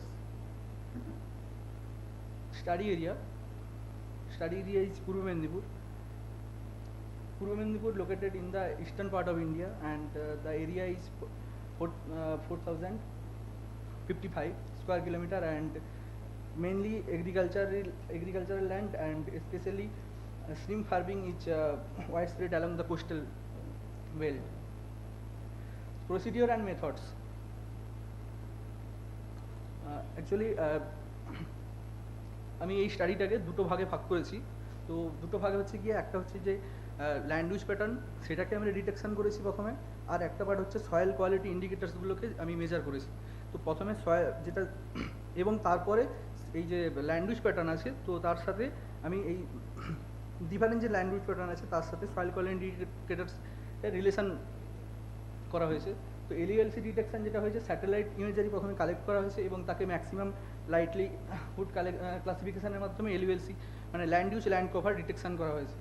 Next soil sample site selection, যেখানে band satellite ব্যান্ডসগুলোকে composite band করা হয়েছে এবং false কালারের মাধ্যমে তাকে identify করা হয়েছে। যেখানে ডিফারেন্ট ল্যান্ড ইউজ প্যাটার্ন যেগুলো আছে, তার মধ্যে আছে ফরেস্ট আছে, এগ্রিকালচারাল ল্যান্ড আছে, যেগুলোকে আমি এই ফলস কালার কম্বিনেশনের মাধ্যমে স্যাটেলাইট থেকে আইডেন্টিফাই করেছি। এবং তারপরে টেস্ট মেথড, সয়েলগুলো যেখানে আছে, যে সয়েল স্যাম্পেল সাইটগুলোকে সিলেকশন করার পরে যেগুলোকে টেস্ট করেছি, সেটা সয়েল পিএইচ মেজার করেছি এবং সয়েল টেক্সচার যার টেস্টের মাধ্যমে, এবং সয়েল অর্গানিক কার্বন ওয়াকি ব্যাক প্রসিডিওর মাধ্যমে। এনডিভিআই ক্যালকুলেশন করেছি, সেটা হচ্ছে এনডিভিআই ক্যালকুলেশন করেছি এই কারণে যে টেস্ট রেজাল্টগুলো বেরাবে সেই টেস্ট রেজাল্টগুলোর সাথে আমি যাতে রিলেশন পাওয়া যায় তাতে, কারণ ডাইরেক্টলি ল্যান্ড ইউজ প্যাটার্নের সাথে আমরা রিলেশনশিপ করতে পারবো না, তো সেখানে আমাকে এনডিভিআই না নর্মালাইজ ডিফারেন্ট ইন্ডেক্সের মাধ্যমে তো রিলেশন বানানো হয়েছে এবং স্পেশাল ম্যাপ তারপরে ক্রিয়েট করা হয়েছে। এটা হচ্ছে LELC map, land use land cover, যেখানে এটা মেনলি 4টা ক্লাসেই ভাগ করেছি আমি। তো যেখানে 2003 সাল, 2013 এবং 2023, তো এই যে 10 বছর অন্তর এই পূর্ব মেদিনীপুরের যে চেঞ্জ হয়েছে সেটা এখানে দেখানো হয়েছে। তো যেখানে রেড কালারটা হচ্ছে ফ্যালোল্যান্ড এবং বিল্ড আপস একসঙ্গে আছে, এবং ওয়াটার বডি যেটা ব্লু কালার দেখা যাচ্ছে। তো এখানে ক্যালকুলেশন করার পরে এটা দেখা গেছে যে ওয়াটার বডিটা যেটা ইনক্রিজ হয়েছে 228 স্কোয়ার কিলোমিটার ইনক্রিজ হয়েছে। তো স্যার যেটা বলছিলেন, উনি যেটা বলছিলেন সেটা হচ্ছে যে এই রিজনগুলোতে আগে প্রবলেম ছিল, যেখানে এখানে এটা ফিশারিতে কনভার্ট হয়েছে। কিন্তু একটা জিনিস লক্ষ্য করা যাচ্ছে যে প্রি খারিফ কাল্টিভেশন, এই ডাটটা হচ্ছে মার্চ 5 থেকে 25-এর মধ্যে। তো যেখানে প্রি খারিফ কাল্টিভেশন চলছিল, প্রি খারিফ কাল্টিভেশনে 2003 সালে যেটা কাল্টিভেশন ছিল না, তো সেখানে 2013-তে অনেক বেশি পরিমাণ বেড়েছে এই কাল্টিভেশন, এই গ্রিন এরিয়াটা। তো কিন্তু 2023 সালে সেই কাল্টিভেশন এরিয়াটা কমেছে। তার কারণ হচ্ছে বিল্ড আপস এরিয়া বেড়েছে। তো এখানে দেখা যাচ্ছে যে ক্রপল্যান্ডের পরিমাণ 896 স্কোয়ার কিলোমিটার ছিল, যেখানে 2013-তে সেটা বেড়ে 1310 স্কোয়ার কিলোমিটার হয়েছে, কিন্তু তারপরে এটা কমেছে। তো এই চেঞ্জ যেটা হয়েছে, এই চেঞ্জ যদি ক্রপল্যান্ড থেকে আমাদের ওয়াটার বডিতে কনভার্ট হয়ে যায়, তো সেখানে অবশ্যই ফুড সিকিউরিটির উপরে এটা একটা এফেক্ট পড়বে, কারণ আমাদের ক্রপিং ল্যান্ডগুলো কমে যাচ্ছে পরপর। নেক্সট স্লাইডে আমি এটা এক্সট্রাক্ট করে দেখিয়েছি, যেটা ওয়াটার বডি শুধুমাত্র কনভার্টেড হয়েছে। এখানে এটা হচ্ছে ক্রপল্যান্ড ছিল, স্পষ্ট বোঝা যাচ্ছে এখানে কোনো ধরনের নেই ওয়াটার বডি, কিন্তু এখানে ক্রপল্যান্ড কনভার্টেড ইনটু স্যালাইন ওয়াটার। এখানে দুটো ধরনের ওয়াটার বডি দেখা যাচ্ছে, সেটা হচ্ছে এই লোকেশন, এটা ময়না লোকেশন, ময়না এবং তমলুক এই লোকেশনগুলো আছে, যেখানে পুরোটাই একদম প্রবলেম ছিল, যেটা একদম কনভার্টেড হয়ে এটা ফ্রেশ ওয়াটার যদিও, কিন্তু সেটা একদম ফিশারিতে মানে কনভার্ট হয়ে গেছে। তো এই লোকেশন এগুলো হচ্ছে কি স্যালাইন ওয়াটার, যেটা কিন্তু সয়েলের জন্য খুবই ক্ষতিকারক। শুধু ক্ষতিকারক নয়, যেটা বাকি যে প্রবলেমগুলো আছে সেখান থেকেও জল এক্সট্রাকশন যেটা ওয়াটারগুলো সেটা বেরোতে পারে না, যার কারণে চাষ করাটাও সমস্যাজনক হয়ে যায়। নেক্সট স্লাইড, এটা সাইট সিলেকশন। এই সাইট সিলেকশন হচ্ছে গিয়ে, এটা তো করেছিলাম এর আগেরটা, সেটা হচ্ছে ল্যান্ড ইউজ প্যাটার্নগুলো আমি সিলেক্ট করেছিলাম। তো এরপরে হচ্ছে সাইট সিলেকশন, মানে যেটা আমি সয়েলগুলো কালেক্ট করবো। তো এটা ফরেস্ট কালারের মাধ্যমে বিভিন্ন জায়গায় ফরেস্ট ল্যান্ড আইডেন্টিফাই করেছি, তারপরে হচ্ছে ক্রপ ল্যান্ড আইডেন্টিফাই করেছি, এবং কারেন্ট ফ্যালো বা ব্যারেন জোন যেগুলো আছে, তো এগুলো আইডেন্টিফাই করা হয়েছে।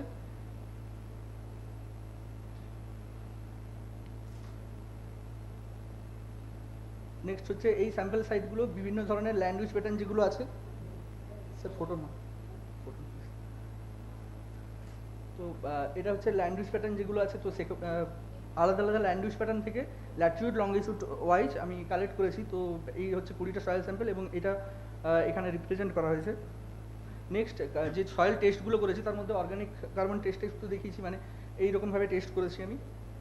নেক্সট সয়েল টেস্ট রেজাল্ট, তো এটা হচ্ছে রেজাল্ট যেগুলো, তো একটা জিনিস লক্ষ্য করা যাচ্ছে, সয়েল পিএইচ এবং সয়েল অর্গানিক কার্বন বেরোনোর পরে, তো এই ফরেস্ট এরিয়া, ফরেস্ট ল্যান্ড যেটা, এইখানে হচ্ছে গিয়ে সবচেয়ে বেশি নর্মাল মানে নিউট্রাল সয়েল পিএইচ লক্ষ্য করা যাচ্ছে, যেটা ফরেস্ট ল্যান্ড। কিন্তু যেখানে হচ্ছে গিয়ে কারেন্ট ফেলো, মানে যেই এরিয়াগুলো 6 মাস আগে চাষ হয়েছিল, মানে খারিফ সিজনে, তো সেই জায়গাগুলো যেগুলো খালি পড়ে আছে, সেখানে সয়েল পিএইচ কম্পারেটিভলি লো দেখা যাচ্ছে। কিন্তু আর এইটা হচ্ছে কাল্টিভেটেড ল্যান্ড, ক্রপ ল্যান্ড যেগুলো কাল্টিভেশন চলছে, সেখানে নিয়ারলি নিউট্রাল বা স্লাইডলি অ্যাসিডিক লক্ষ্য করা যাচ্ছে। সেখানে অর্গানিক কার্বন, যেটা অর্গানিক কার্বন ক্রপ ল্যান্ডের ক্ষেত্রে সবচেয়ে বেশি হাই দেখা যাচ্ছে, সবচেয়ে বেশি হাই। আমি যতগুলো সয়েল স্যাম্পল কালেক্ট হয়েছে এদের মধ্যে, তার মধ্যে সয়েল অর্গানিক কার্বনটা ক্রপ ল্যান্ডিক সবচেয়ে বেশি লক্ষ্য করা যাচ্ছে। এটা হচ্ছে যে সয়েল স্যাম্পলগুলো কালেক্ট করা হয়েছে তার রিলেশানে, যে সয়েল স্যাম্পলগুলো কালেক্ট তার রিলেশানে এনডিভিআই যে ভ্যালুটা আছে সেটা সেটা দেখানো হয়েছে, এবং তার রিলেটেড যে এক্সাম্পলগুলো হলদিয়া থেকে যেটা কালেক্ট করেছে, এখানে টোটালি গ্রিন। তো যে হলদিয়া ফরেস্টটা, সেখানে এই ভ্যালু 0.5-এর নিয়ারলি 0.5, যেটা হাই। কিন্তু রামনগর 1-এ 0.1 দেখা যাচ্ছে। তার কারণ হচ্ছে কি, এগুলো দুটোই প্ল্যান্টেড ফরেস্ট, কিন্তু এই প্ল্যান্টেড ফরেস্টে ঝাউ গাছগুলো যেগুলো আছে, মানে খুবই ফাঁকা টাইপের, তো যার কারণে এখানে লো এনডিভিআই। তো এই বাকি সব আছে। এখানে ক্রপল্যান্ডে সাধারণত হাই এনডিভিআই দেখা যায়, তো এগুলো হচ্ছে সেই এনডিভিআই। এবং ব্যারেন ল্যান্ড, টোটালি ফাঁকা, যেখানে গাছ হওয়া অসম্ভব। তো এই রামনগর 2 থেকে কালেক্ট করেছিলাম, এটা একদম কোস্টাল রিজিয়নে, যেখানে সল্ট প্রচুর পরিমাণে আছে, তো এখানে কোনো ধরনের ভেজিটেশন নেই, যার কারণে খুব লো এনডিভিআই। এটা হচ্ছে ভ্যালু রেঞ্জ, টোটাল রেঞ্জ, এবং এইগুলো হচ্ছে তার লোকেশন যেখান থেকে সয়েল স্যাম্পল কালেক্ট হয়েছিল, এবং তার বেসিসে এগুলো হচ্ছে তার value. Next, relationship between NDVI and quality indicators. তো এখানে রিলেশনশিপ দেখিয়েছি আমি, তো যেখানে সয়েল পিএইচের সাথে এনডিভিআই রিলেশন, এবং সয়েল অর্গানিক কার্বনের সাথে এনডিভিআই রিলেশন, যেখানে দেখা হয়েছে যে ভেজিটেশন ল্যান্ড ইউজ আসলে এফেক্ট কীভাবে করে পিএইচ গ্রুপে, এবং অর্গানিক কার্বনকে কীভাবে এফেক্ট করে। তো এখানে দেখা যাচ্ছে যে বাড়ার সাথে সাথে, মানে এনডিভিআই ভ্যালু বাড়ার সাথে সাথে, মানে ভেজিটেশন কভার বাড়ার সাথে সাথে, সেখানে পিএইচটাও ক্রমশ হাই দেখা যাচ্ছে, মানে ন্যাচারাল নর্মাল নিউট্রাল পিএইচের দিকে দেখা যাচ্ছে। সেখানে অর্গানিক কার্বন, যেখানে ক্রপল্যান্ডের কথা বলেছি, ক্রপল্যান্ডে হাই থাকে, যার কারণে এখানে পরপর গ্রো হয়েছে। নেক্সট, এটা হচ্ছে special representation of soil quality indicators, যেখানে স্পেশালি রিপ্রেজেন্ট করা হয়েছে এই যে ডাটাগুলো আমি পেয়েছি তার সেগুলোকে। নেক্সট, ফরেস্টে যে পিএইচ সেটা হচ্ছে নিউট্রাল পিএইচ আমরা লক্ষ্য করেছি। এবং নেক্সট অর্গানিক কার্বন হলদিয়া ফরেস্টে সেখানে দেখা গেছে যে হাই আছে, কারণ এখানে প্রেজেন্স অফ প্ল্যান্ট লিভ এবং যেগুলো তার কারণে বেশি। কিন্তু কোস্টাল রিজিয়নে সেখানে লিচিং এফেক্টের জন্য যেখানে কোস্টাল রিজিয়নে অর্গানিক কার্বন পরিমাণ খুব কম আছে। কোস্টাল বেল্টে স্যান্ডি সয়েল দেখা যাচ্ছে এবং একটা রিজনে যেটা দীঘা সাইডে, এবং নেক্সট হচ্ছে হলদিয়ার কাছে সেখানে ক্লে সয়েল। তো এরকমভাবে কাল্টিভেটেড ল্যান্ডে স্লাইটলি অ্যাসিডিক এবং অর্গানিক কার্বন, এটা সবচেয়ে বেশি অর্গানিক কার্বন এই কাল্টিভেটেড ল্যান্ডেই দেখা যাচ্ছে। তো স্যার আমি স্কিপ করে দিই ইম্প্যাক্ট। তো যে ইম্প্যাক্টগুলো দেখা যাচ্ছে সেটা হচ্ছে যে impact of land use pattern on soil pH. তো এক্সেসিভ ফার্টিলাইজার ইউজ করার কারণে আমরা লক্ষ্য করেছি যে পিএইচের পরিমাণটা এগ্রিকালচার ল্যান্ডে অ্যাসিডিক এবং ফরেস্ট ল্যান্ডে নিউট্রাল পিএইচ লক্ষ্য করা গেছে। সেখানে impact of land use pattern, তো এই এগ্রিকালচার প্র্যাকটিসের জন্য সেখানে ফাইন টেক্সচার সয়েল লক্ষ্য করা গেছে। এবং impact of land use pattern on soil organic carbon, যেখানে অনগোয়িং ক্রপিং ল্যান্ড, যেখানে চাষবাস হচ্ছে ক্রপিং ল্যান্ড, সেখানে হায়ার অর্গানিক কার্বন এবং ফরেস্ট ল্যান্ডে showed higher levels of soil organic carbon, মানে নর্মালি আছে। আর regions with intensive agriculture practice demonstrated lower soil organic carbon content. Next, future scope of research extends beyond the current study. Extending this study is over a longer duration, এটা longer period যেন করা যেতে পারে। এবং অন্যান্য cropping সিজনে, আমি যেটা প্রিখারিফ সিজনে করেছি সেটা অন্যান্য ক্রপিং সিজনেও করা যেতে পারে। এবং প্রেডিক্টিভ মডেল, যেগুলো বিভিন্ন crop prediction, crop suitability analysis, সেটা করা যেতে পারে। এবং future research could be on assessing the soil biota and microbial diversity on response to different land use pattern. Thank you.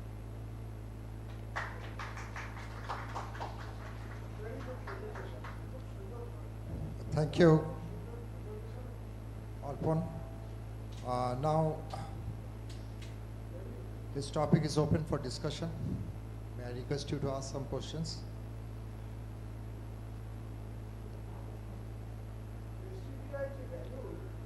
NDVI, হ্যাঁ।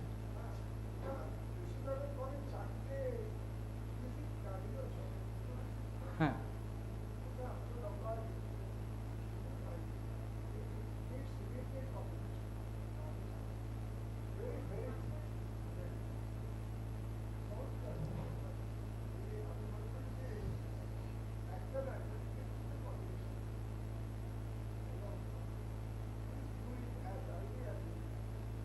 স্যার আপনি যেটা বলেছিলেন ওই ফিশিং এরিয়াটা, আমি সেইখানে আমার বাড়ি, তো এখানে লক্ষ্য করেছি ফিশিং এরিয়াগুলো প্রচণ্ড পরিমাণে বেড়েছে। যেখানে ক্রপিং ল্যান্ড আমি যেখানে আমার কম বয়সে দেখেছি, যেগুলো শুধুমাত্র চাষবাস হতো, সেটা পুরো এলাকাটা একদম আপনি যেটা বলেছিলেন ফিশারিতে পরিণত হয়ে গেছে। সেখানে কোনোভাবেই কোনো দিন চাষবাস করা সম্ভবই নয়।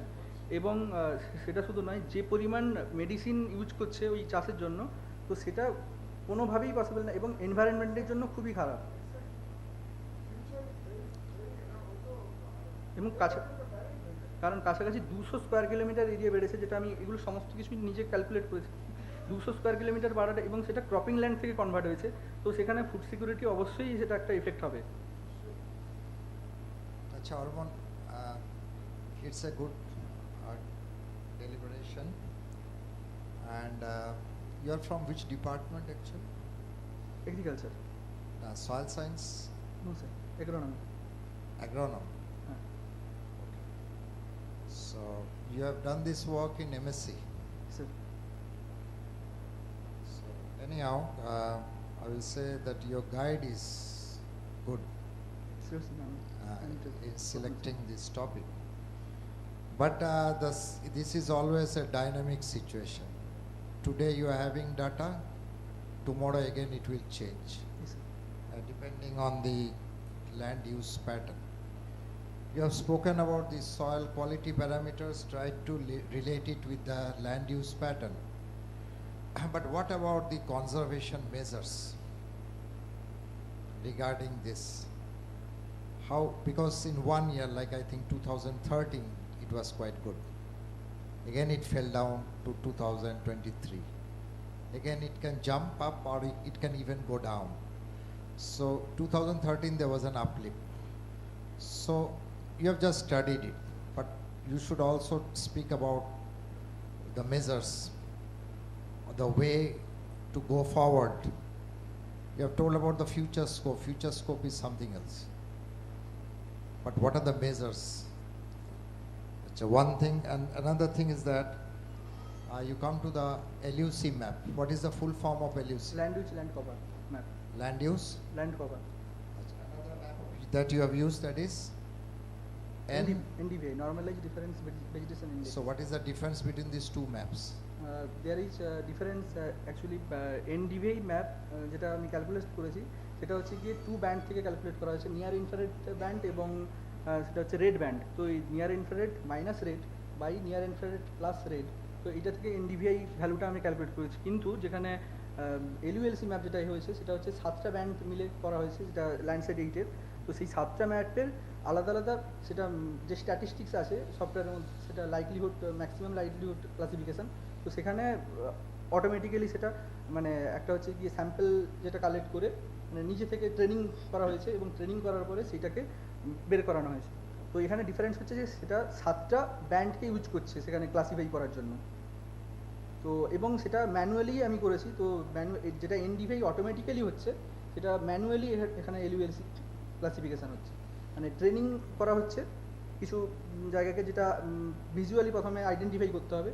ভিজুয়ালি আইডেন্টিফাই করার পরে সেটাকে ট্রেনিং করে ক্যালকুলেট করা। আচ্ছা, in one of the slides you have shown that you know you are having you are utilizing saline water for shrimp culture, isn't it? That means you are turning the land saline.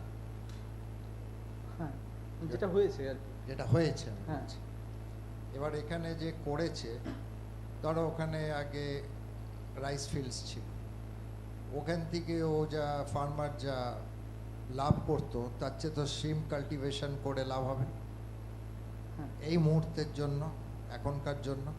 কিন্তু long রানে জমিটা শেষ হয়ে যাচ্ছে। Sir আমি যে এটা বলবো, আমি যেহেতু সেই লোকেশন থেকে বিলং করি, তো আমি যেটা লক্ষ্য করেছি এই কাল্টিভেশনটা স্যালাইন ওয়াটার যেটা কাল্টিভেশন শুরু হয়েছিল সেই লোকেশনে, সেটা হচ্ছে স্যালাইন ওয়াটার, যেটা মিষ্টি জল সেটা নয়, যেটা স্যালাইন ওয়াটার শুরু হয়েছিল 2012 সালের কাছাকাছি। তো তারপরে প্রথম তারা লাভ করতো, কিন্তু তারপরে যত দিন গেছে সেই পুকুর যেগুলো পুকুর ছিল সেটার এত পরিমাণ খারাপ কন্ডিশন হয়ে গেছে, যার কারণে এখন লাভের পরিমাণ খুবই কম এবং অনেক চাষির প্রচুর পরিমাণে লোন আছে, যেটা খুবই ক্ষতিকর। যদি কোস্টাল রিজিয়নে তারা চাষ করছে তো সেটা ঠিক আছে, কোস্টাল রিজিয়নে একদম কোস্টাল রিজিয়নে স্যালাইন সবসময় থাকে, যেখানে চাষ করাটা মানে স্যালাইন যে রাইস যেগুলো সুটেবল সেটা চাষ করতে পারে। কিন্তু বাকি যে রিজন যেগুলো মিষ্টি এরিয়া ছিল সেখানে মানে ঠিক এরিয়াগুলো ছিল সেখানে যে করছে পুকুরগুলো, সেটা খুবই খারাপ এফেক্ট হচ্ছে, সেটা চাষির জন্য ইকোনমিক্যালি গুড নয়, নেগেটিভ। হ্যাঁ, মানে আমি যেটা দেখেছি আমার থেকে সামনে।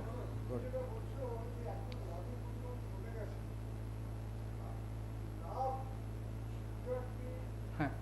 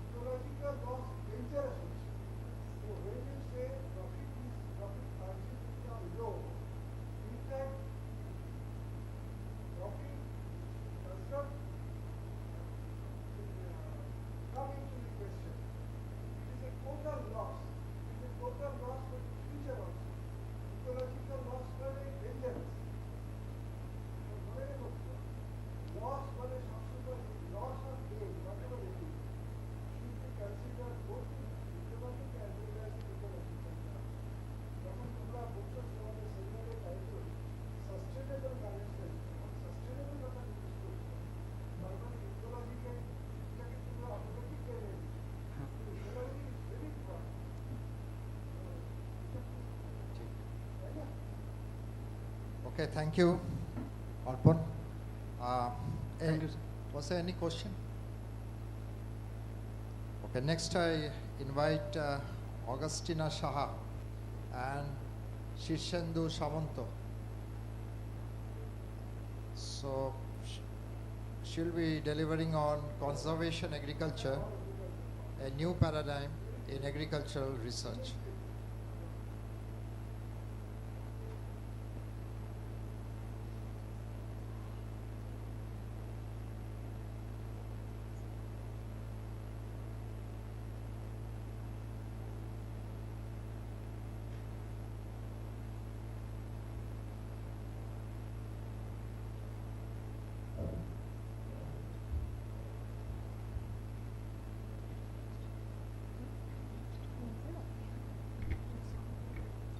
So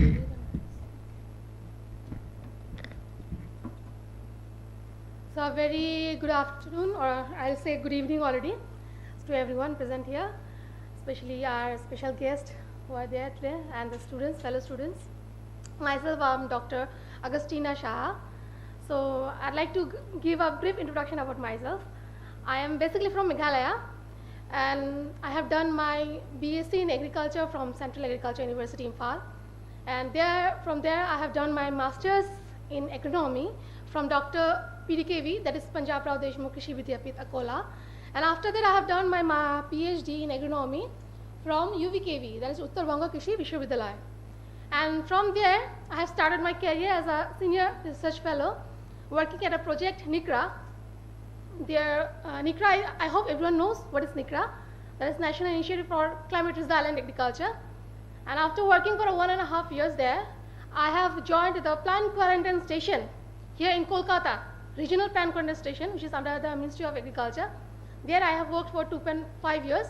And after that, I got an opportunity to serve the Sister Nivedita University as an assistant professor in agronomy. It's been already a year I'm working here. And I'd like to thank all the organizing secretary and committee of this Midnapore City College to give us the opportunity to come here today and deliver a lecture.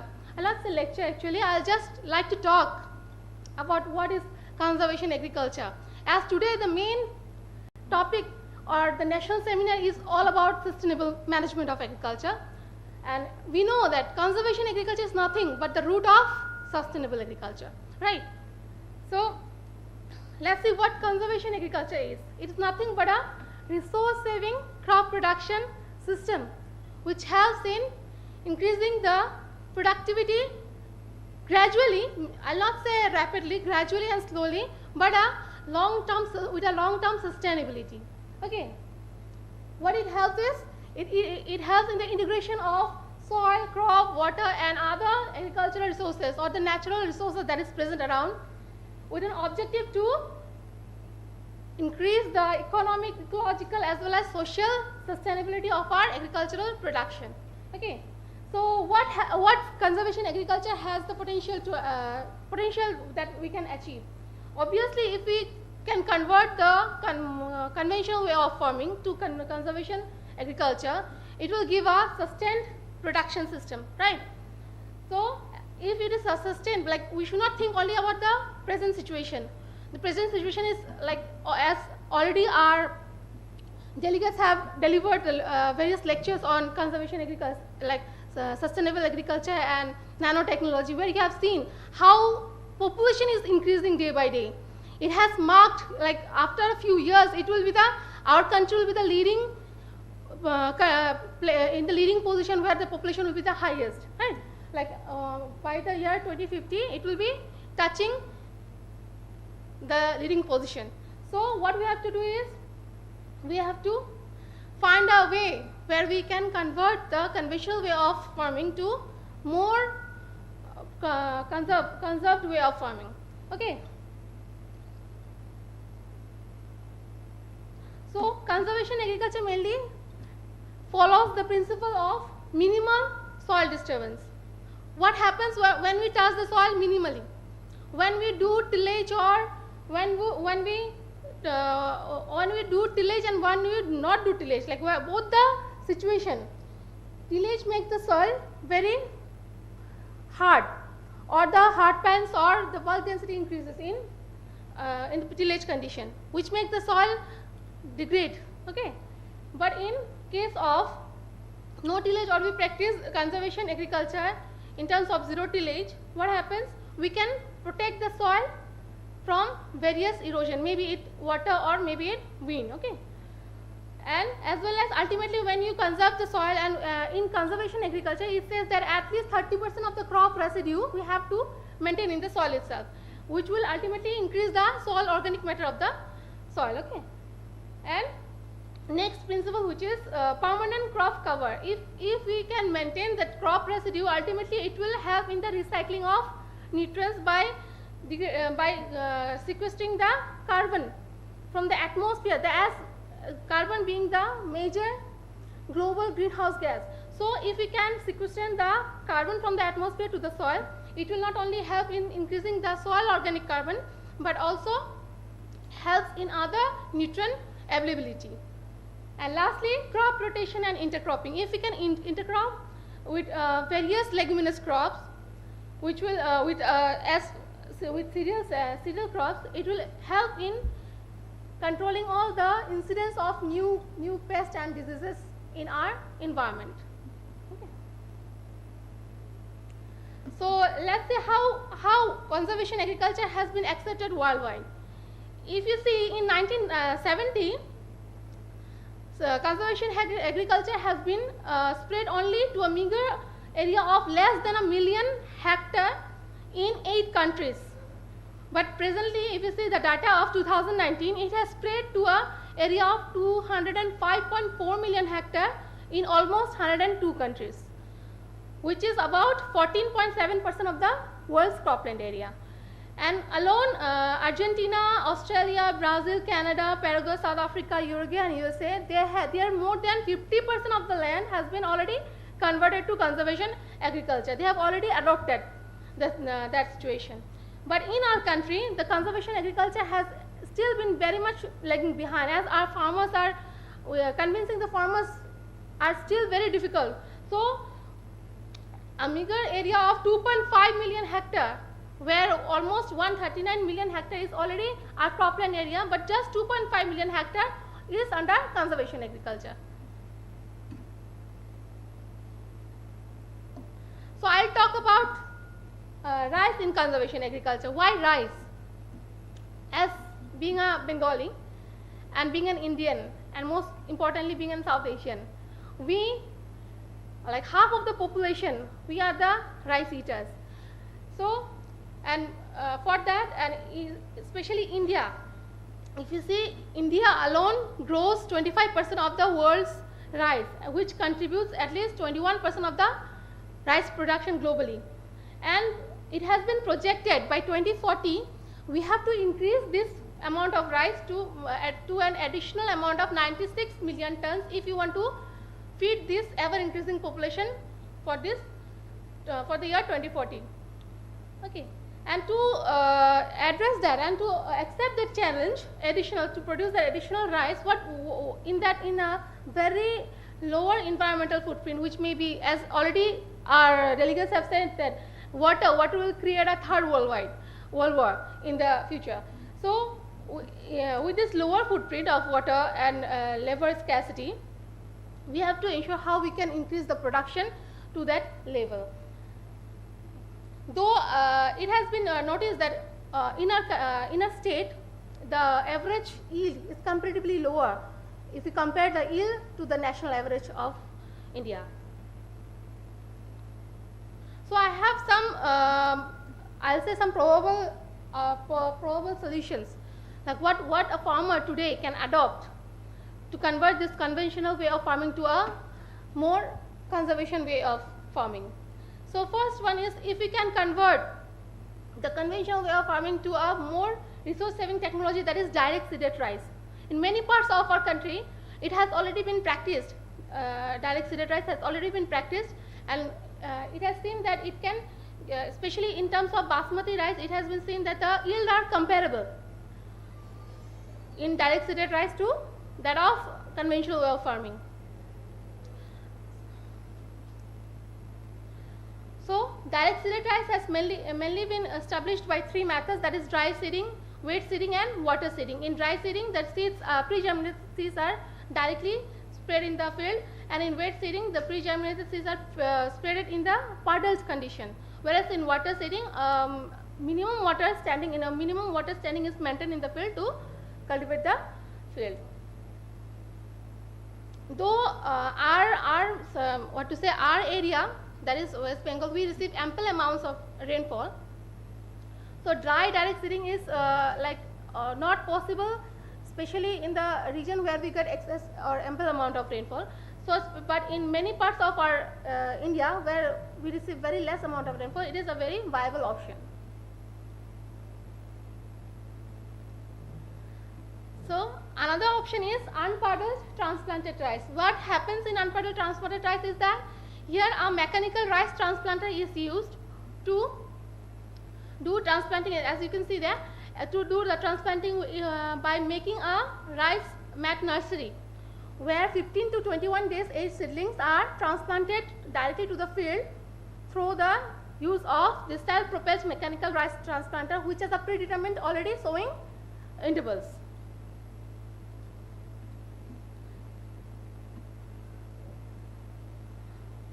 So what happens here is, unpuddled transplanter is well suited because in the where the onset of wet season rains is abrupt and heavy, but as compared to DSR, as I said, where regions where DSR will not be a viable option, unpuddled transplanted rice can be a viable option, especially in our parts, in West Bengal.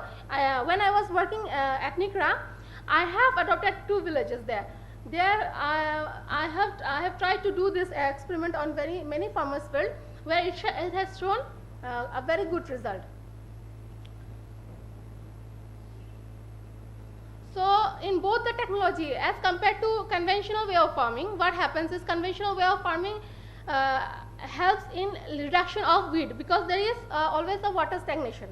But in this situation, both the puddled, unpuddled, that is DSR direct seeded rice and unpuddled transplanting rice, both the technologies have one problem, is there is huge amount of weed problem is there. So for that, a scientist of our country has been trying several experiments, and it has been already found that if we can use bispyruvate sodium and pyrazosulfuron as a post-emergence herbicide and a pendimethalin as pre-emergence herbicide at 15 days after sowing, it can effectively control all the grasses and broadleaves in rice field. So sowing window. One important problem which like I'll not say our part is suffering, but in many parts of our country, maybe it is northern parts, especially Punjab, Haryana, where there is huge stubble rice burning. Rice stubble burning is carrying out.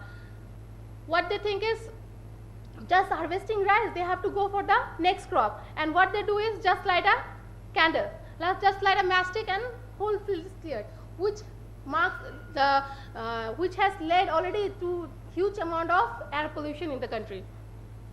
So this to cope up with this problem, our country, our ICR has developed a strategy, or I'll say a biodecomposer technique, also known as Pusa decomposer.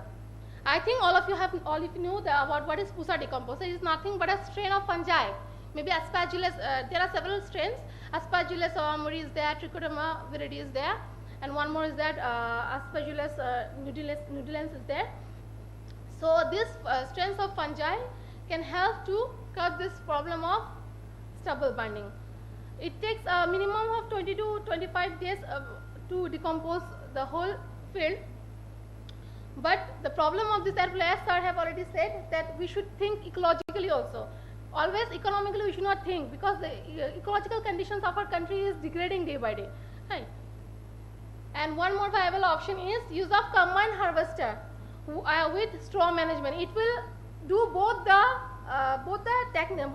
operations, field operation, that is harvesting at a time and the cutting of straw both at a time, which will help to maintain this straw in the field and ultimately reduce the time for the sowing of the next crop. Because we know that many a times what happens is we delay the sowing of next rabi crops by 15 to 30 days, which have drastically reduced the yields.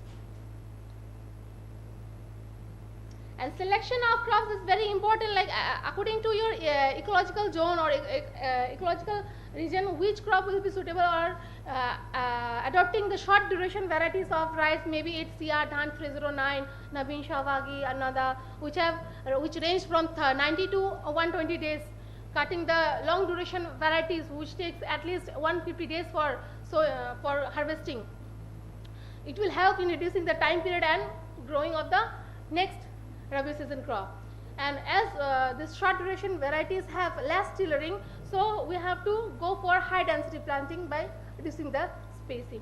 And as I said, we have to also go for the young seedling transplanting of at least 15 to 21 days, not waiting for 30 days as in traditional or conventional way of rice transplanting is done. And also we should include the crops, especially the pulses, in every cropping system, because when we talk about sustainability is only possible when we have both food and nutritional security both at a time. So we have to include the crops like green gram, black gram, lathyrus, pea in the cropping system, as well as some potential crops which are very much getting importance, like millets, as we already know, and as well as buckwheat, cluster bean, amaranthus, canopodium. These minor crops or pseudo-cereals have the potential to increase the nutritional aspects as well as help to grow with very minimal or no extra input, as we know that we, as sir already said, that at least 84% of our country's farmers are marginal farmers. So I have to give them options like how they can increase their yield with such low input crops.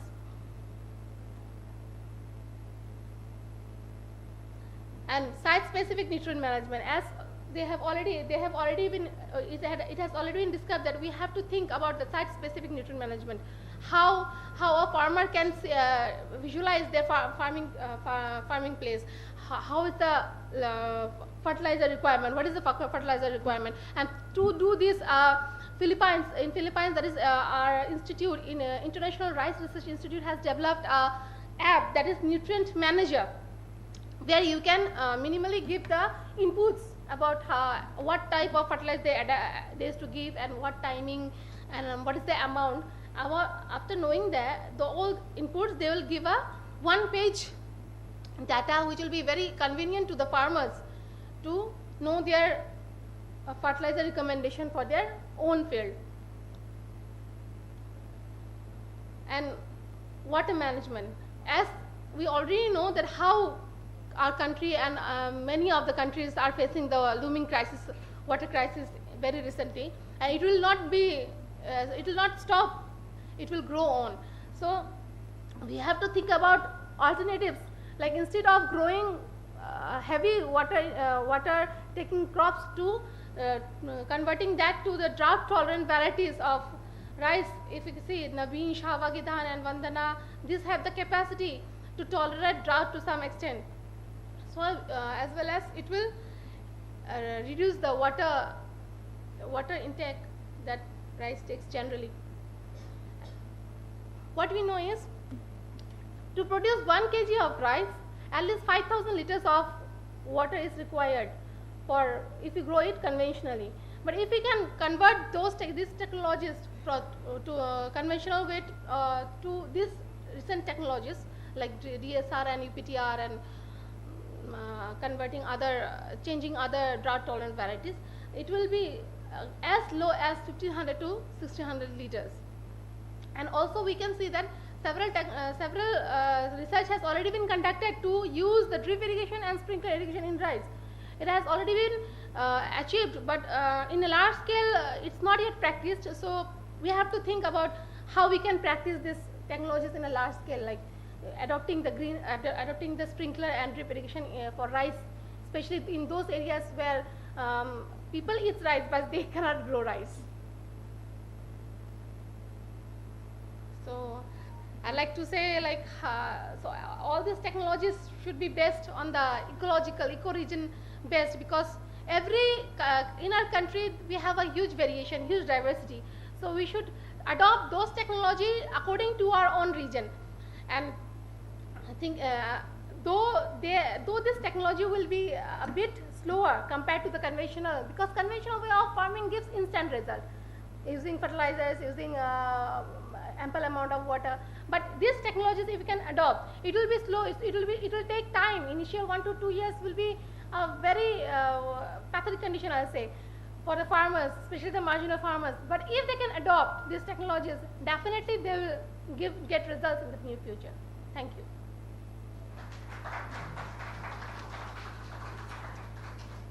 Thank you, Augustina. Now our topic is open for discussion.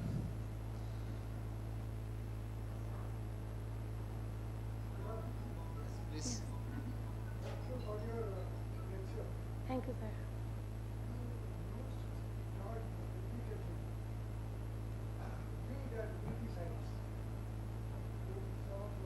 Yes, sir. My request to you is, if you can find an alternative word to wheat. Wheat is no longer wheat now. Some of the wheats are there, which may fetch more price than the main crop. Definitely, sir. And if you recommend herbicides, chemical herbicides, and then go forward with your modern rice farming technology, then I think there is something wrong somewhere. You have to rethink. Sir, completely going. If you are thinking of regenerative agriculture, I suggest you have to rethink whether you have to use chemical herbicides or even use the term weed. I am particularly not in favor of. Sir, I want to explain something. Weed doesn't mean like anything can be weed. I can also be a weed in front of you.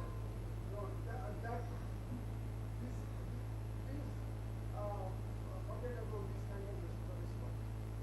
My request is, if you can find out a suitable alternative word for weed, please use it. So please, can you tell me? I want to know. Or who is weed or who is not weed. Yeah, definitely.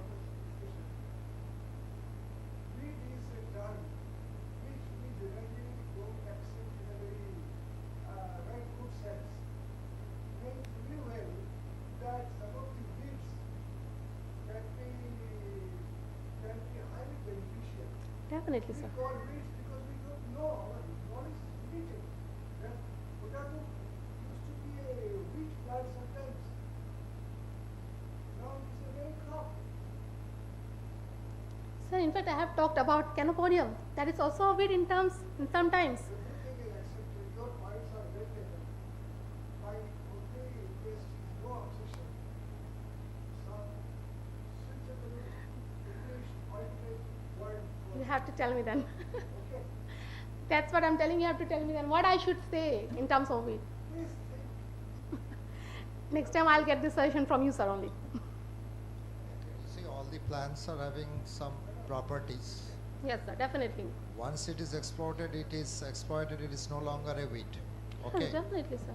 But we cannot remove the word wheat at a time. Yes. It will stay. Because, many, plant forms also generate with time, which we don't know. And then, it may be acceptable after a long time, maybe after some few centuries. Exactly, sir. Whether it's potato, tomato, and anything was wheat, we all know. Everything was wheat. But now it is commercialized, then the thing changes. Yes, sir. So one thing I would like to ask, you are speaking on conservation agriculture. Now this conservation agriculture, is it a part of the natural farming or organic farming? So whether it's, these three terms, the terms are separate. Natural farming is now the coming. new term. Yes, sir. Natural New farming. mantra. Exactly, sir. Just before it was the organic farming. Yes, it became organic. And in to between instead of came farming. this conservation agriculture suddenly. Yes. And then it is down also. Now, so this type of, you can say, words are being used by some giants, agricultural giants, from time to time. Right, exactly, sir. And with them also these words vanish. Yes. At one point of time during our time, it was agriculture at crossroads. Okay, now those terms have gone. So anyhow, so how will you set or fit this conservation agriculture, this natural farming or organic farming? What is your viewpoint? So for me, I'll say that conservation is nothing but it is the integration of both organic, inorganic, and natural farming. But you have also talked about use of herbicides. So Definitely. there you are going for chemical control. That's what I said. It is the integration of organic, inorganic, and natural farming. So it is actually it is integrated management straight sir. away, Yes, conservation sir. agriculture, and nothing else. Yes, sir. Okay, The main aim is to conserve the resources. Natural resources, You also said rice to ma'am sometimes is a cow shelter, so there is a cow shelter, तो air pollution तो नहीं होगा ना इससे, मतलब it's one kind of solution. In Rajasthan, Punjab, there also rice shelter burn now. They are also burn always. Yes, they used to burn a huge amount of rice stubble. So one solution is मतलब You can talk in, you can say in Bangla. গোশালা আমাদের যে বলা হয় যে গোশালা তাহলে আমরা গোশালা দিই তাহলে আমরা এয়ার পলিউশন থেকে আমাদের মানে একটু তো বলে হ্যাঁ গোশালা দিদি actually in Punjab and Haryana ওদের কি হয় they generally don't feed this rice stubble to their milk animals. They don't prefer because the rice stubbles or the rice straws, their nutrient content is much lower and they prefer a higher better alternative to that rice straws. That's why they don't prefer rice. As our part of our country, eastern part, we prefer those stubbles to feed to the cattle, right? But they don't prefer it because of the low nutrient content. So they prefer to burn it easily. This is the reason. Otherwise they can easily give, exactly you said, easily they can give to the milk animals, no, or the cattle, but they don't give.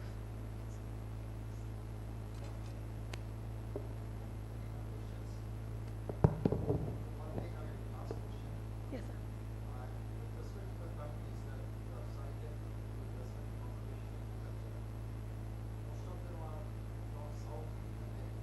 Yes, sir. Very few, sir.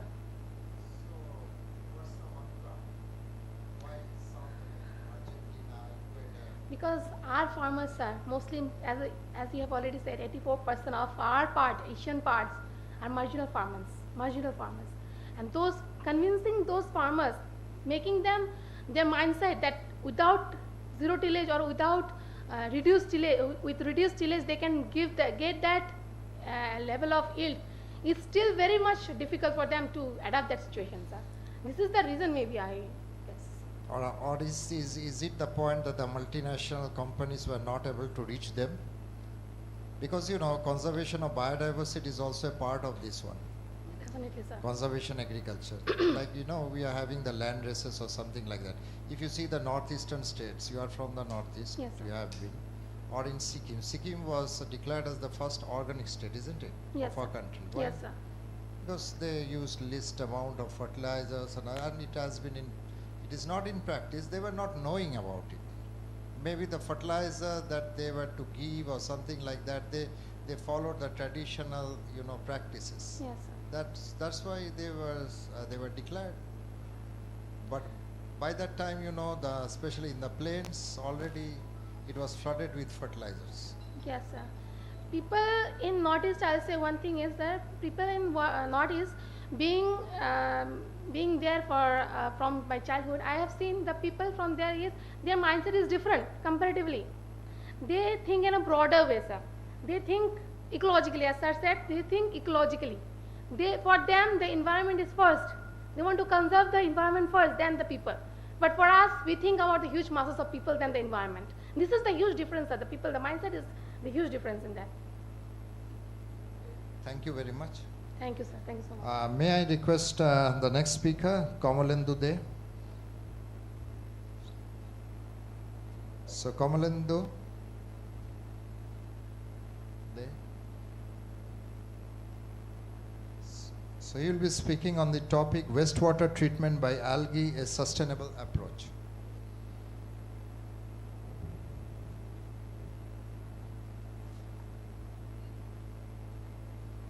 Okay, sir, please.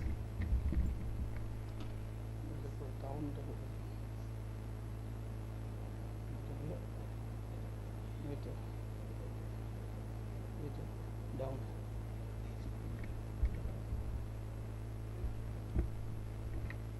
Very good afternoon to our distinguished guest, and occupying the chair of this session by Kamalendu De, Department of Biological Science, Midnapore City College, representing a topic entitled with wastewater treatment by algae, a sustainable approach. Background of this current work I think the two biggest concern of the 21st century, that is the malnutrition and generation of huge quantity of wastewater.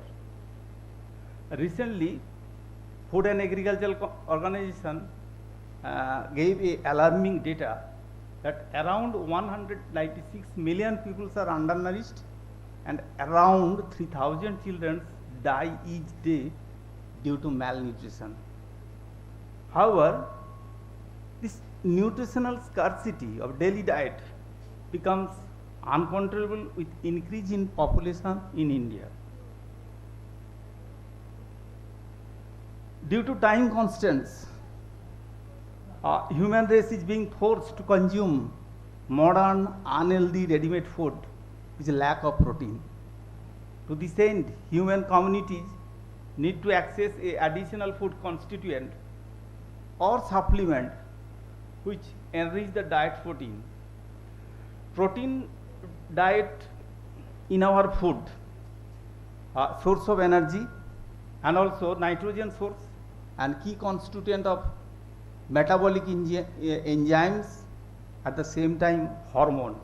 So it played a vital role in our body. Next come to the question, what is single cell protein? Single cell protein refers to the dried biomass of microorganism.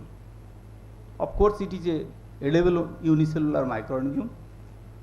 The biomass or protein extract may be a pure or mixed culture of algae, yeast, bacteria, may be used as an ingredient or a substitute of protein-rich foods, and it is suitable for human consumption or animal feed.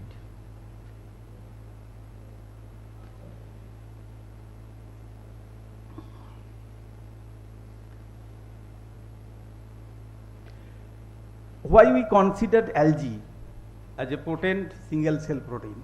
That question will ask, that is the biomass of algal communities could a promising protein rich food supplement because they are having higher content of protein, chlorophyll and less nucleic acid. Algal cultivation and biomass productivities, that is the single cell protein, comparatively faster than do the other plant regimes. What are the benefits used of algae based SCP?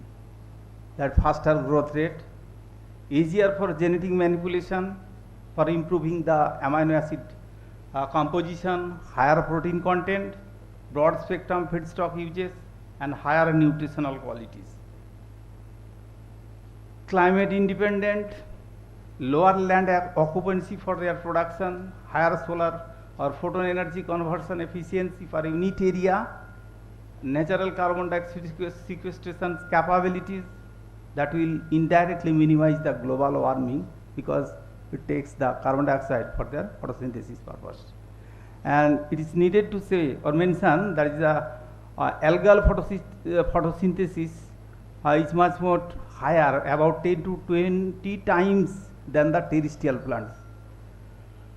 So easier regulation over environmental factors which maximize the solar energy conversion efficiency and yield and final algal SCP constant comparatively lower nucleic acid. What are the industrial aspects of algal SCP? SCP play a vital role for pharmaceutical and industrial application. Specifically, algal SCP of Sanofi member produces a phycocyanin, acts as an antioxidant, anti-inflammatory agent and also natural food colorant. And it is useful to protect the hepatic and neurological disorder and also it is as an anti-cancer effect and is used as a cancer treatment. Industrial aspects of upon algae based SCP, another point is the broad substrate or feedstock range for SCP production include the conventional substrates like effluent of paper making industry, agro industries, residual and agricultural waste. At the same time, the domestic vegetables and urban sewage effluent can be another protein feedstock for SCP. These substrates are easily available and low cost management. Next, another burning concern, that is the what is wastewater. According to the Rashid Sally and Jackie D. 2019 that defined that the wastewater may be defined as a liquid form of industrial discharge or storm water and other urban runoff or agricultural runoff or residual sewage water, excrement, urine and fecal sludge, grey water that is used to bathing and cleaning water purposes, or liquid from commercial business and institution including hospitals, all are under wastewater. What is the global scenario of wastewater generation? That are also alarming data. Every year approximately 300 cubic meter of wastewater or 1/7 of the world's river volume is produced globally. The changes are primarily caused by the human activities, more specifically farming, urbanization and industrialization, which enhance water supplies with nutrients, particularly nitrogen and phosphorus. The world freshwater resource, though 97% of world water is found in the ocean, much it is too salinized to drink. So polar ice caps and glaciers contain approximately 2% of the world total water. The world's freshwater resources, including surface water or river, tank, lakes or groundwater, make up approximately 1% of the total water supply. Worldwide need of water, that the majority of this fresh water is utilized in residential purposes, 88%, industry 23%, and agriculture purposes 69%, that the maximum part of drinking water is utilized for agriculture purposes. The worldwide need for water in communities or industry and agriculture is predicted to be increased near about 20 to 30% by 2050. Wastewater generation percentage, on average 70% wastewater generated is treated in high income nation, 38% in upper middle income countries, 28% in lower middle income countries, and only 8% in low income countries. So maximum part of wastewater without any treatment run up into the nearest water body. The cause and effect, that is the anthropogenic activities, urbanization, industrialization, farming enrich the water supply with nutrients, mainly phosphorus and nitrogen. This process results in eutrophication, which also cause an increase in aquatic plant life, global algal bloom, that extinction of the significant species and oxygen depletion. At the end, this process causes freshwater ecosystem to completely collapse. What is the probable solution from this pitfall? Microbial consortia, more specifically algae, as it is the autotrophic mode of nutrition, having the ability to conduct the photosynthetic activities. That is the most effective means for removing the waste from the contaminated water for their growth and development. A microbial consortium usually referred as a group of diverse microorganisms that can act together in a community. Lack of chemical requirement, economically feasible, this technology is environmentally friendly. That is why we can give priority to prepare the microbial consortium. This is the conceptual map regarding the current work. That is the problem, action and solution. I think the coming scenario, when we will suffer from water scarcity, we can follow this path. Already this one is established. Most of the developed nation, they are placing the algal aquarium in the footpath, particularly to sequester the atmospheric carbon dioxide to minimize the pollution. industrial effluent, municipality waste, or it may be agriculture surplus, ammonium or phosphate, pesticide, insecticide or herbicides, rice mill or paper mill effluent, hospital or clinical wastewater, or domestic detergent wastewater, hotel and restaurant wastewater, butcher shops wastewater. All are collected. It will be better on that particular place if we placed or we arrange this consortium. If we can categorize into a two, that is the natural consortium, another is the artificial consortium. What is the difference between the natural consortium and a natural consortium? The process is too slow to remove the nitrogen of phosphate and heavy metal. Whereas in the artificial consortium can be divided into two, considering the partnership, that is the algae plus bacteria, algae, or algae plus fungi. And there are so many published scientific journals. I can conclude in this point, that is the algae is the best consortium, algae fungi are good, and algae bacteria is the better. And ultimately this consortium will get a algal biomass.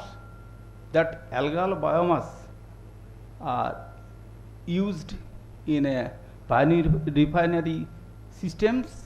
We can get several value added product from this biomass, and this residual water can be used for our agriculture purpose or fish farming. For this purpose, we prepared a 5 sets. At first we prepared, that is the growth curve, and 2 algae, that is the Colestrella and Cendidesmus, which are previously collected and nurtured in our research station, JS University, Kolkata.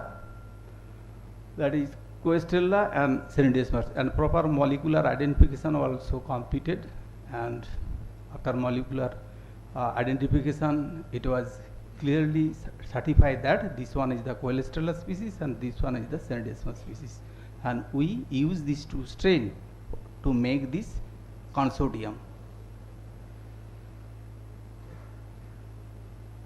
That 5 steps, that is 1, taking the media, culture media, the effluent of Bengal chemicals,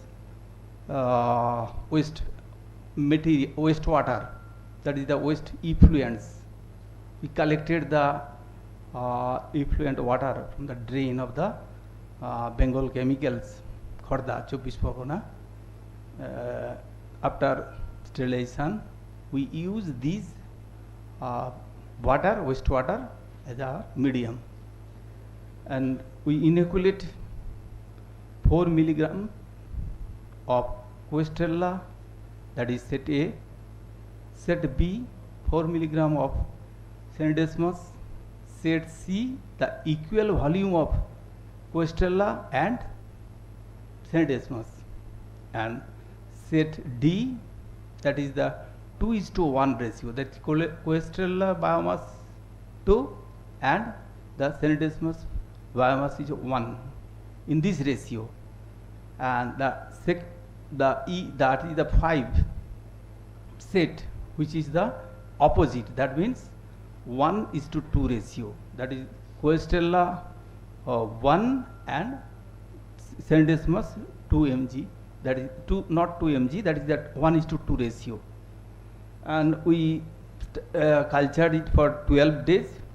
That is the growth curve showing that the individual Colestrella can generate 36% protein, already published data, and Cendidesmus individually can generate 53% protein of its biomass, and when we mixed with them, that is the 1:1 ratio Colestrella and Cendidesmus, it gives near about 50% protein of its biomass, and 1:2 ratio, it is below this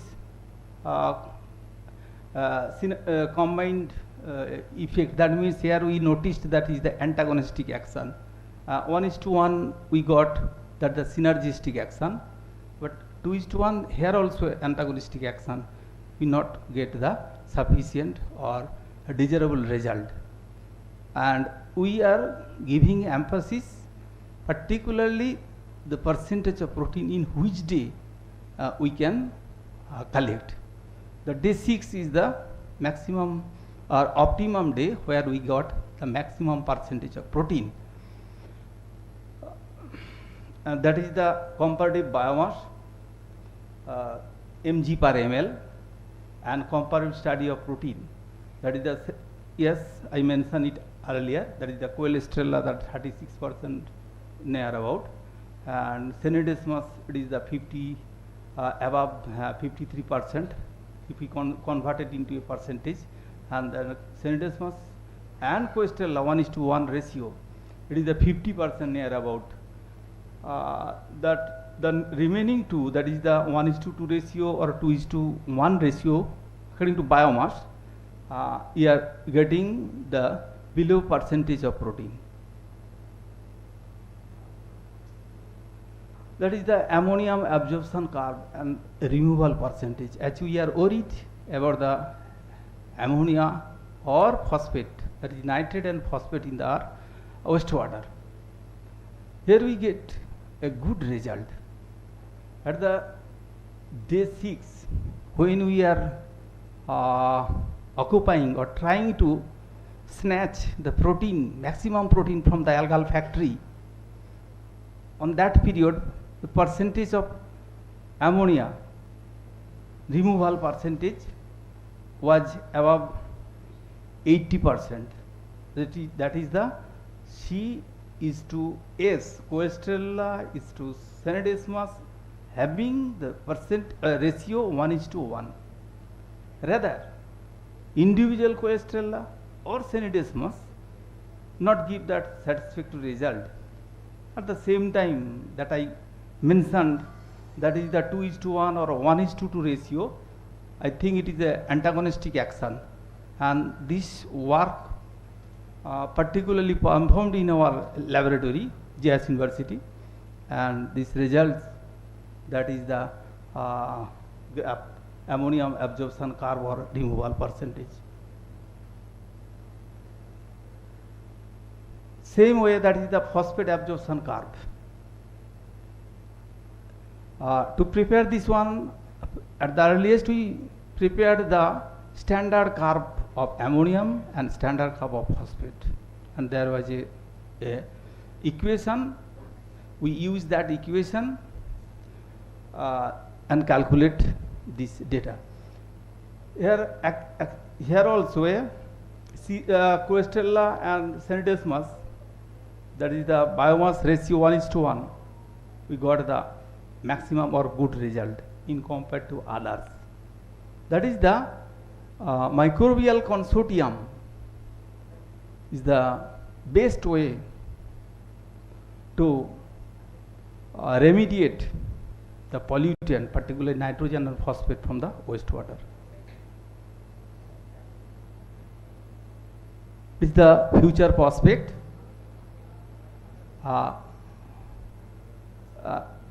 From our work, really we are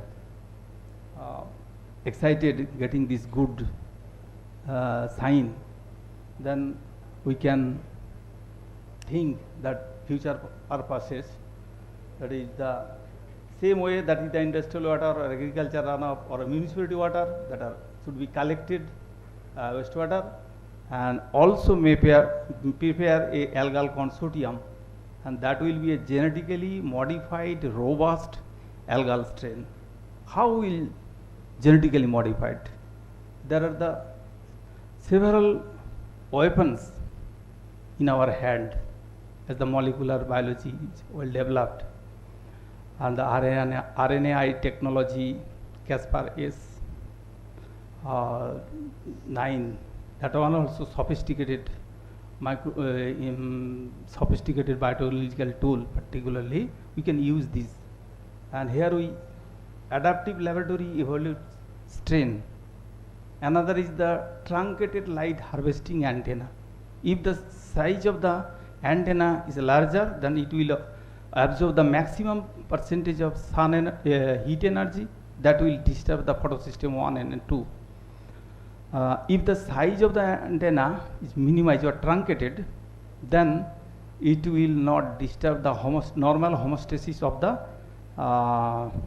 photosystem 2 and photosystem 1. So, truncated light harvesting antenna, then overexpression of Robisco enzyme, Robisco activase, particularly Robisco activase, and then genetic pH shooting, that is the GPS strain, to trace to against the fight against the salinity or alkalinity trace condition. Then also cell membrane engineered strain. Cell membrane engineered strain, it is also possible. There are several examples and well established data that were already applied in different strains. Engineered transporter molecules of the cells membrane, that is the toxic material during the metabolic pathway. So many toxic materials also hinder the normal growth and development or metabolic path. There are also several ways to expel out that toxic material from the cell factory. Then the reuse of that is the engineered transport. Okay, these are the probable pathway to prepare a robust genetically modified algal strain. Then this biomass of that consortium will be collected. That collected biomass can be used for several value-added products, from biofuel to food, feed, cosmetic, pharmaceutical, all necessary items which are needed in our day-to-day life, we can expect from the algal biomass. And that water that can reuse for our agriculture purpose or fish farming purposes. And that is the future prospect of this further study. Thank you, sir, giving me the opportunity to exchange my idea, thought in front of you. Thank you. Thank you, Dr. De, for your nice deliberation. May I request questions from the audience, please?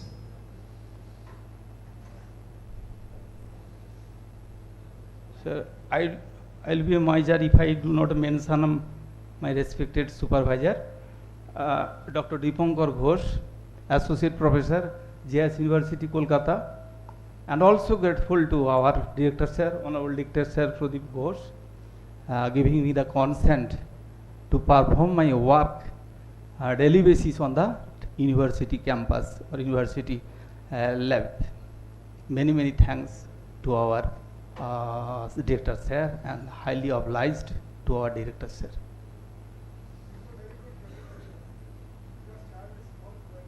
Okay, sir.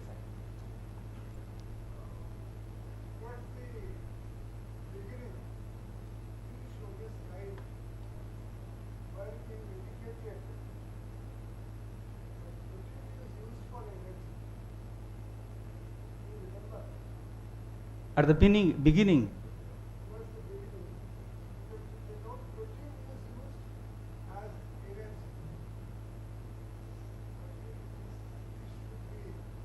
This one.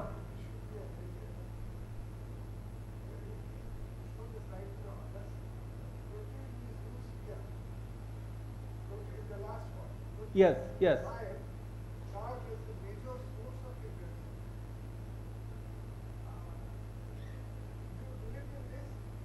Of course, sir.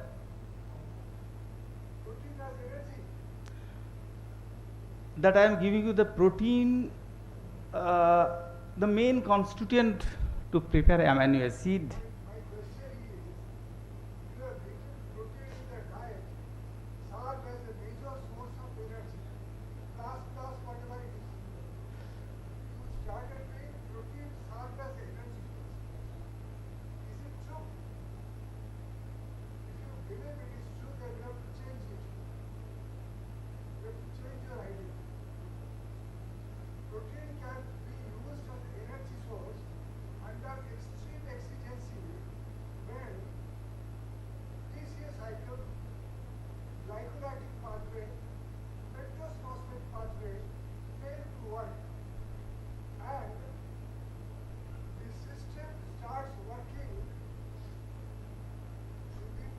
look on genesis.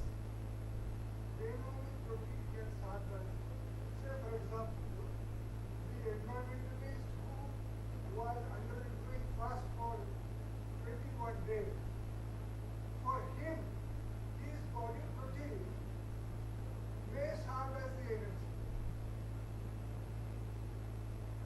Yes, yes, yes.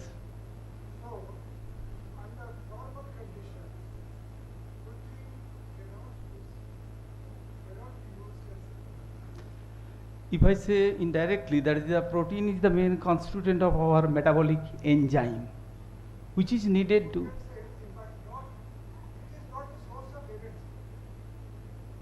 Okay, sir. our energy source is mainly carbohydrate, wherein energy is produced with studied in all schools through glycolytic pathway followed by TCSI.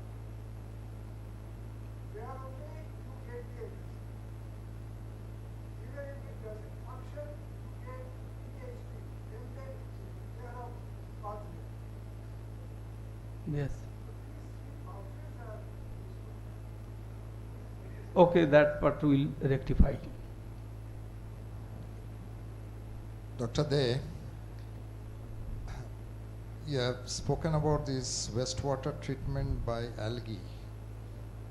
We are having a vast East Kolkata wetlands where this wastewater is being from the city is being drained, and as far as I know, vegetable cultivation is taking place. Pisciculture is also there after the water gets drained out or something like that. But not heard about this algae, means utilization of algae or something like that with respect to cleansing of wastewater. Because that is a very, because it is coming under Ramsar site, that one. It is of international, this one. So here comes the question whether this can be utilized or not for cleansing of the East Kolkata wetlands. Of course, it can be. I mentioned that is the natural consortium and artificial consortium. Natural consortium that is going on, that algae for their growth and development needs, that is nitrate and phosphate. Can too much growth of algae lead to eutrophication? Of course, too much growth of algae is known as eutrophication. That is also a problem, is there? You are saying in one hand to clean with the help of algae, but again too much growth of algae, again it is going to cause negative effects. Naturally, if it is going on, the formation of algal bloom, that is the eutrophication, will come inevitably. But if we control measures, then we can use this algae for the bioremediation purposes. That work is in a bioremediation, it is different. It is with respect to removal of heavy metals or something like that. Yes, it may be a part of this, a subset of this work. And the other important thing is that you have talked about only of use of 2 species of this algae. Any other species, promising species are there? Of course, there are so many species in this moment. I can recall the proper name. Coistella senedemus, so good for that purposes. Except that other algae also are responsible for this purposes. You have checked about algae combination. Yes. Algae bacteria, but you have not checked about all the 3 combinations. you try? Sorry sir, we have checked only algae consortium. What about algae, bacteria? Algae, bacteria, no, we did not do this type of work in our lab.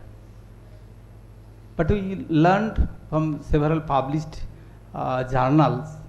There are also a good result. The percentage of ammonia and nitrate removal is comparatively poor than the others, than this algae combination. Now the other thing is that suppose in a city or other things wherever the drainage water is coming from hospitals, this. So which place should you like to select for the cleaning of this? Is it in a catchment area? There is no particular catchment area of any place. I think in the Midnapore town there may be separate catchment areas, multiple maybe. Drainage water, particularly drainage water, those who are directly run up into the nearest water body, that means Kongsaboti river or any other places. On that part, we can collect that water, drainage water, and we can start this type of consortium or study this type of consortium. After treatment, we then we allow this run up into the nearest water body. Okay, sir. Thank you. Any other questions? Any questions, please? Okay, thank you, sir. Thank you, sir, giving me the opportunity to deliver my speech.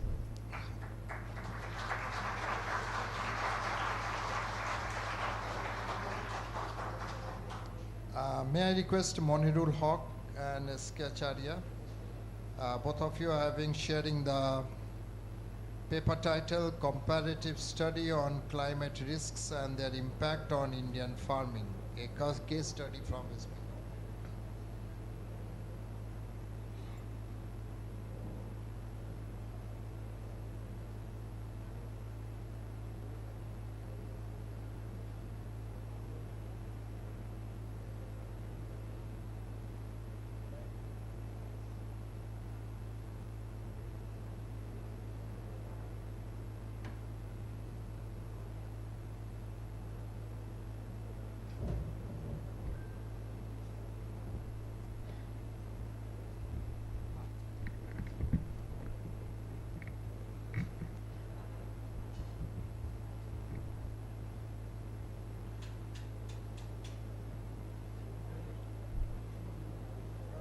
Good.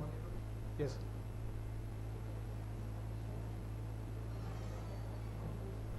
Good afternoon, all of you. I am Monirul Haq, PhD Research Scholar of the Department of Agricultural Extension, Bidhan Chandra Krishi Vishwavidyalaya. My presentation topic is Comparative Study on Climate Risks and Their Impact on Indian Farming, a case study from West Bengal.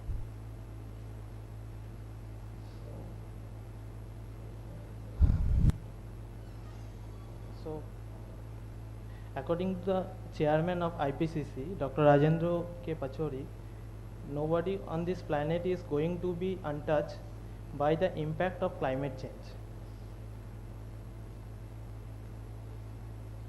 So nowadays climate change is obvious and it is an increasing seen as a major threat to the food security and sustainability to agriculture in India.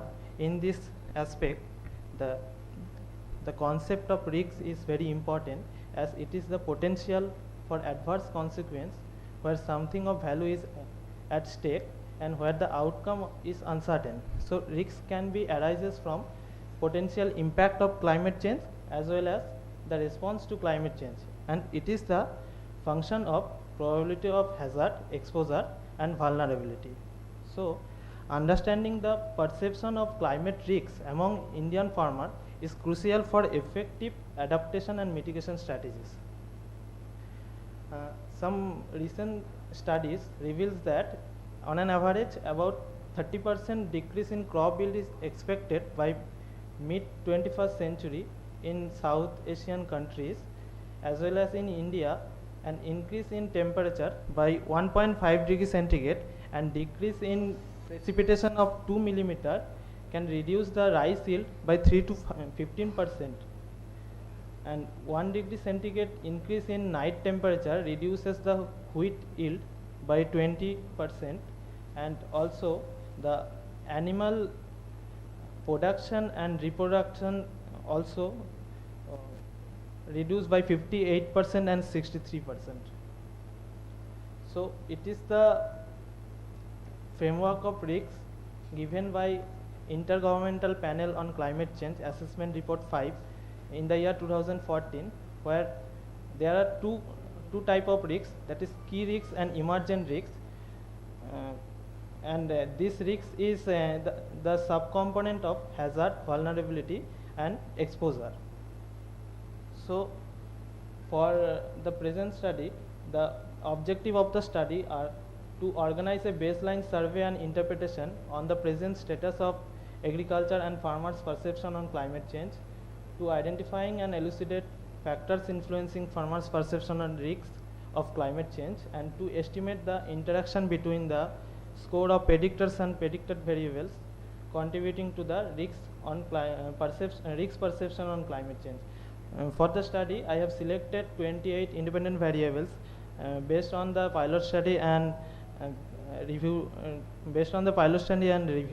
And I have selected risk perception on climate change based on the framework of IPCC Assessment Report 5. So for the study, I have selected 2 agroclimatic zones, Tarai alluvial zone and new alluvial zones, purposefully from West Bengal. And from Tarai alluvial zone, I have selected Coachbihar and Alipurduar district, and from new alluvial zone, I have selected North 24 Pargana and Nadia district. From each district, I have selected 75 farmers randomly. So based on the focus group discussion and face-to-face interaction with the farmers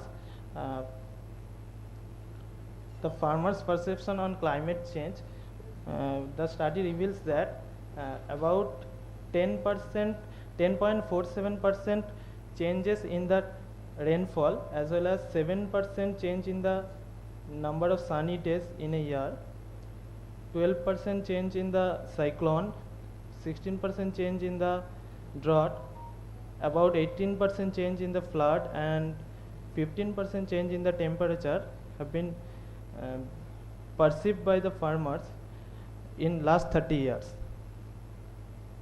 So this is the coefficient of correlation of risk perception on climate change and 28 independent variables. So first one is the correlation of Tarai alluvial zone, and next one is the new alluvial zone, where we can see that in case of Tarai alluvial zone, family size and market distance for seasonal crops, crop rotation diversity and livelihood diversification index, these variables got positive significant correlation with risk perception to climate change, where total holding, social participation, credit availability and accessibility, number of agri-allied activities and knowledge of cropping strategy, these variables got negative correlation with risk perception to climate change.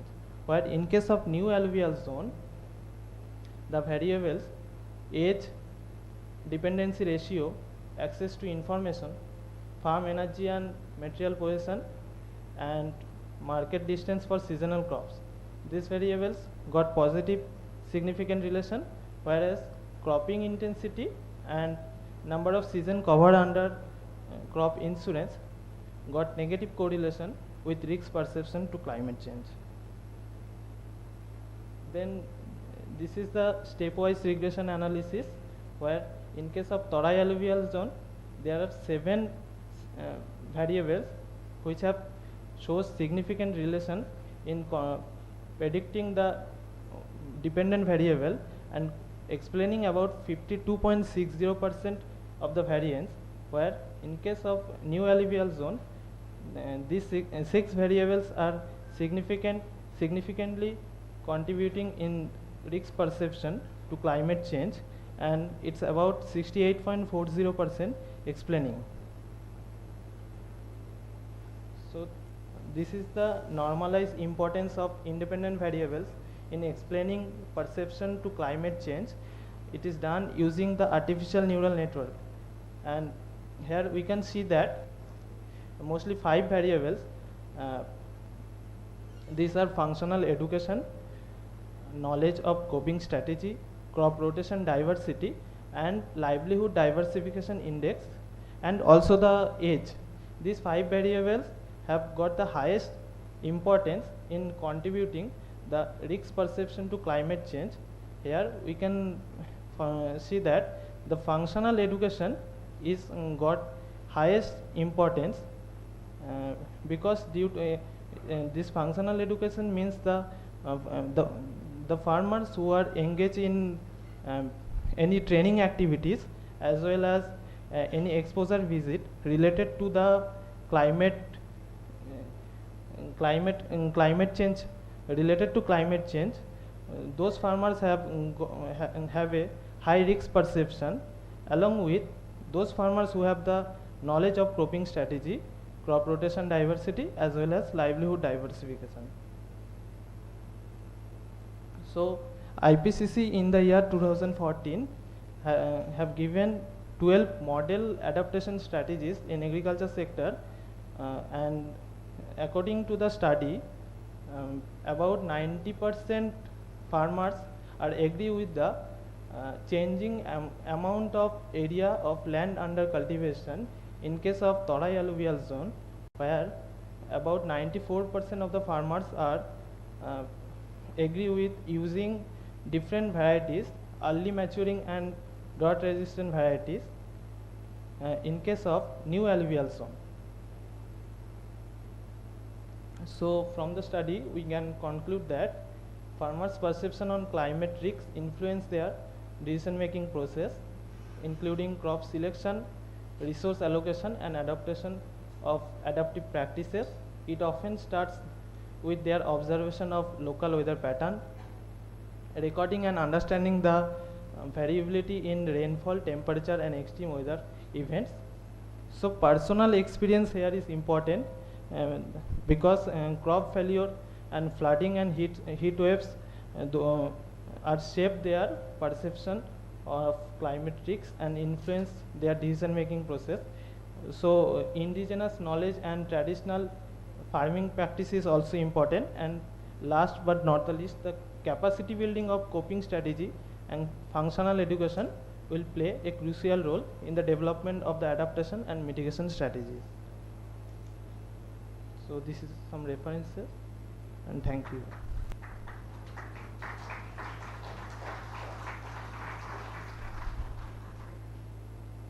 Thank you, Moniul. So it was a very much topic near to the 2 days national seminar topic, very relevant one. And I would like to request the audience to go for questions. Please do ask questions because it is the last one. So let us have a successful ending note of this technical session 2. I request once again to the audience to go for some questions.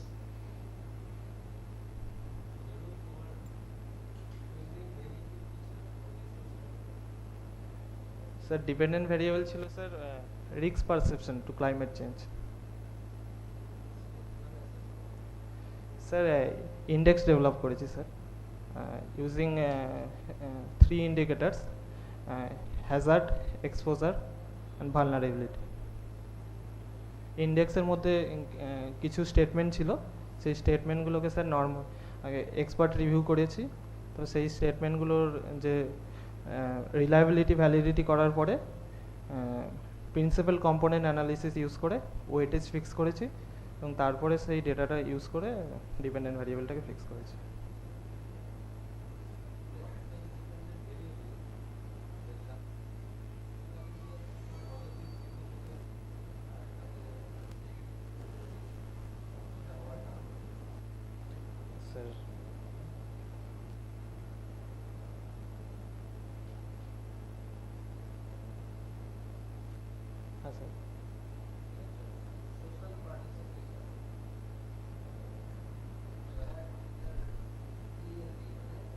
Tarai alluvial zone.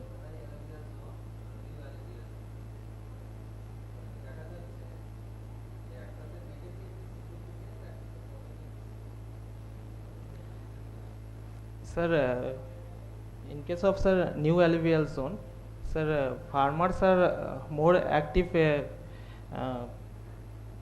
মানে sir তারা হচ্ছে যে sir contact ফার্মারদের যে নেটওয়ার্কটা আছে, ফার্মারদের নেটওয়ার্কটা sir বেশি active.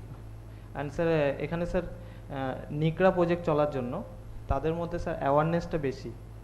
So sir সেই কারণে sir হচ্ছে যে যারা হচ্ছে একে অপরের সাথে বেশি কানেক্টেড তাদের মধ্যে হচ্ছে যে রিস্ক পারসেপশনটা বেশি পাওয়া গেছে। কিন্তু স্যার তরাই অ্যালুভিয়াল জোনের ক্ষেত্রে যেহেতু স্যার ওখানে মানে ফার্মারদের ডেন্সিটিটা কম, একটা মানে আমি যেই লোকেশনে কাজ করেছি সেখানে হচ্ছে আলিপুরদুয়ার আর কোচবিহার জেলাতে একটাই কেভিকে আছে, দুটো ডিস্ট্রিক্ট মিলে। তো স্যার সেখানে কেভিকে কোচবিহারের কাছে হয়তো পৌঁছাতে পারে, কোচবিহার ফার্মারের কাছে, কিন্তু অত এফেক্টিভলি আলিপুরদুয়ার ফার্মারের কাছে পৌঁছাতে পারে না। সেই জন্য স্যার তাদের কাছে হচ্ছে যে স্যার সোশ্যাল পার্টিসিপেশনটা মানে সোশ্যাল পার্টিসিপেশন থাকা সত্ত্বেও হচ্ছে যে সেখানে রিস্কের সাথে রিস্ক পারসেপশনটা তাদের মধ্যে তৈরি হয়নি স্যার সেরকমভাবে।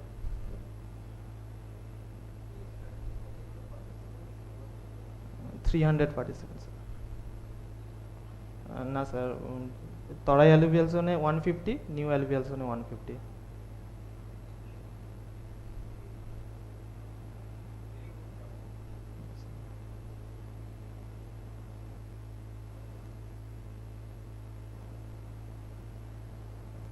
Any questions? Okay, thank you, Monil. Thank you. So, thank you, audience, for patiently hearing all the lectures delivered from Dr. Pratap Mukhopadhyay starting. Then, though I think sir just gave a invitee lecture today, and I'm not going to consider it as an oral presentation of sir, because he's a very senior person, very experienced person, and very good inputs he had given all throughout. And next, so the Agni Bahaldar, then Orpon, then came Augustina, then Dr. Kamalendude, and then Monirul.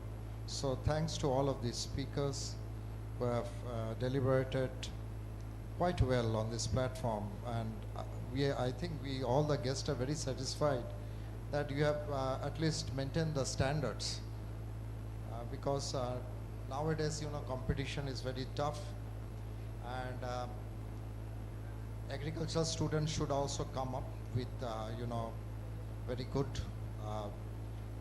well-oriented, you know, programs in the near future, because you are the future of our country. And hope you know, in the near, those who have not given, you should also come forward in the coming days. Just be positive and do your work, whatever is given, in a more, you know, precise way, I will say, having some targets and good outputs. So thank you all for your hearing once again. So I end up the technical session too. Thank you all.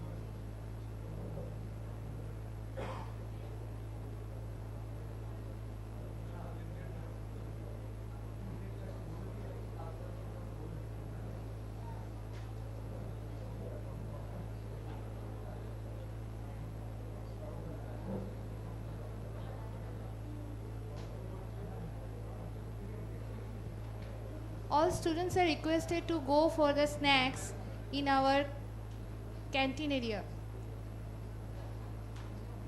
Downstairs only, not that canteen. You can go.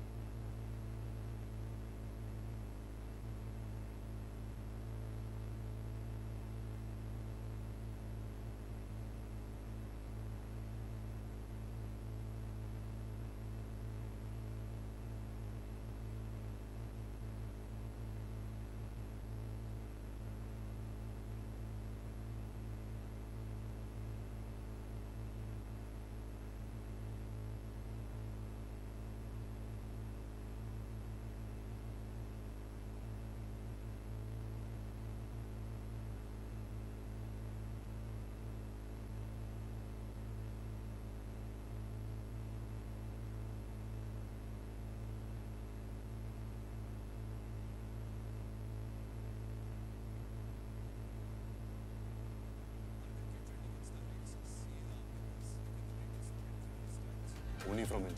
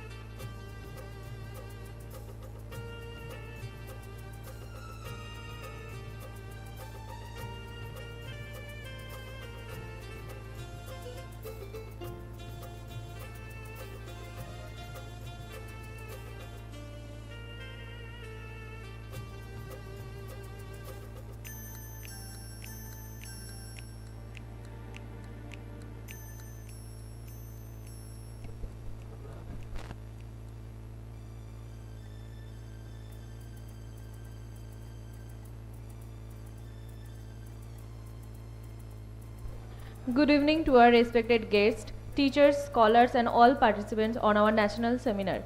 Now I request our students to felicitate Professor Gopal Shukla, Head, Department of Forestry, Northeastern Hill University, Tura Campus, Meghalaya.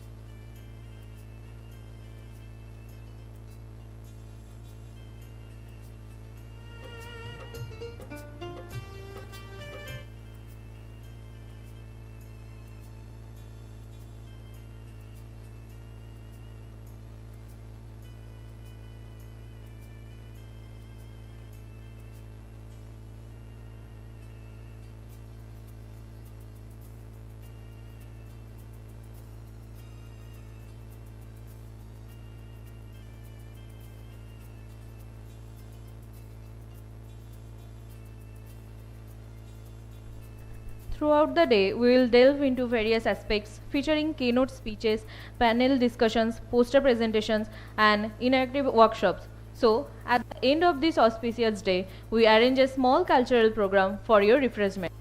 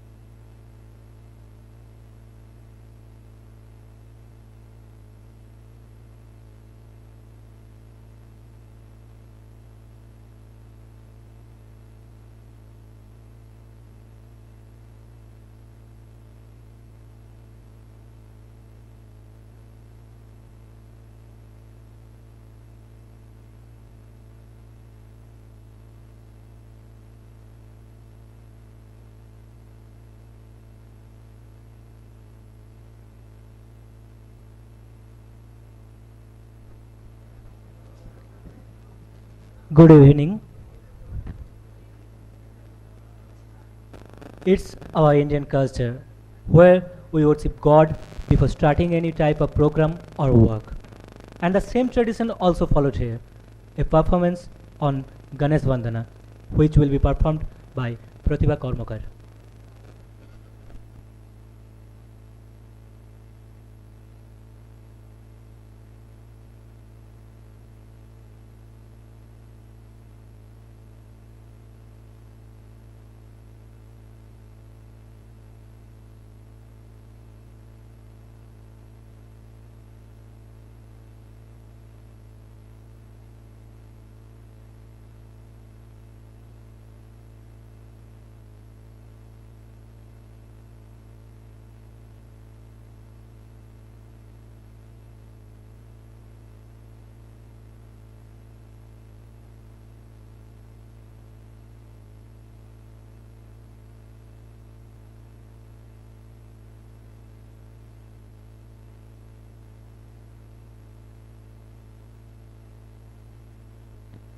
We are extremely sorry, there is a technical issue. The program will start soon.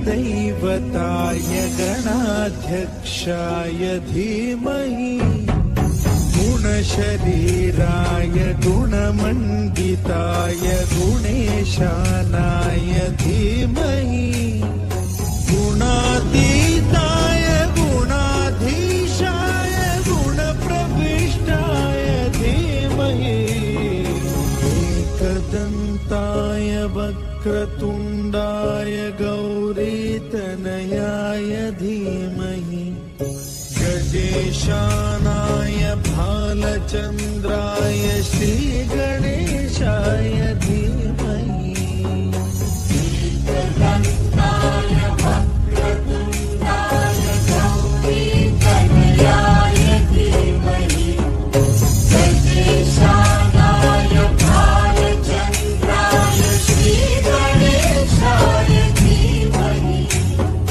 गानचतुराय गानप्राणाय गानान्तरात्मने गानोत्सुकाय गानमत्ताय गानोत्सुकमनसे गुरुपूजिताय गुरुदैवताय गुरुकुलस्थायिने गुरुविक्रमाय गुह्यप्रवराय गुरवे गुणगुरवे गुरुदैत्यकलक्षेत्रे गुरुधर्मसदाराध्याय गुरुपुत्रपरित्रात्रे गुरुपाखण्डखण्डकाय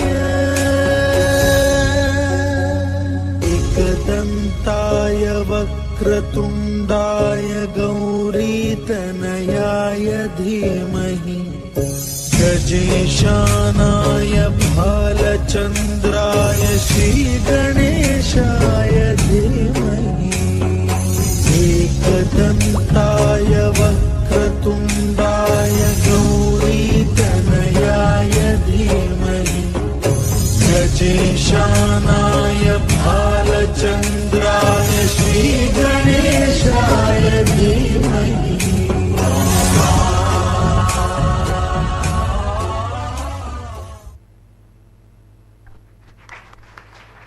Thank you, Pratibha. India has its own rich culture. When we are discussing about our Indian culture, we cannot refuse the contribution of our beloved Kavi Guru Rabindranath Tagore. His poems, songs, writings touches every Indian's heart. Now we are presenting a Rabindra Sangeet performance performed by our Pooja Ghosh to touch our hearts.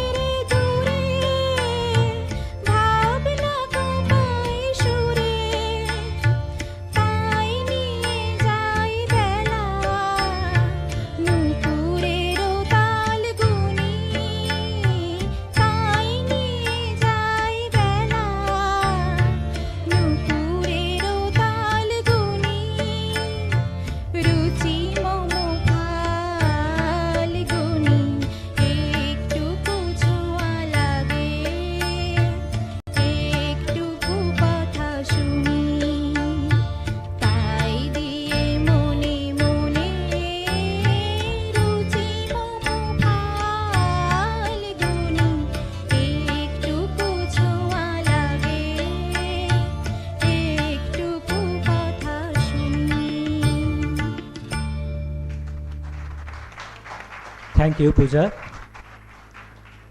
The modern or contemporary dance in India has a relatively short history, being evolved only in the 20th century as a creative combination of the classical and folk dance of India.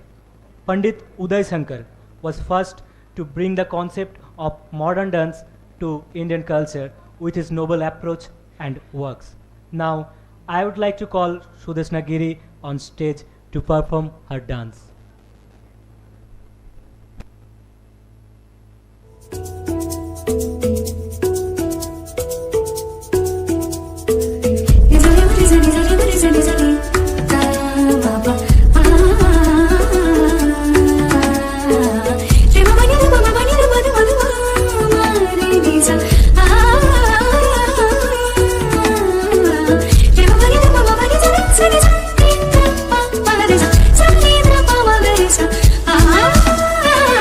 রাতগুলো আমার স্বপ্ন মিছিল সুপ্ত ইচ্ছেরা তারা ঝিলমিল রাতগুলো আমার স্বপ্ন মিছিল সুপ্ত ইচ্ছেরা তারা ঝিলমিল আমি কবিতা হলে তুমি অন্তমিল আমি বৃষ্টি তুমি রামধনুর নীল রাতগুলো আমার স্বপ্ন মিছিল সুপ্ত ইচ্ছেরা তারা ঝিলমিল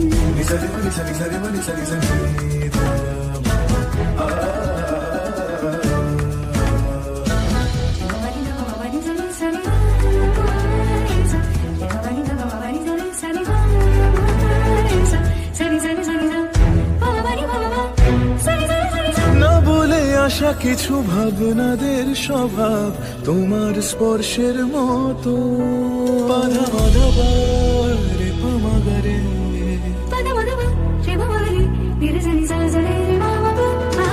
না বলে আসা কিছু ভাবনাদের স্বভাব তোমার স্পর্শের মতো শেষ না হওয়া লিঙ্গনের ভাষা বলছে কথা কত প্রেম পোহানো দিন আমাকে ছড়ায় তোমার অভিমান আমাকে পোড়ায় রাতগুলো আমার স্বপ্ন সুপ্ত ইচ্ছেরা তারা ঝিলমিল।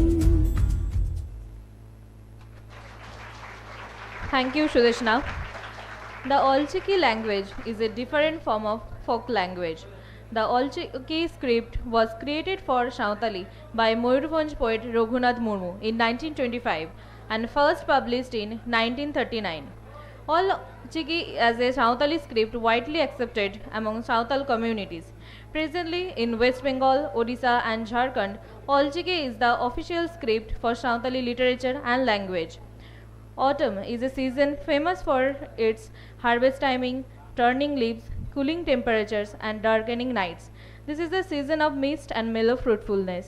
To describe the season's beauty in a Indian traditional language, Alchiki, we are presenting a Sautali dance performance performed by Rajkumar Tudu, Sushil Murmu, Basudev Mandi, Jharna Murmu, Antara Hasda, Jharna Moni Mandi, Monika Mandi and Gauri Soren.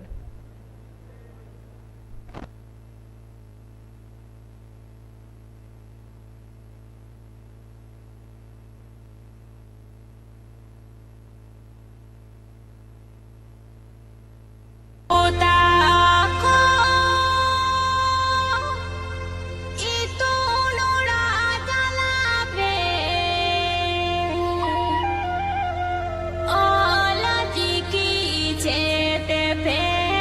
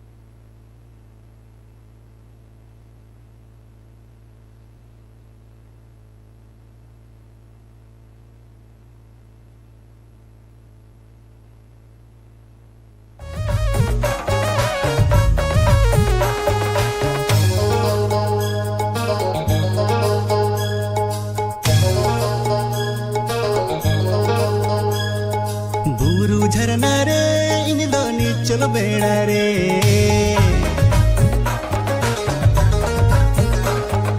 धीरे धीरे आते इन दो गुप्पी टेंडी रे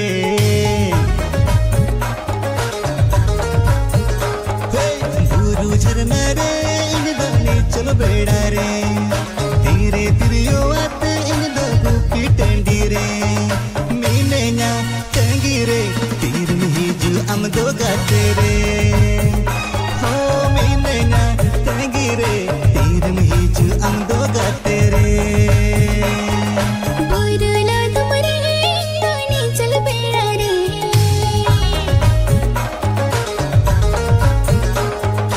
आमा तिरियो आरंग आंचम हिजो काना रे हाँ बोरला तुम्हारे दोने चल बेड़ा रे आमा तिरियो आरंग आंचम हिजो काना रे गाते रे चोरी रे से तेरे अंसा गुन बेड़ा रे गाते रे चोरी रे से तेरे अंसा गुन बेड़ा रे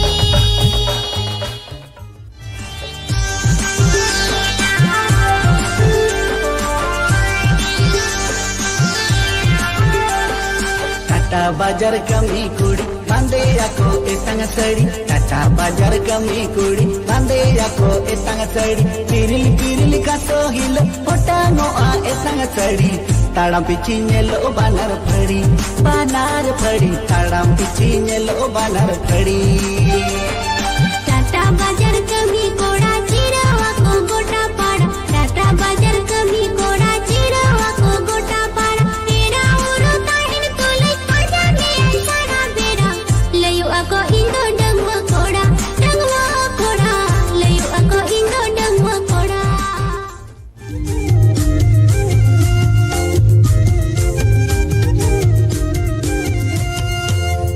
कुंदी रोटे लिकम फूल वकननो हेलक लंगा ककड़ा लिकम कोयो अकदनो कोच कुंदी रोटे लिकम फूल वकननो हेलक लंगा ककड़ा लिकम कोयो अकदनो एगो जुरीती एगो तिरीती कूली मेरे बाचन रोड़ा मोने बढ़ जती एगो जुरीती एगो तिरीती कूली मेरे बाचन रोड़ा मोने बढ़ जती ragi alis usalare ok phini koi ara ondi benge te mahabarim phene melai ragi alis usalare ok phini koi ara ondi benge te mahabarim phene melai ego pandoli ego sohagi ta ate tang da karenge je pacham bujoti ego pandoli ego sohagi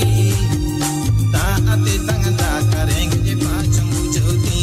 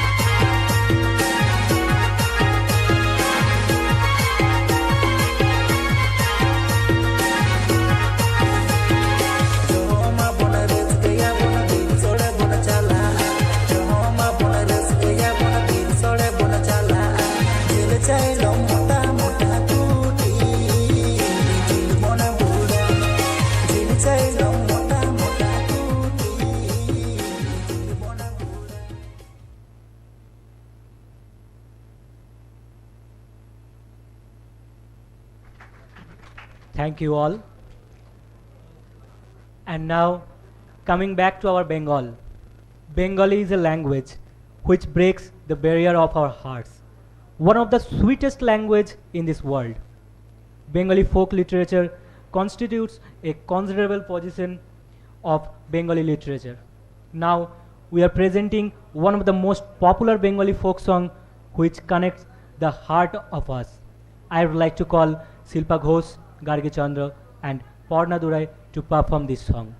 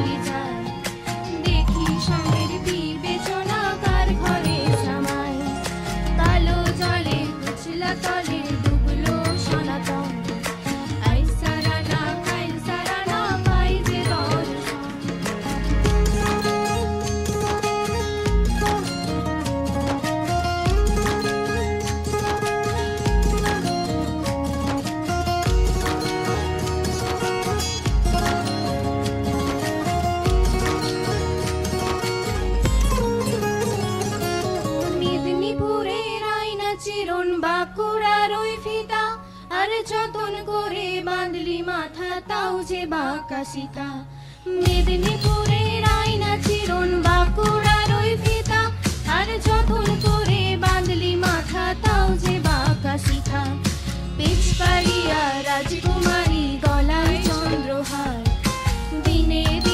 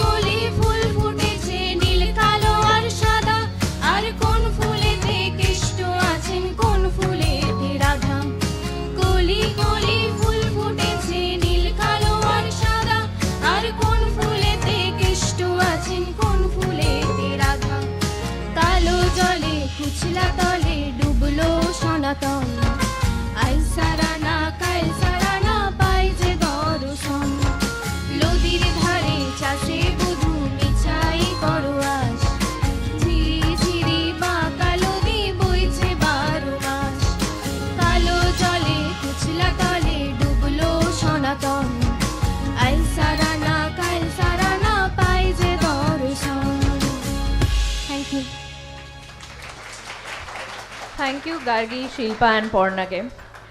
The city, which has a major road and railway junction and regions, major agricultural distribution center, let's see the dance of Terra Rosa, the Lal Pahari Desh. Now, I would like to call Pratibha Karmakar to perform her dance.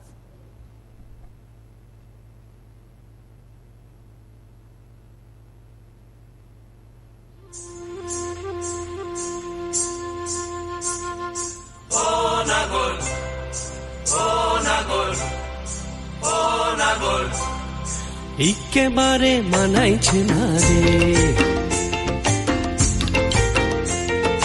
লাল পাহাড়ি দশে যা রঙ্গামাটির দশে যা লাল পাহাড়ি দশে যা রঙ্গামাটির দশে যা ইতক তোকে মানাইছে না রে একেবারে মানাইছে না রে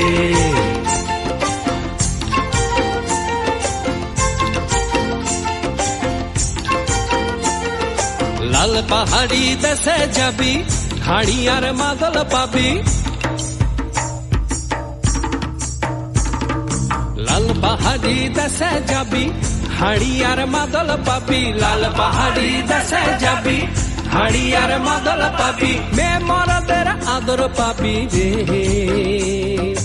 ও নাগর ও নাগর একেবারে মানাইছে না রে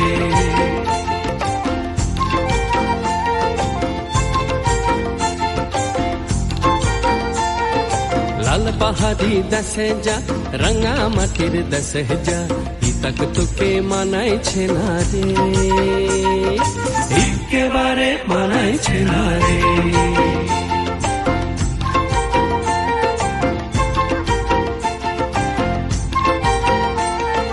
নদীর ধারে শিমুলে ফুল নদীর ধারে শিমুলে ফুল নানা পাখির বাসা রে নানা পাখির বাসা সকালে ফুটিবে ফুল সকালে ফুটিবে ফুল মনে ছিল আশা রে এমন ছিল আশা তুই ভালোবেসে গেলি চলে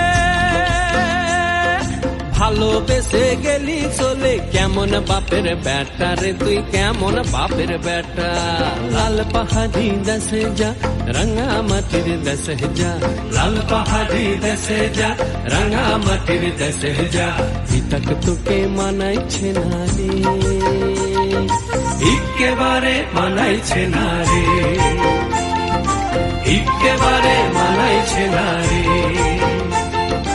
একেবারে মানাইছে না রে একেবারে মানাইছে না রে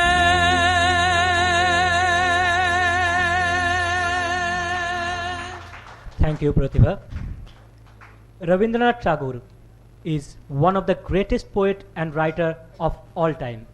He is a pride for our Indian culture. We Bengalis cannot organize a single cultural program without his poems, songs or writings. His songs are known as Rabindra Sangeet, which has its own style, rhythm, bass and many things to follow when it's sung. Now we all are going to be the witness of a beautiful moment, the beauty of Rabindra Sangeet, performed by Shilpa Ghosh.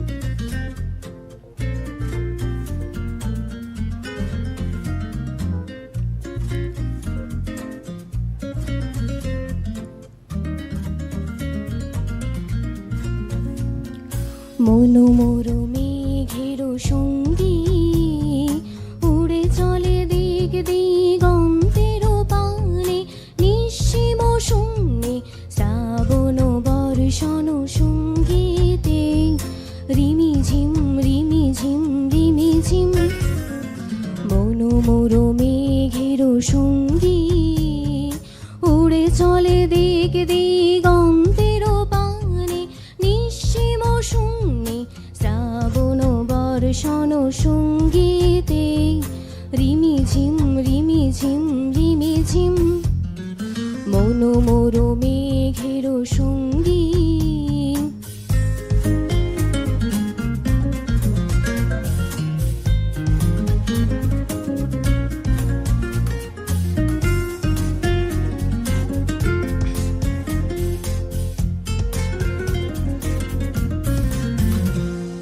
মনোমোর Hansa বলাকার পাখায় যায় উড়ে কুচিত কুচিত চকিত তড়িত আলোকে মনোমোর হংস বলাকার পাখায় যায় উড়ে কুচিত কুচিত চকিত তড়িত আলোকে ঝনঝন মঞ্জির বাজায় ঝঞ্ঝা রুদ্র আনন্দে কলো কলো কলো মন্দ্রিনীর ঝরিণী ডাক দেয় প্রলয় ভানি মনোমোর মেঘের সঙ্গী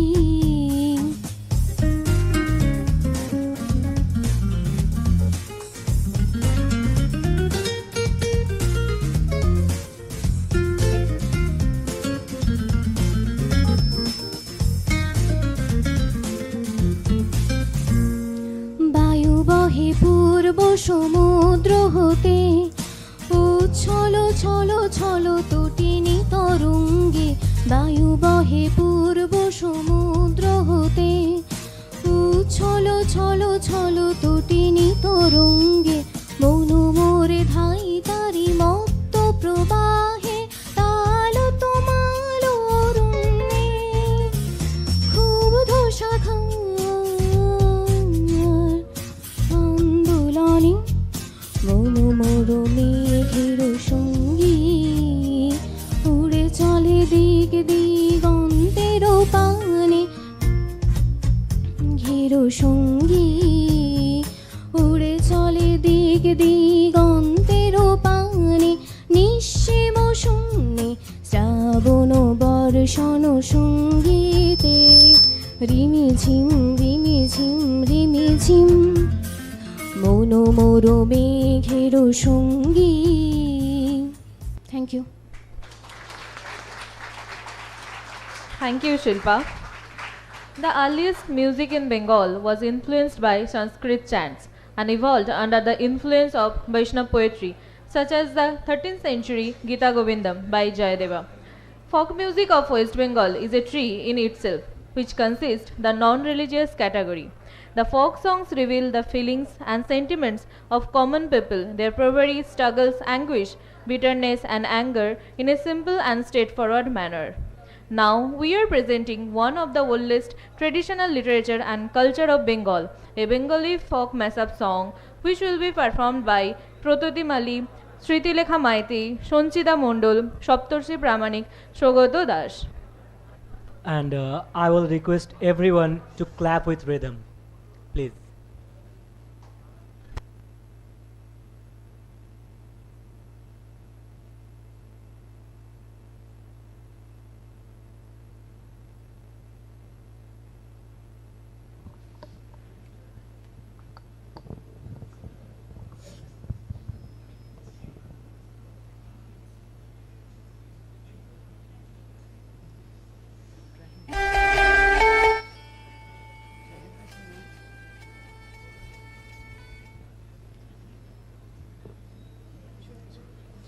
বলিও ননদী বলিও ননদী আর দুমুঠো চাল ফেলে দে হাড়িতে ঠাকুর জামাই এলো বাড়িতে ও ননদী ঠাকুর জামাই এলো বাড়িতে বলিও ননদী আর দুমুঠো চাল ফেলে দে হাড়িতে ঠাকুর জামাই এলো বাড়িতে ও ননদী ঠাকুর জামাই এলো বাড়িতে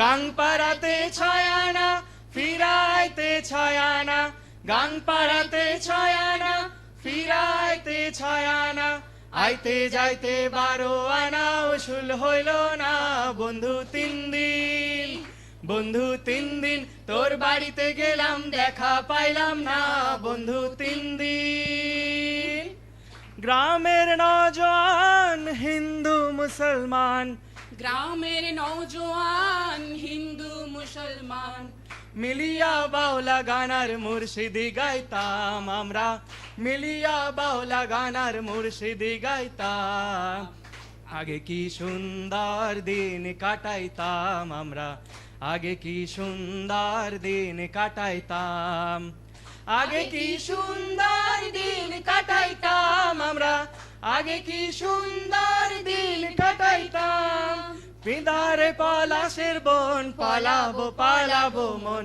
বিদারে পলাশের বন পালাবো পালাবো মন নেংটি ইঁদুরে ঢোল কাটে নেংটি ইঁদুরে ঢোল কাটে ও কাটে হে গতরে পীরিতির ফুল ফুটে গতরে পীরিতির ফুল ফুটে বন্ধু বিনে প্রাণ বাঁচে না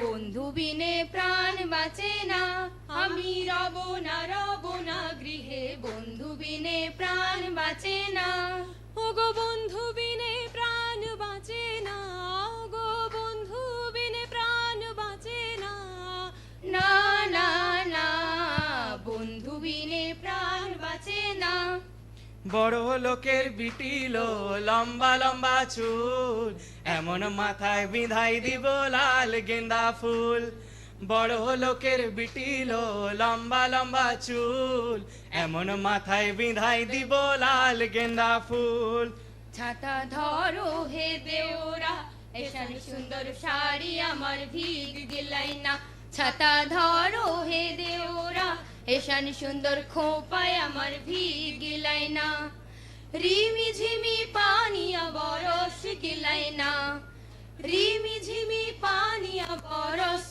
গেলাই না এসান সুন্দর সাপায় আমার ভিগ গেলাই না ছাতা ধরো হে দেওরা এসান সুন্দর খোপায় আমার ভিগ গেলাই না বিহুরে লগন মধুরে লগন আকাশে বাতাসে লাগিল রে চম্পা ফুটিছে চামেলি ফুটিছে তার সুবাসে ময়নায় আমার ভাসিল রে বিহুরে লগন মধুরে লগন আকাশে বাতাসে লাগিল রে চম্পা ফুটিছে চামেলি ফুটিছে তার সুবাসে ময়নায় আমার ভাসিল রে দে দে পাল তুলে দে মাঝি হেলা করিস না পাল তুলে দে মাঝি হেলা করিস না ছেড়ে দে নৌকায় আমি যাব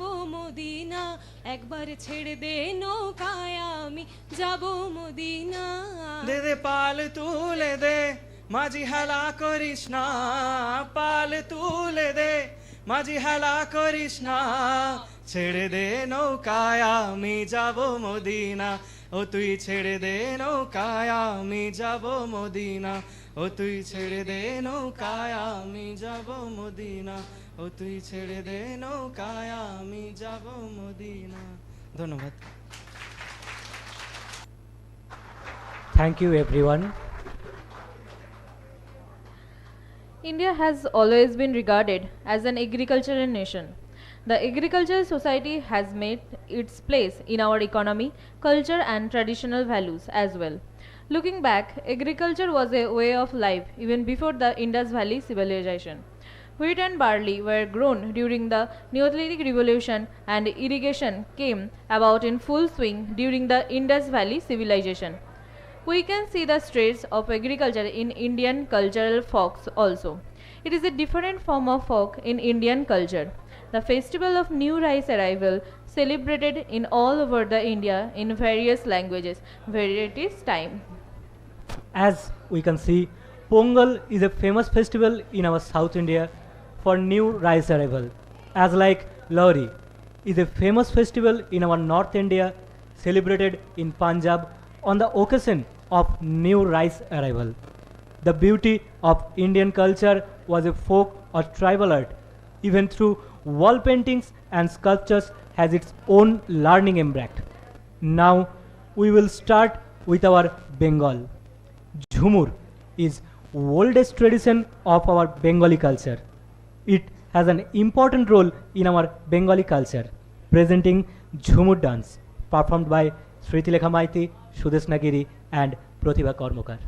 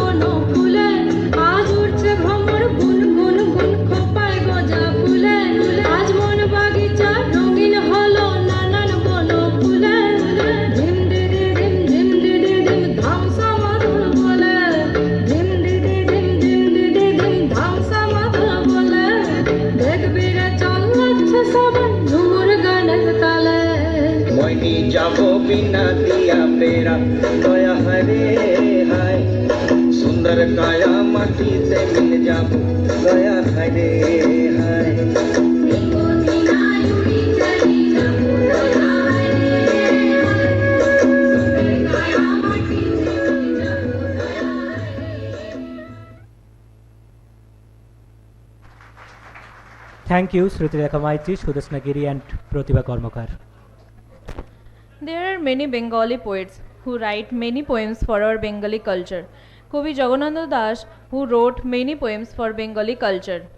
Now, we would like to call Anupama Sahu on stage to perform a poem written by Jibanananda Das.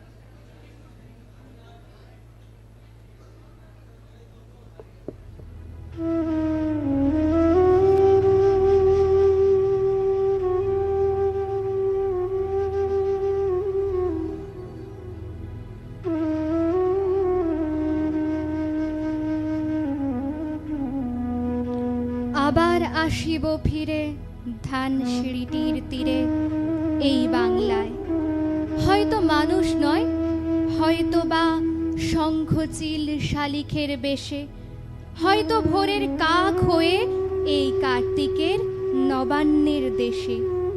কুয়াশার বুকে ভেসে একদিন আসিব এ কাঁঠাল ছায়ায়, হয়তো বা হাঁস হব কিশোরীর ঘুঙুর রহিবে লাল পায়। সারাদিন কেটে যাবে কলমির গন্ধ ভরা জলে ভেসে ভেসে।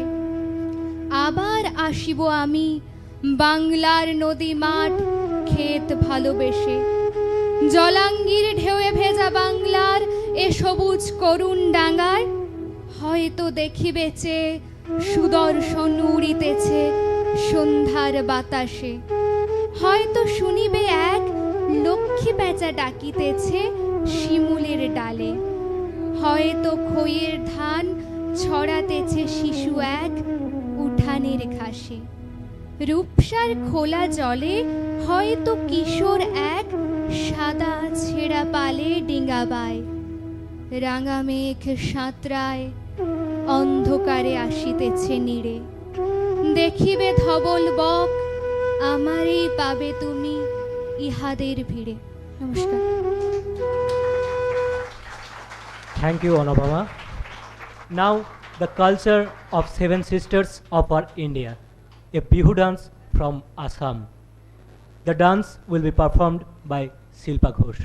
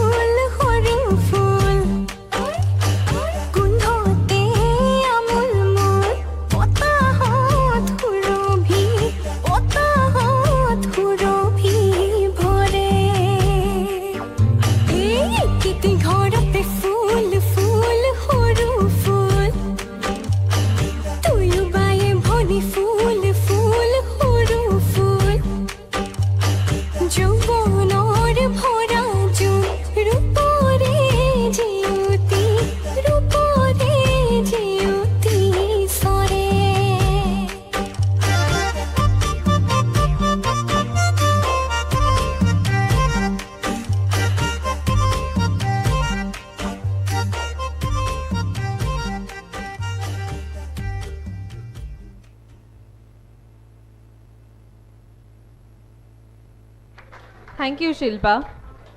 We spoke many languages in all over India. The languages are different, but we are united by our culture. Now we are presenting one mixed up song from many the different languages speak by us Indians. Now I would like to call Rakhi Noshkar, Gargi Chandra and Porna Durai on stage.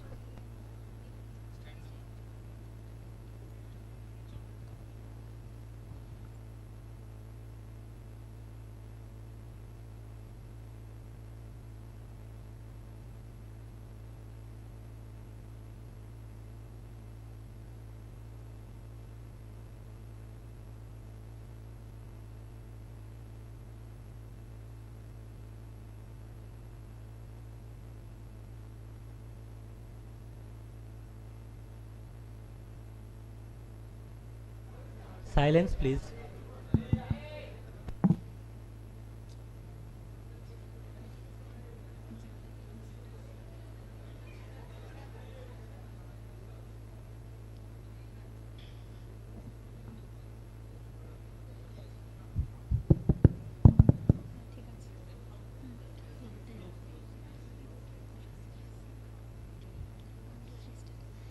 हे शुभारंभ हो शुभारंभ मंगल बेलाई, सपनों की तहरीर पे दिल की बाजी रे शहनाई शहनाई शहनाई। भर दो झोली मेरी या मोहम्मद, लौट कर मैं न जाऊंगा खाली। भर दो झोली मेरी या मोहम्मद, लौट कर मैं न जाऊंगा खाली। उइरे बंधु नाड़ कलंद बिरे, नीड़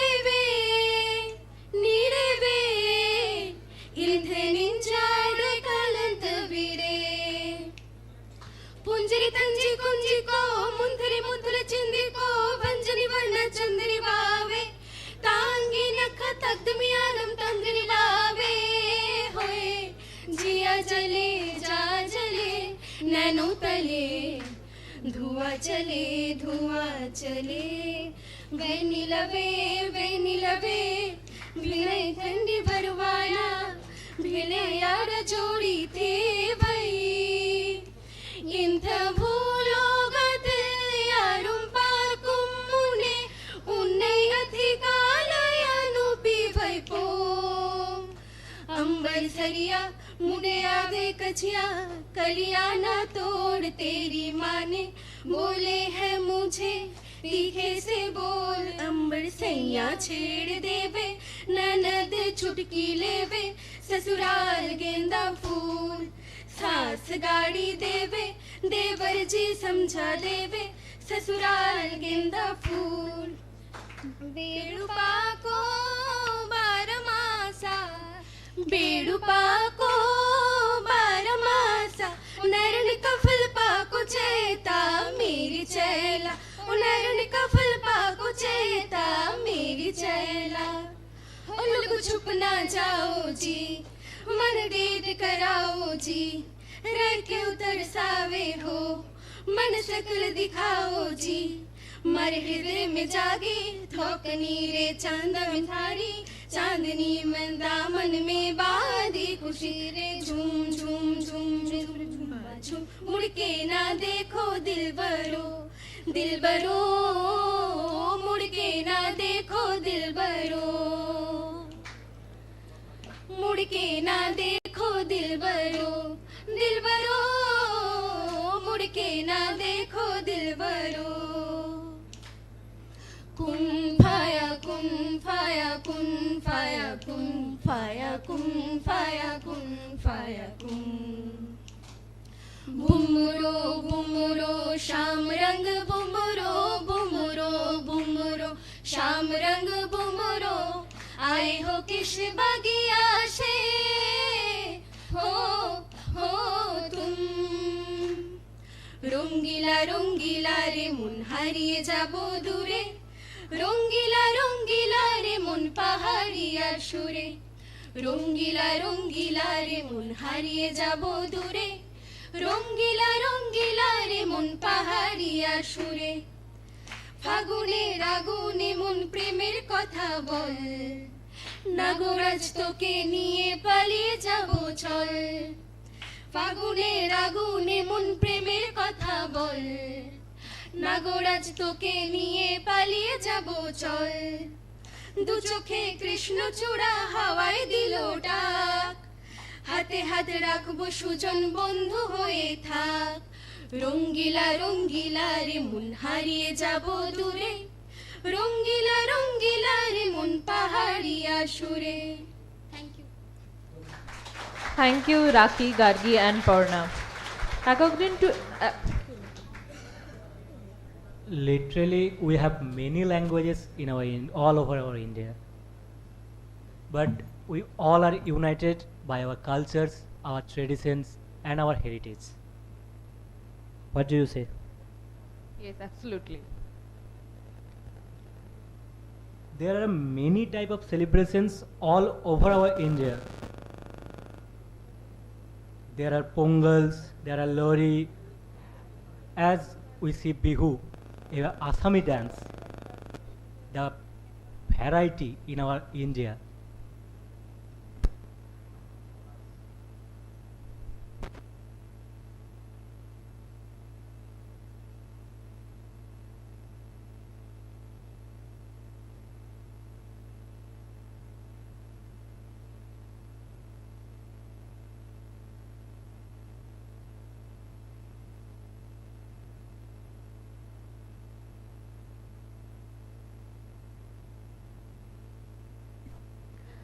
According to our national anthem, Punjab, Sindhu, Gujarat, Maratha, Dravid, let's enhance the flame of our South India. Pongal is a festival in our South India which they celebrate on the occasion of new rice arrival.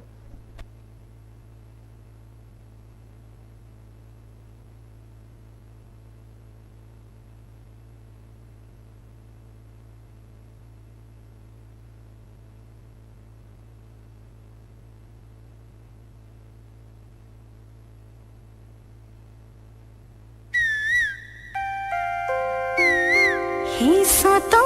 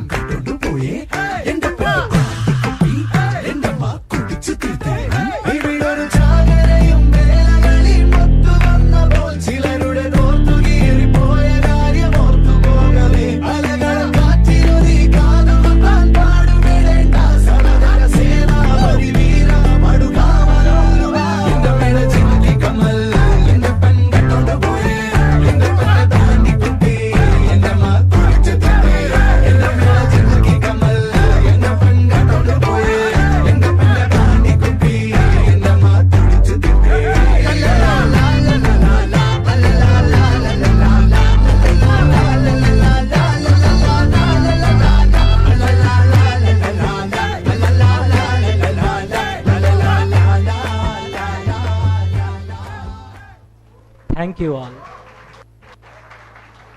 Osmita, on this occasion where celebrating the Indian, I suddenly remember a poem written in Bengali regional language which suits this theme, which teaches us to stay connected with our roots. The name of the poem is Sikor. কেন্দুলির মেলা পেরায় তখন আমাদের রাঙ্গামাটির দেশে ফাগুনের হাওয়া বইছে, কচি পলাশপাড়া রোদ উঠেছে ঝলমলিয়া। সেই রোদ ধুলা পথে কানা বাউলের আখড়ায় যেতে যেতে থমকে দাঁড়াল এক মাস্টার, কৃষ্ণনগরের সুধীর মাস্টার। বললে, তুই হরিদাসের লাতে কানু বাগাল্লা? গরু বাথানের গরু পাল খুলে গাছতলাতে বাঁশি ফুঁকতে যায় আমি ফিক করে হাসে ফেলেছি। মাস্টার বললে, শুন, তোকে একটা কাজ করতে হবে। বললাম, কাজটা কি বটে? বললে, তোকে একটা ছবি আঁকে দিতে হবে। ই বাবা, ছবি আবার কি আঁকবো হে? আমি গরু বাগালি আর বাঁশি ফুকা ছাড়া আর তো কিছু জানি নাই। মাস্টার না ছড় ঝোলা হাতেড়ে বললে, এলে রং, এলে তুলি, এলে কাগজ। সকালবেলা গরু বাথানের মাঠে এক পাল গাই গরুর মাঝে আমি হাঁ করে ভাইলে বললাম, বাবুদের স্কুল ডাঙাতে দেখ গা যায় আমার পাড়া কত ছেলা পিলা বসে বসে ছবি আঁকছে, দাঁত ছবি। মাস্টার শুনলে নাই কিচ্ছুই।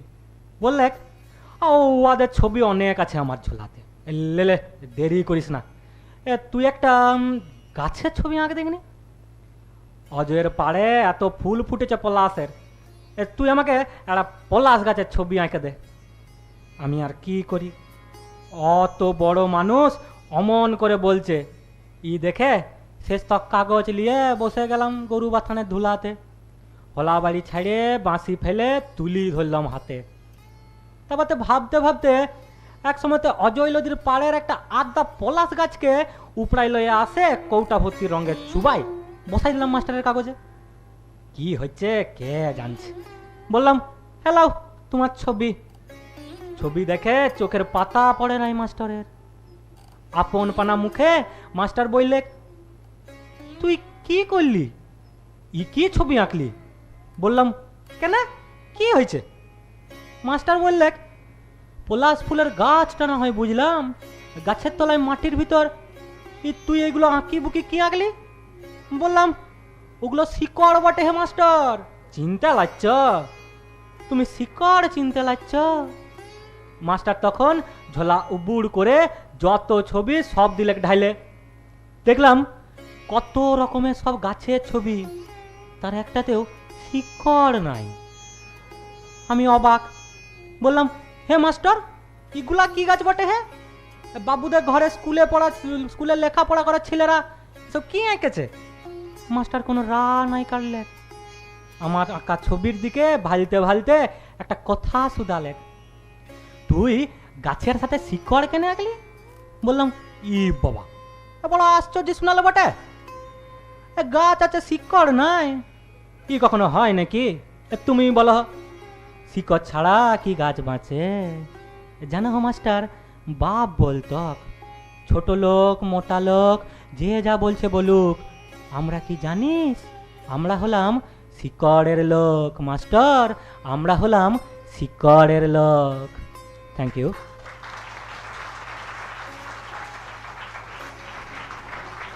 Thank you, Prakash, for this beautiful poem. Gujarat, which is famous in all over India for its dandiya. Dandiya is a dance of grace and culture, where tradition and celebration is beautifully collaborated. Presenting the culture of Gujarat, the dandiya dance, which will be performed by Pratati Mali, Shilpa Ghosh, Orgho Maiti and Obranto Mahato.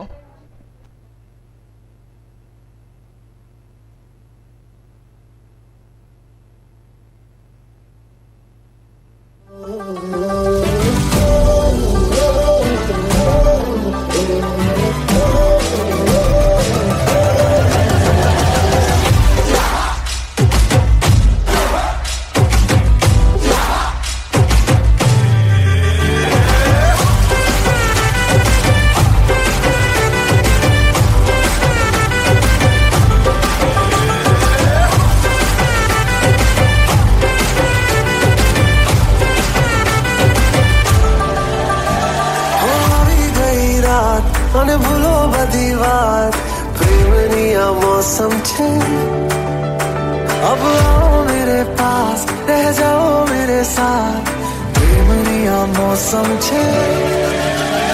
हो गई रात, मन भूलो बदी बात, प्रेमनिया मौसम छे। अब आओ मेरे पास, रह जाओ मेरे साथ, प्रेमनिया मौसम छे। मिल जाए मुझको अगर साथ तेरा, तो भूलूं मैं सारा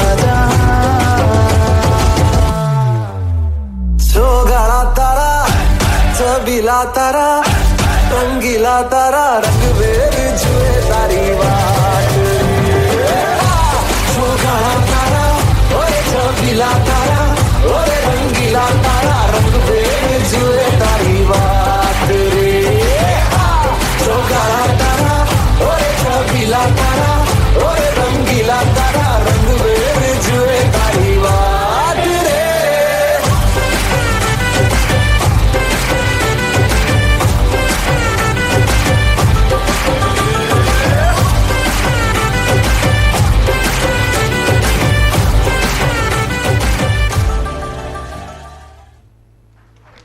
Thank you all. The culture of Maharashtra songs originated from Maharashtra in the 18th and 19th century. Now we are presenting a Marathi song performed by Rakhi Noskar and Porna Dorai.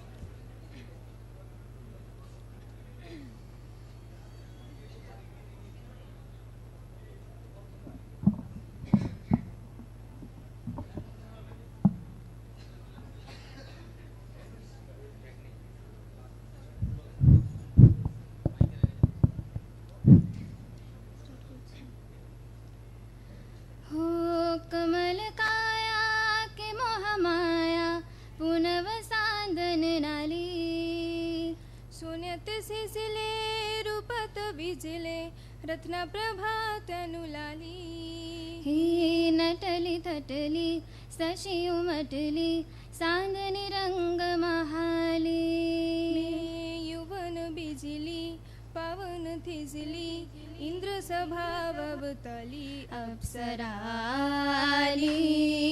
इंद्रपुरीतून खाली पसरली लाली रत्न प्रभातून याली ती हसली आली चांदनी रंग महाली अप्सराली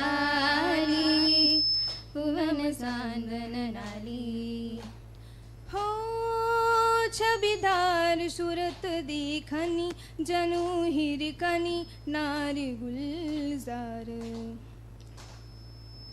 छबिदार सूरत दिखनी जनु हिरकनी नारी गुलजार सौंदते उमर कंचुकी बाबरी मुखे सौसते भार शीलती कनावे कटी तशी हनुवती नयन तलवार हिरती मधुबार लिताजी थिंगी सिंगाराजी कस्तूरी दरवाली दाजी जुलक ही वाराजी नटली सतली शशि उमटली चांदनी रंग महाली में यवन बिजली पवन तिजली इंद्र सभा भवतारी अप्सराली इंद्रपुरी तुन खाली पसरली लाली रत्न प्रभातन याली ती हसली गाली चांदनी रंग महाली अप्सराली पूनम चांदन नाली thank you Thank you, Rakhi and Parna. Punjab has one of the oldest and richest culture of the world. Lohri is a famous harvest festival celebrated in North India. It shows the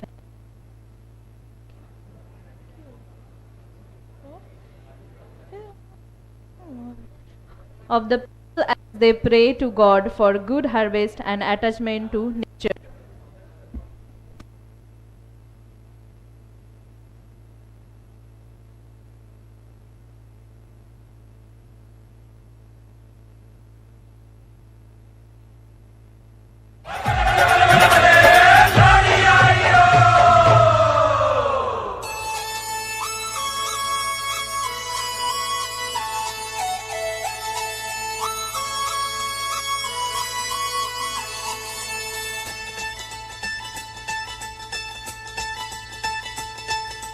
ਆਉਂਦੀਆਂ ਨੇ ਲੋੜੀਆਂ ਮਨਾਉਂਦੀਆਂ ਨੇ ਜੋੜੀਆਂ ਭੈਣਾਂ ਪਈਆਂ ਗਾਉਂਦੀਆਂ ਭਰਾਵਾਂ ਦੀਆਂ ਕੋੜੀਆਂ ਜੋੜੀਆਂ ਦੇ ਸ਼ਗਨ ਮਨਾ ਜਦੋਂ ਇਹ ਆਉਂਦੀ ਏ ਲੋੜੀ ਬੜਾ ਜੀ ਲਾਉਂਦੀ ਏ ਲੋੜੀ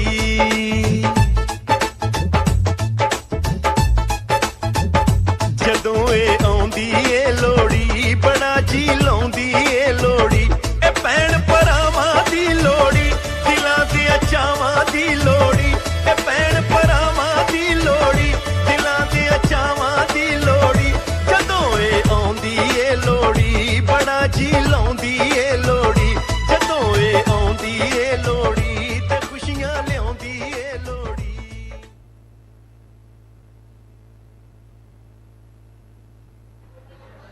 Thank you, Prototi, Shilpa, Orgho, and Opranto. Silence, please. India is a land that symbolizes unity in diversity.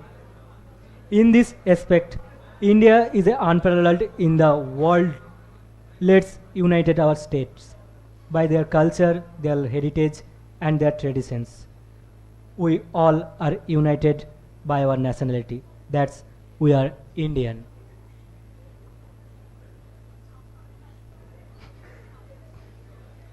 And at last, the performance by us, the United India.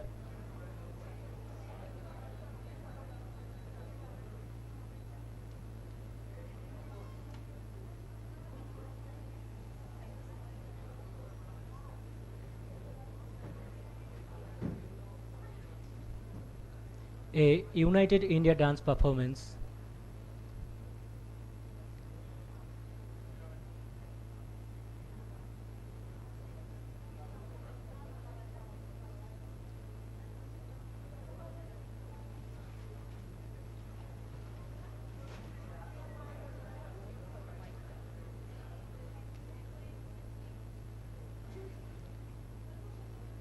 Now we are presenting the United India dance performance.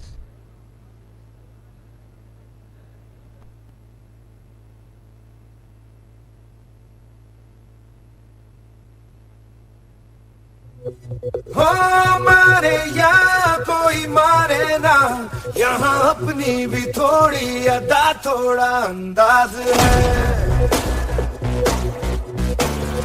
ऐसे हैं चाहे वैसे हैं, अरे जो भी हैं जैसे हैं, खुद पे हमें नाज है।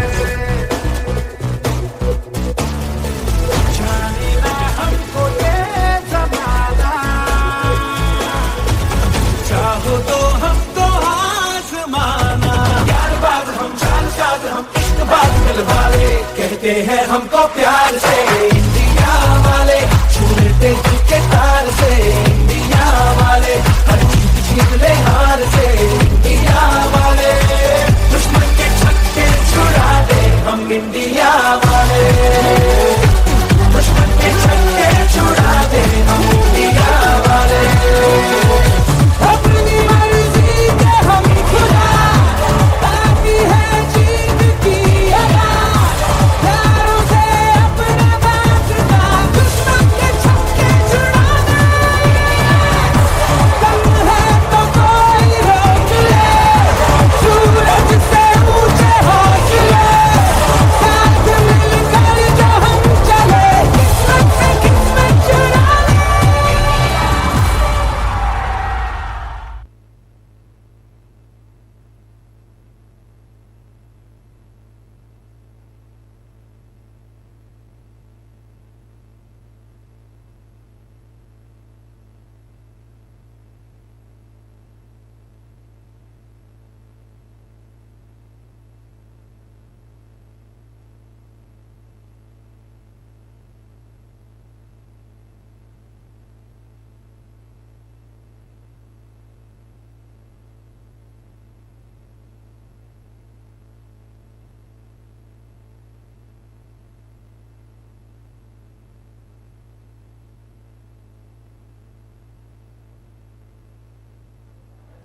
Thank you all.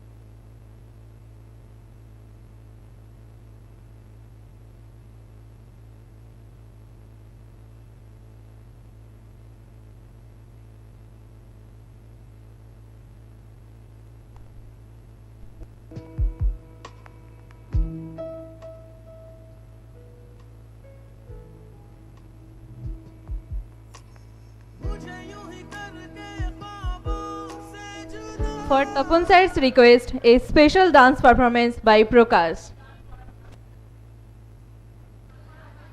আমার কিন্তু কিছু রেডি নেই, তবু স্যার বললেন, তবু আমি চেষ্টা করছি, ভুল ত্রুটি ক্ষমা করে দিও।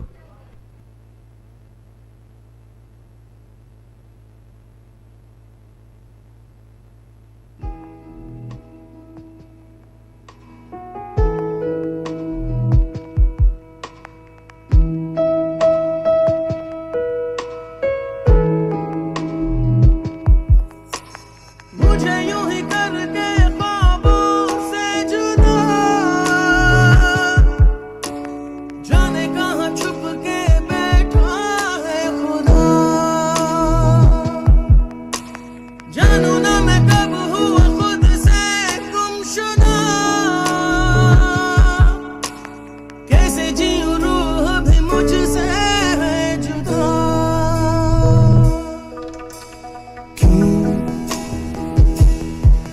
मेरी राहें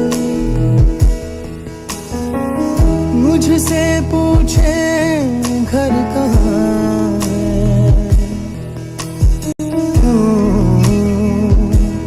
मुझसे आके दस्तक पूछे दर कहाँ है। राहें ऐसी जिनकी मंजिल भी नहीं, ढूंढो मुझे अब मैं रहता हूँ वहीं। दिल है कहीं और धड़कन है कहीं, सांसें हैं मगर क्यों जिंदा मैं नहीं।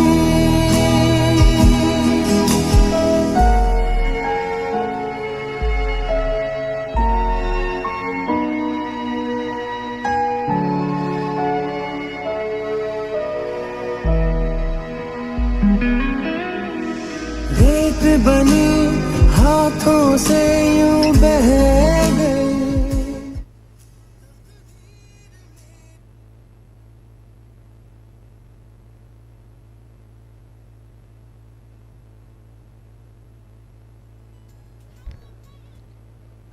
Thank you all for joining today in our national seminar.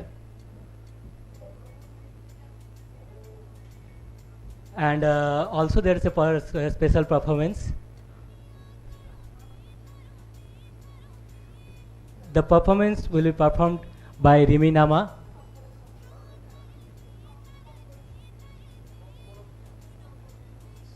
A Kaborok song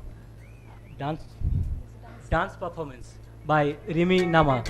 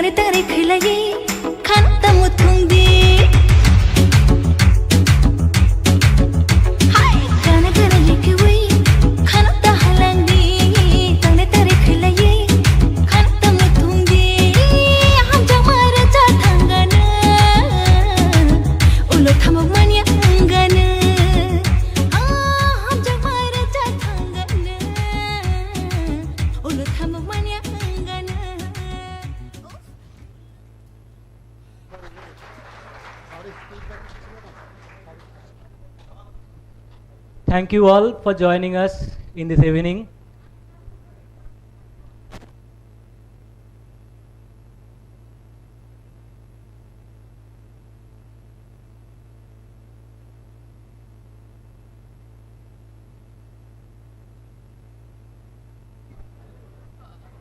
এখন আমি সকলকে ক্যান্টিনে তাহলে ডিনারে যাওয়ার জন্য অনুরোধ করব।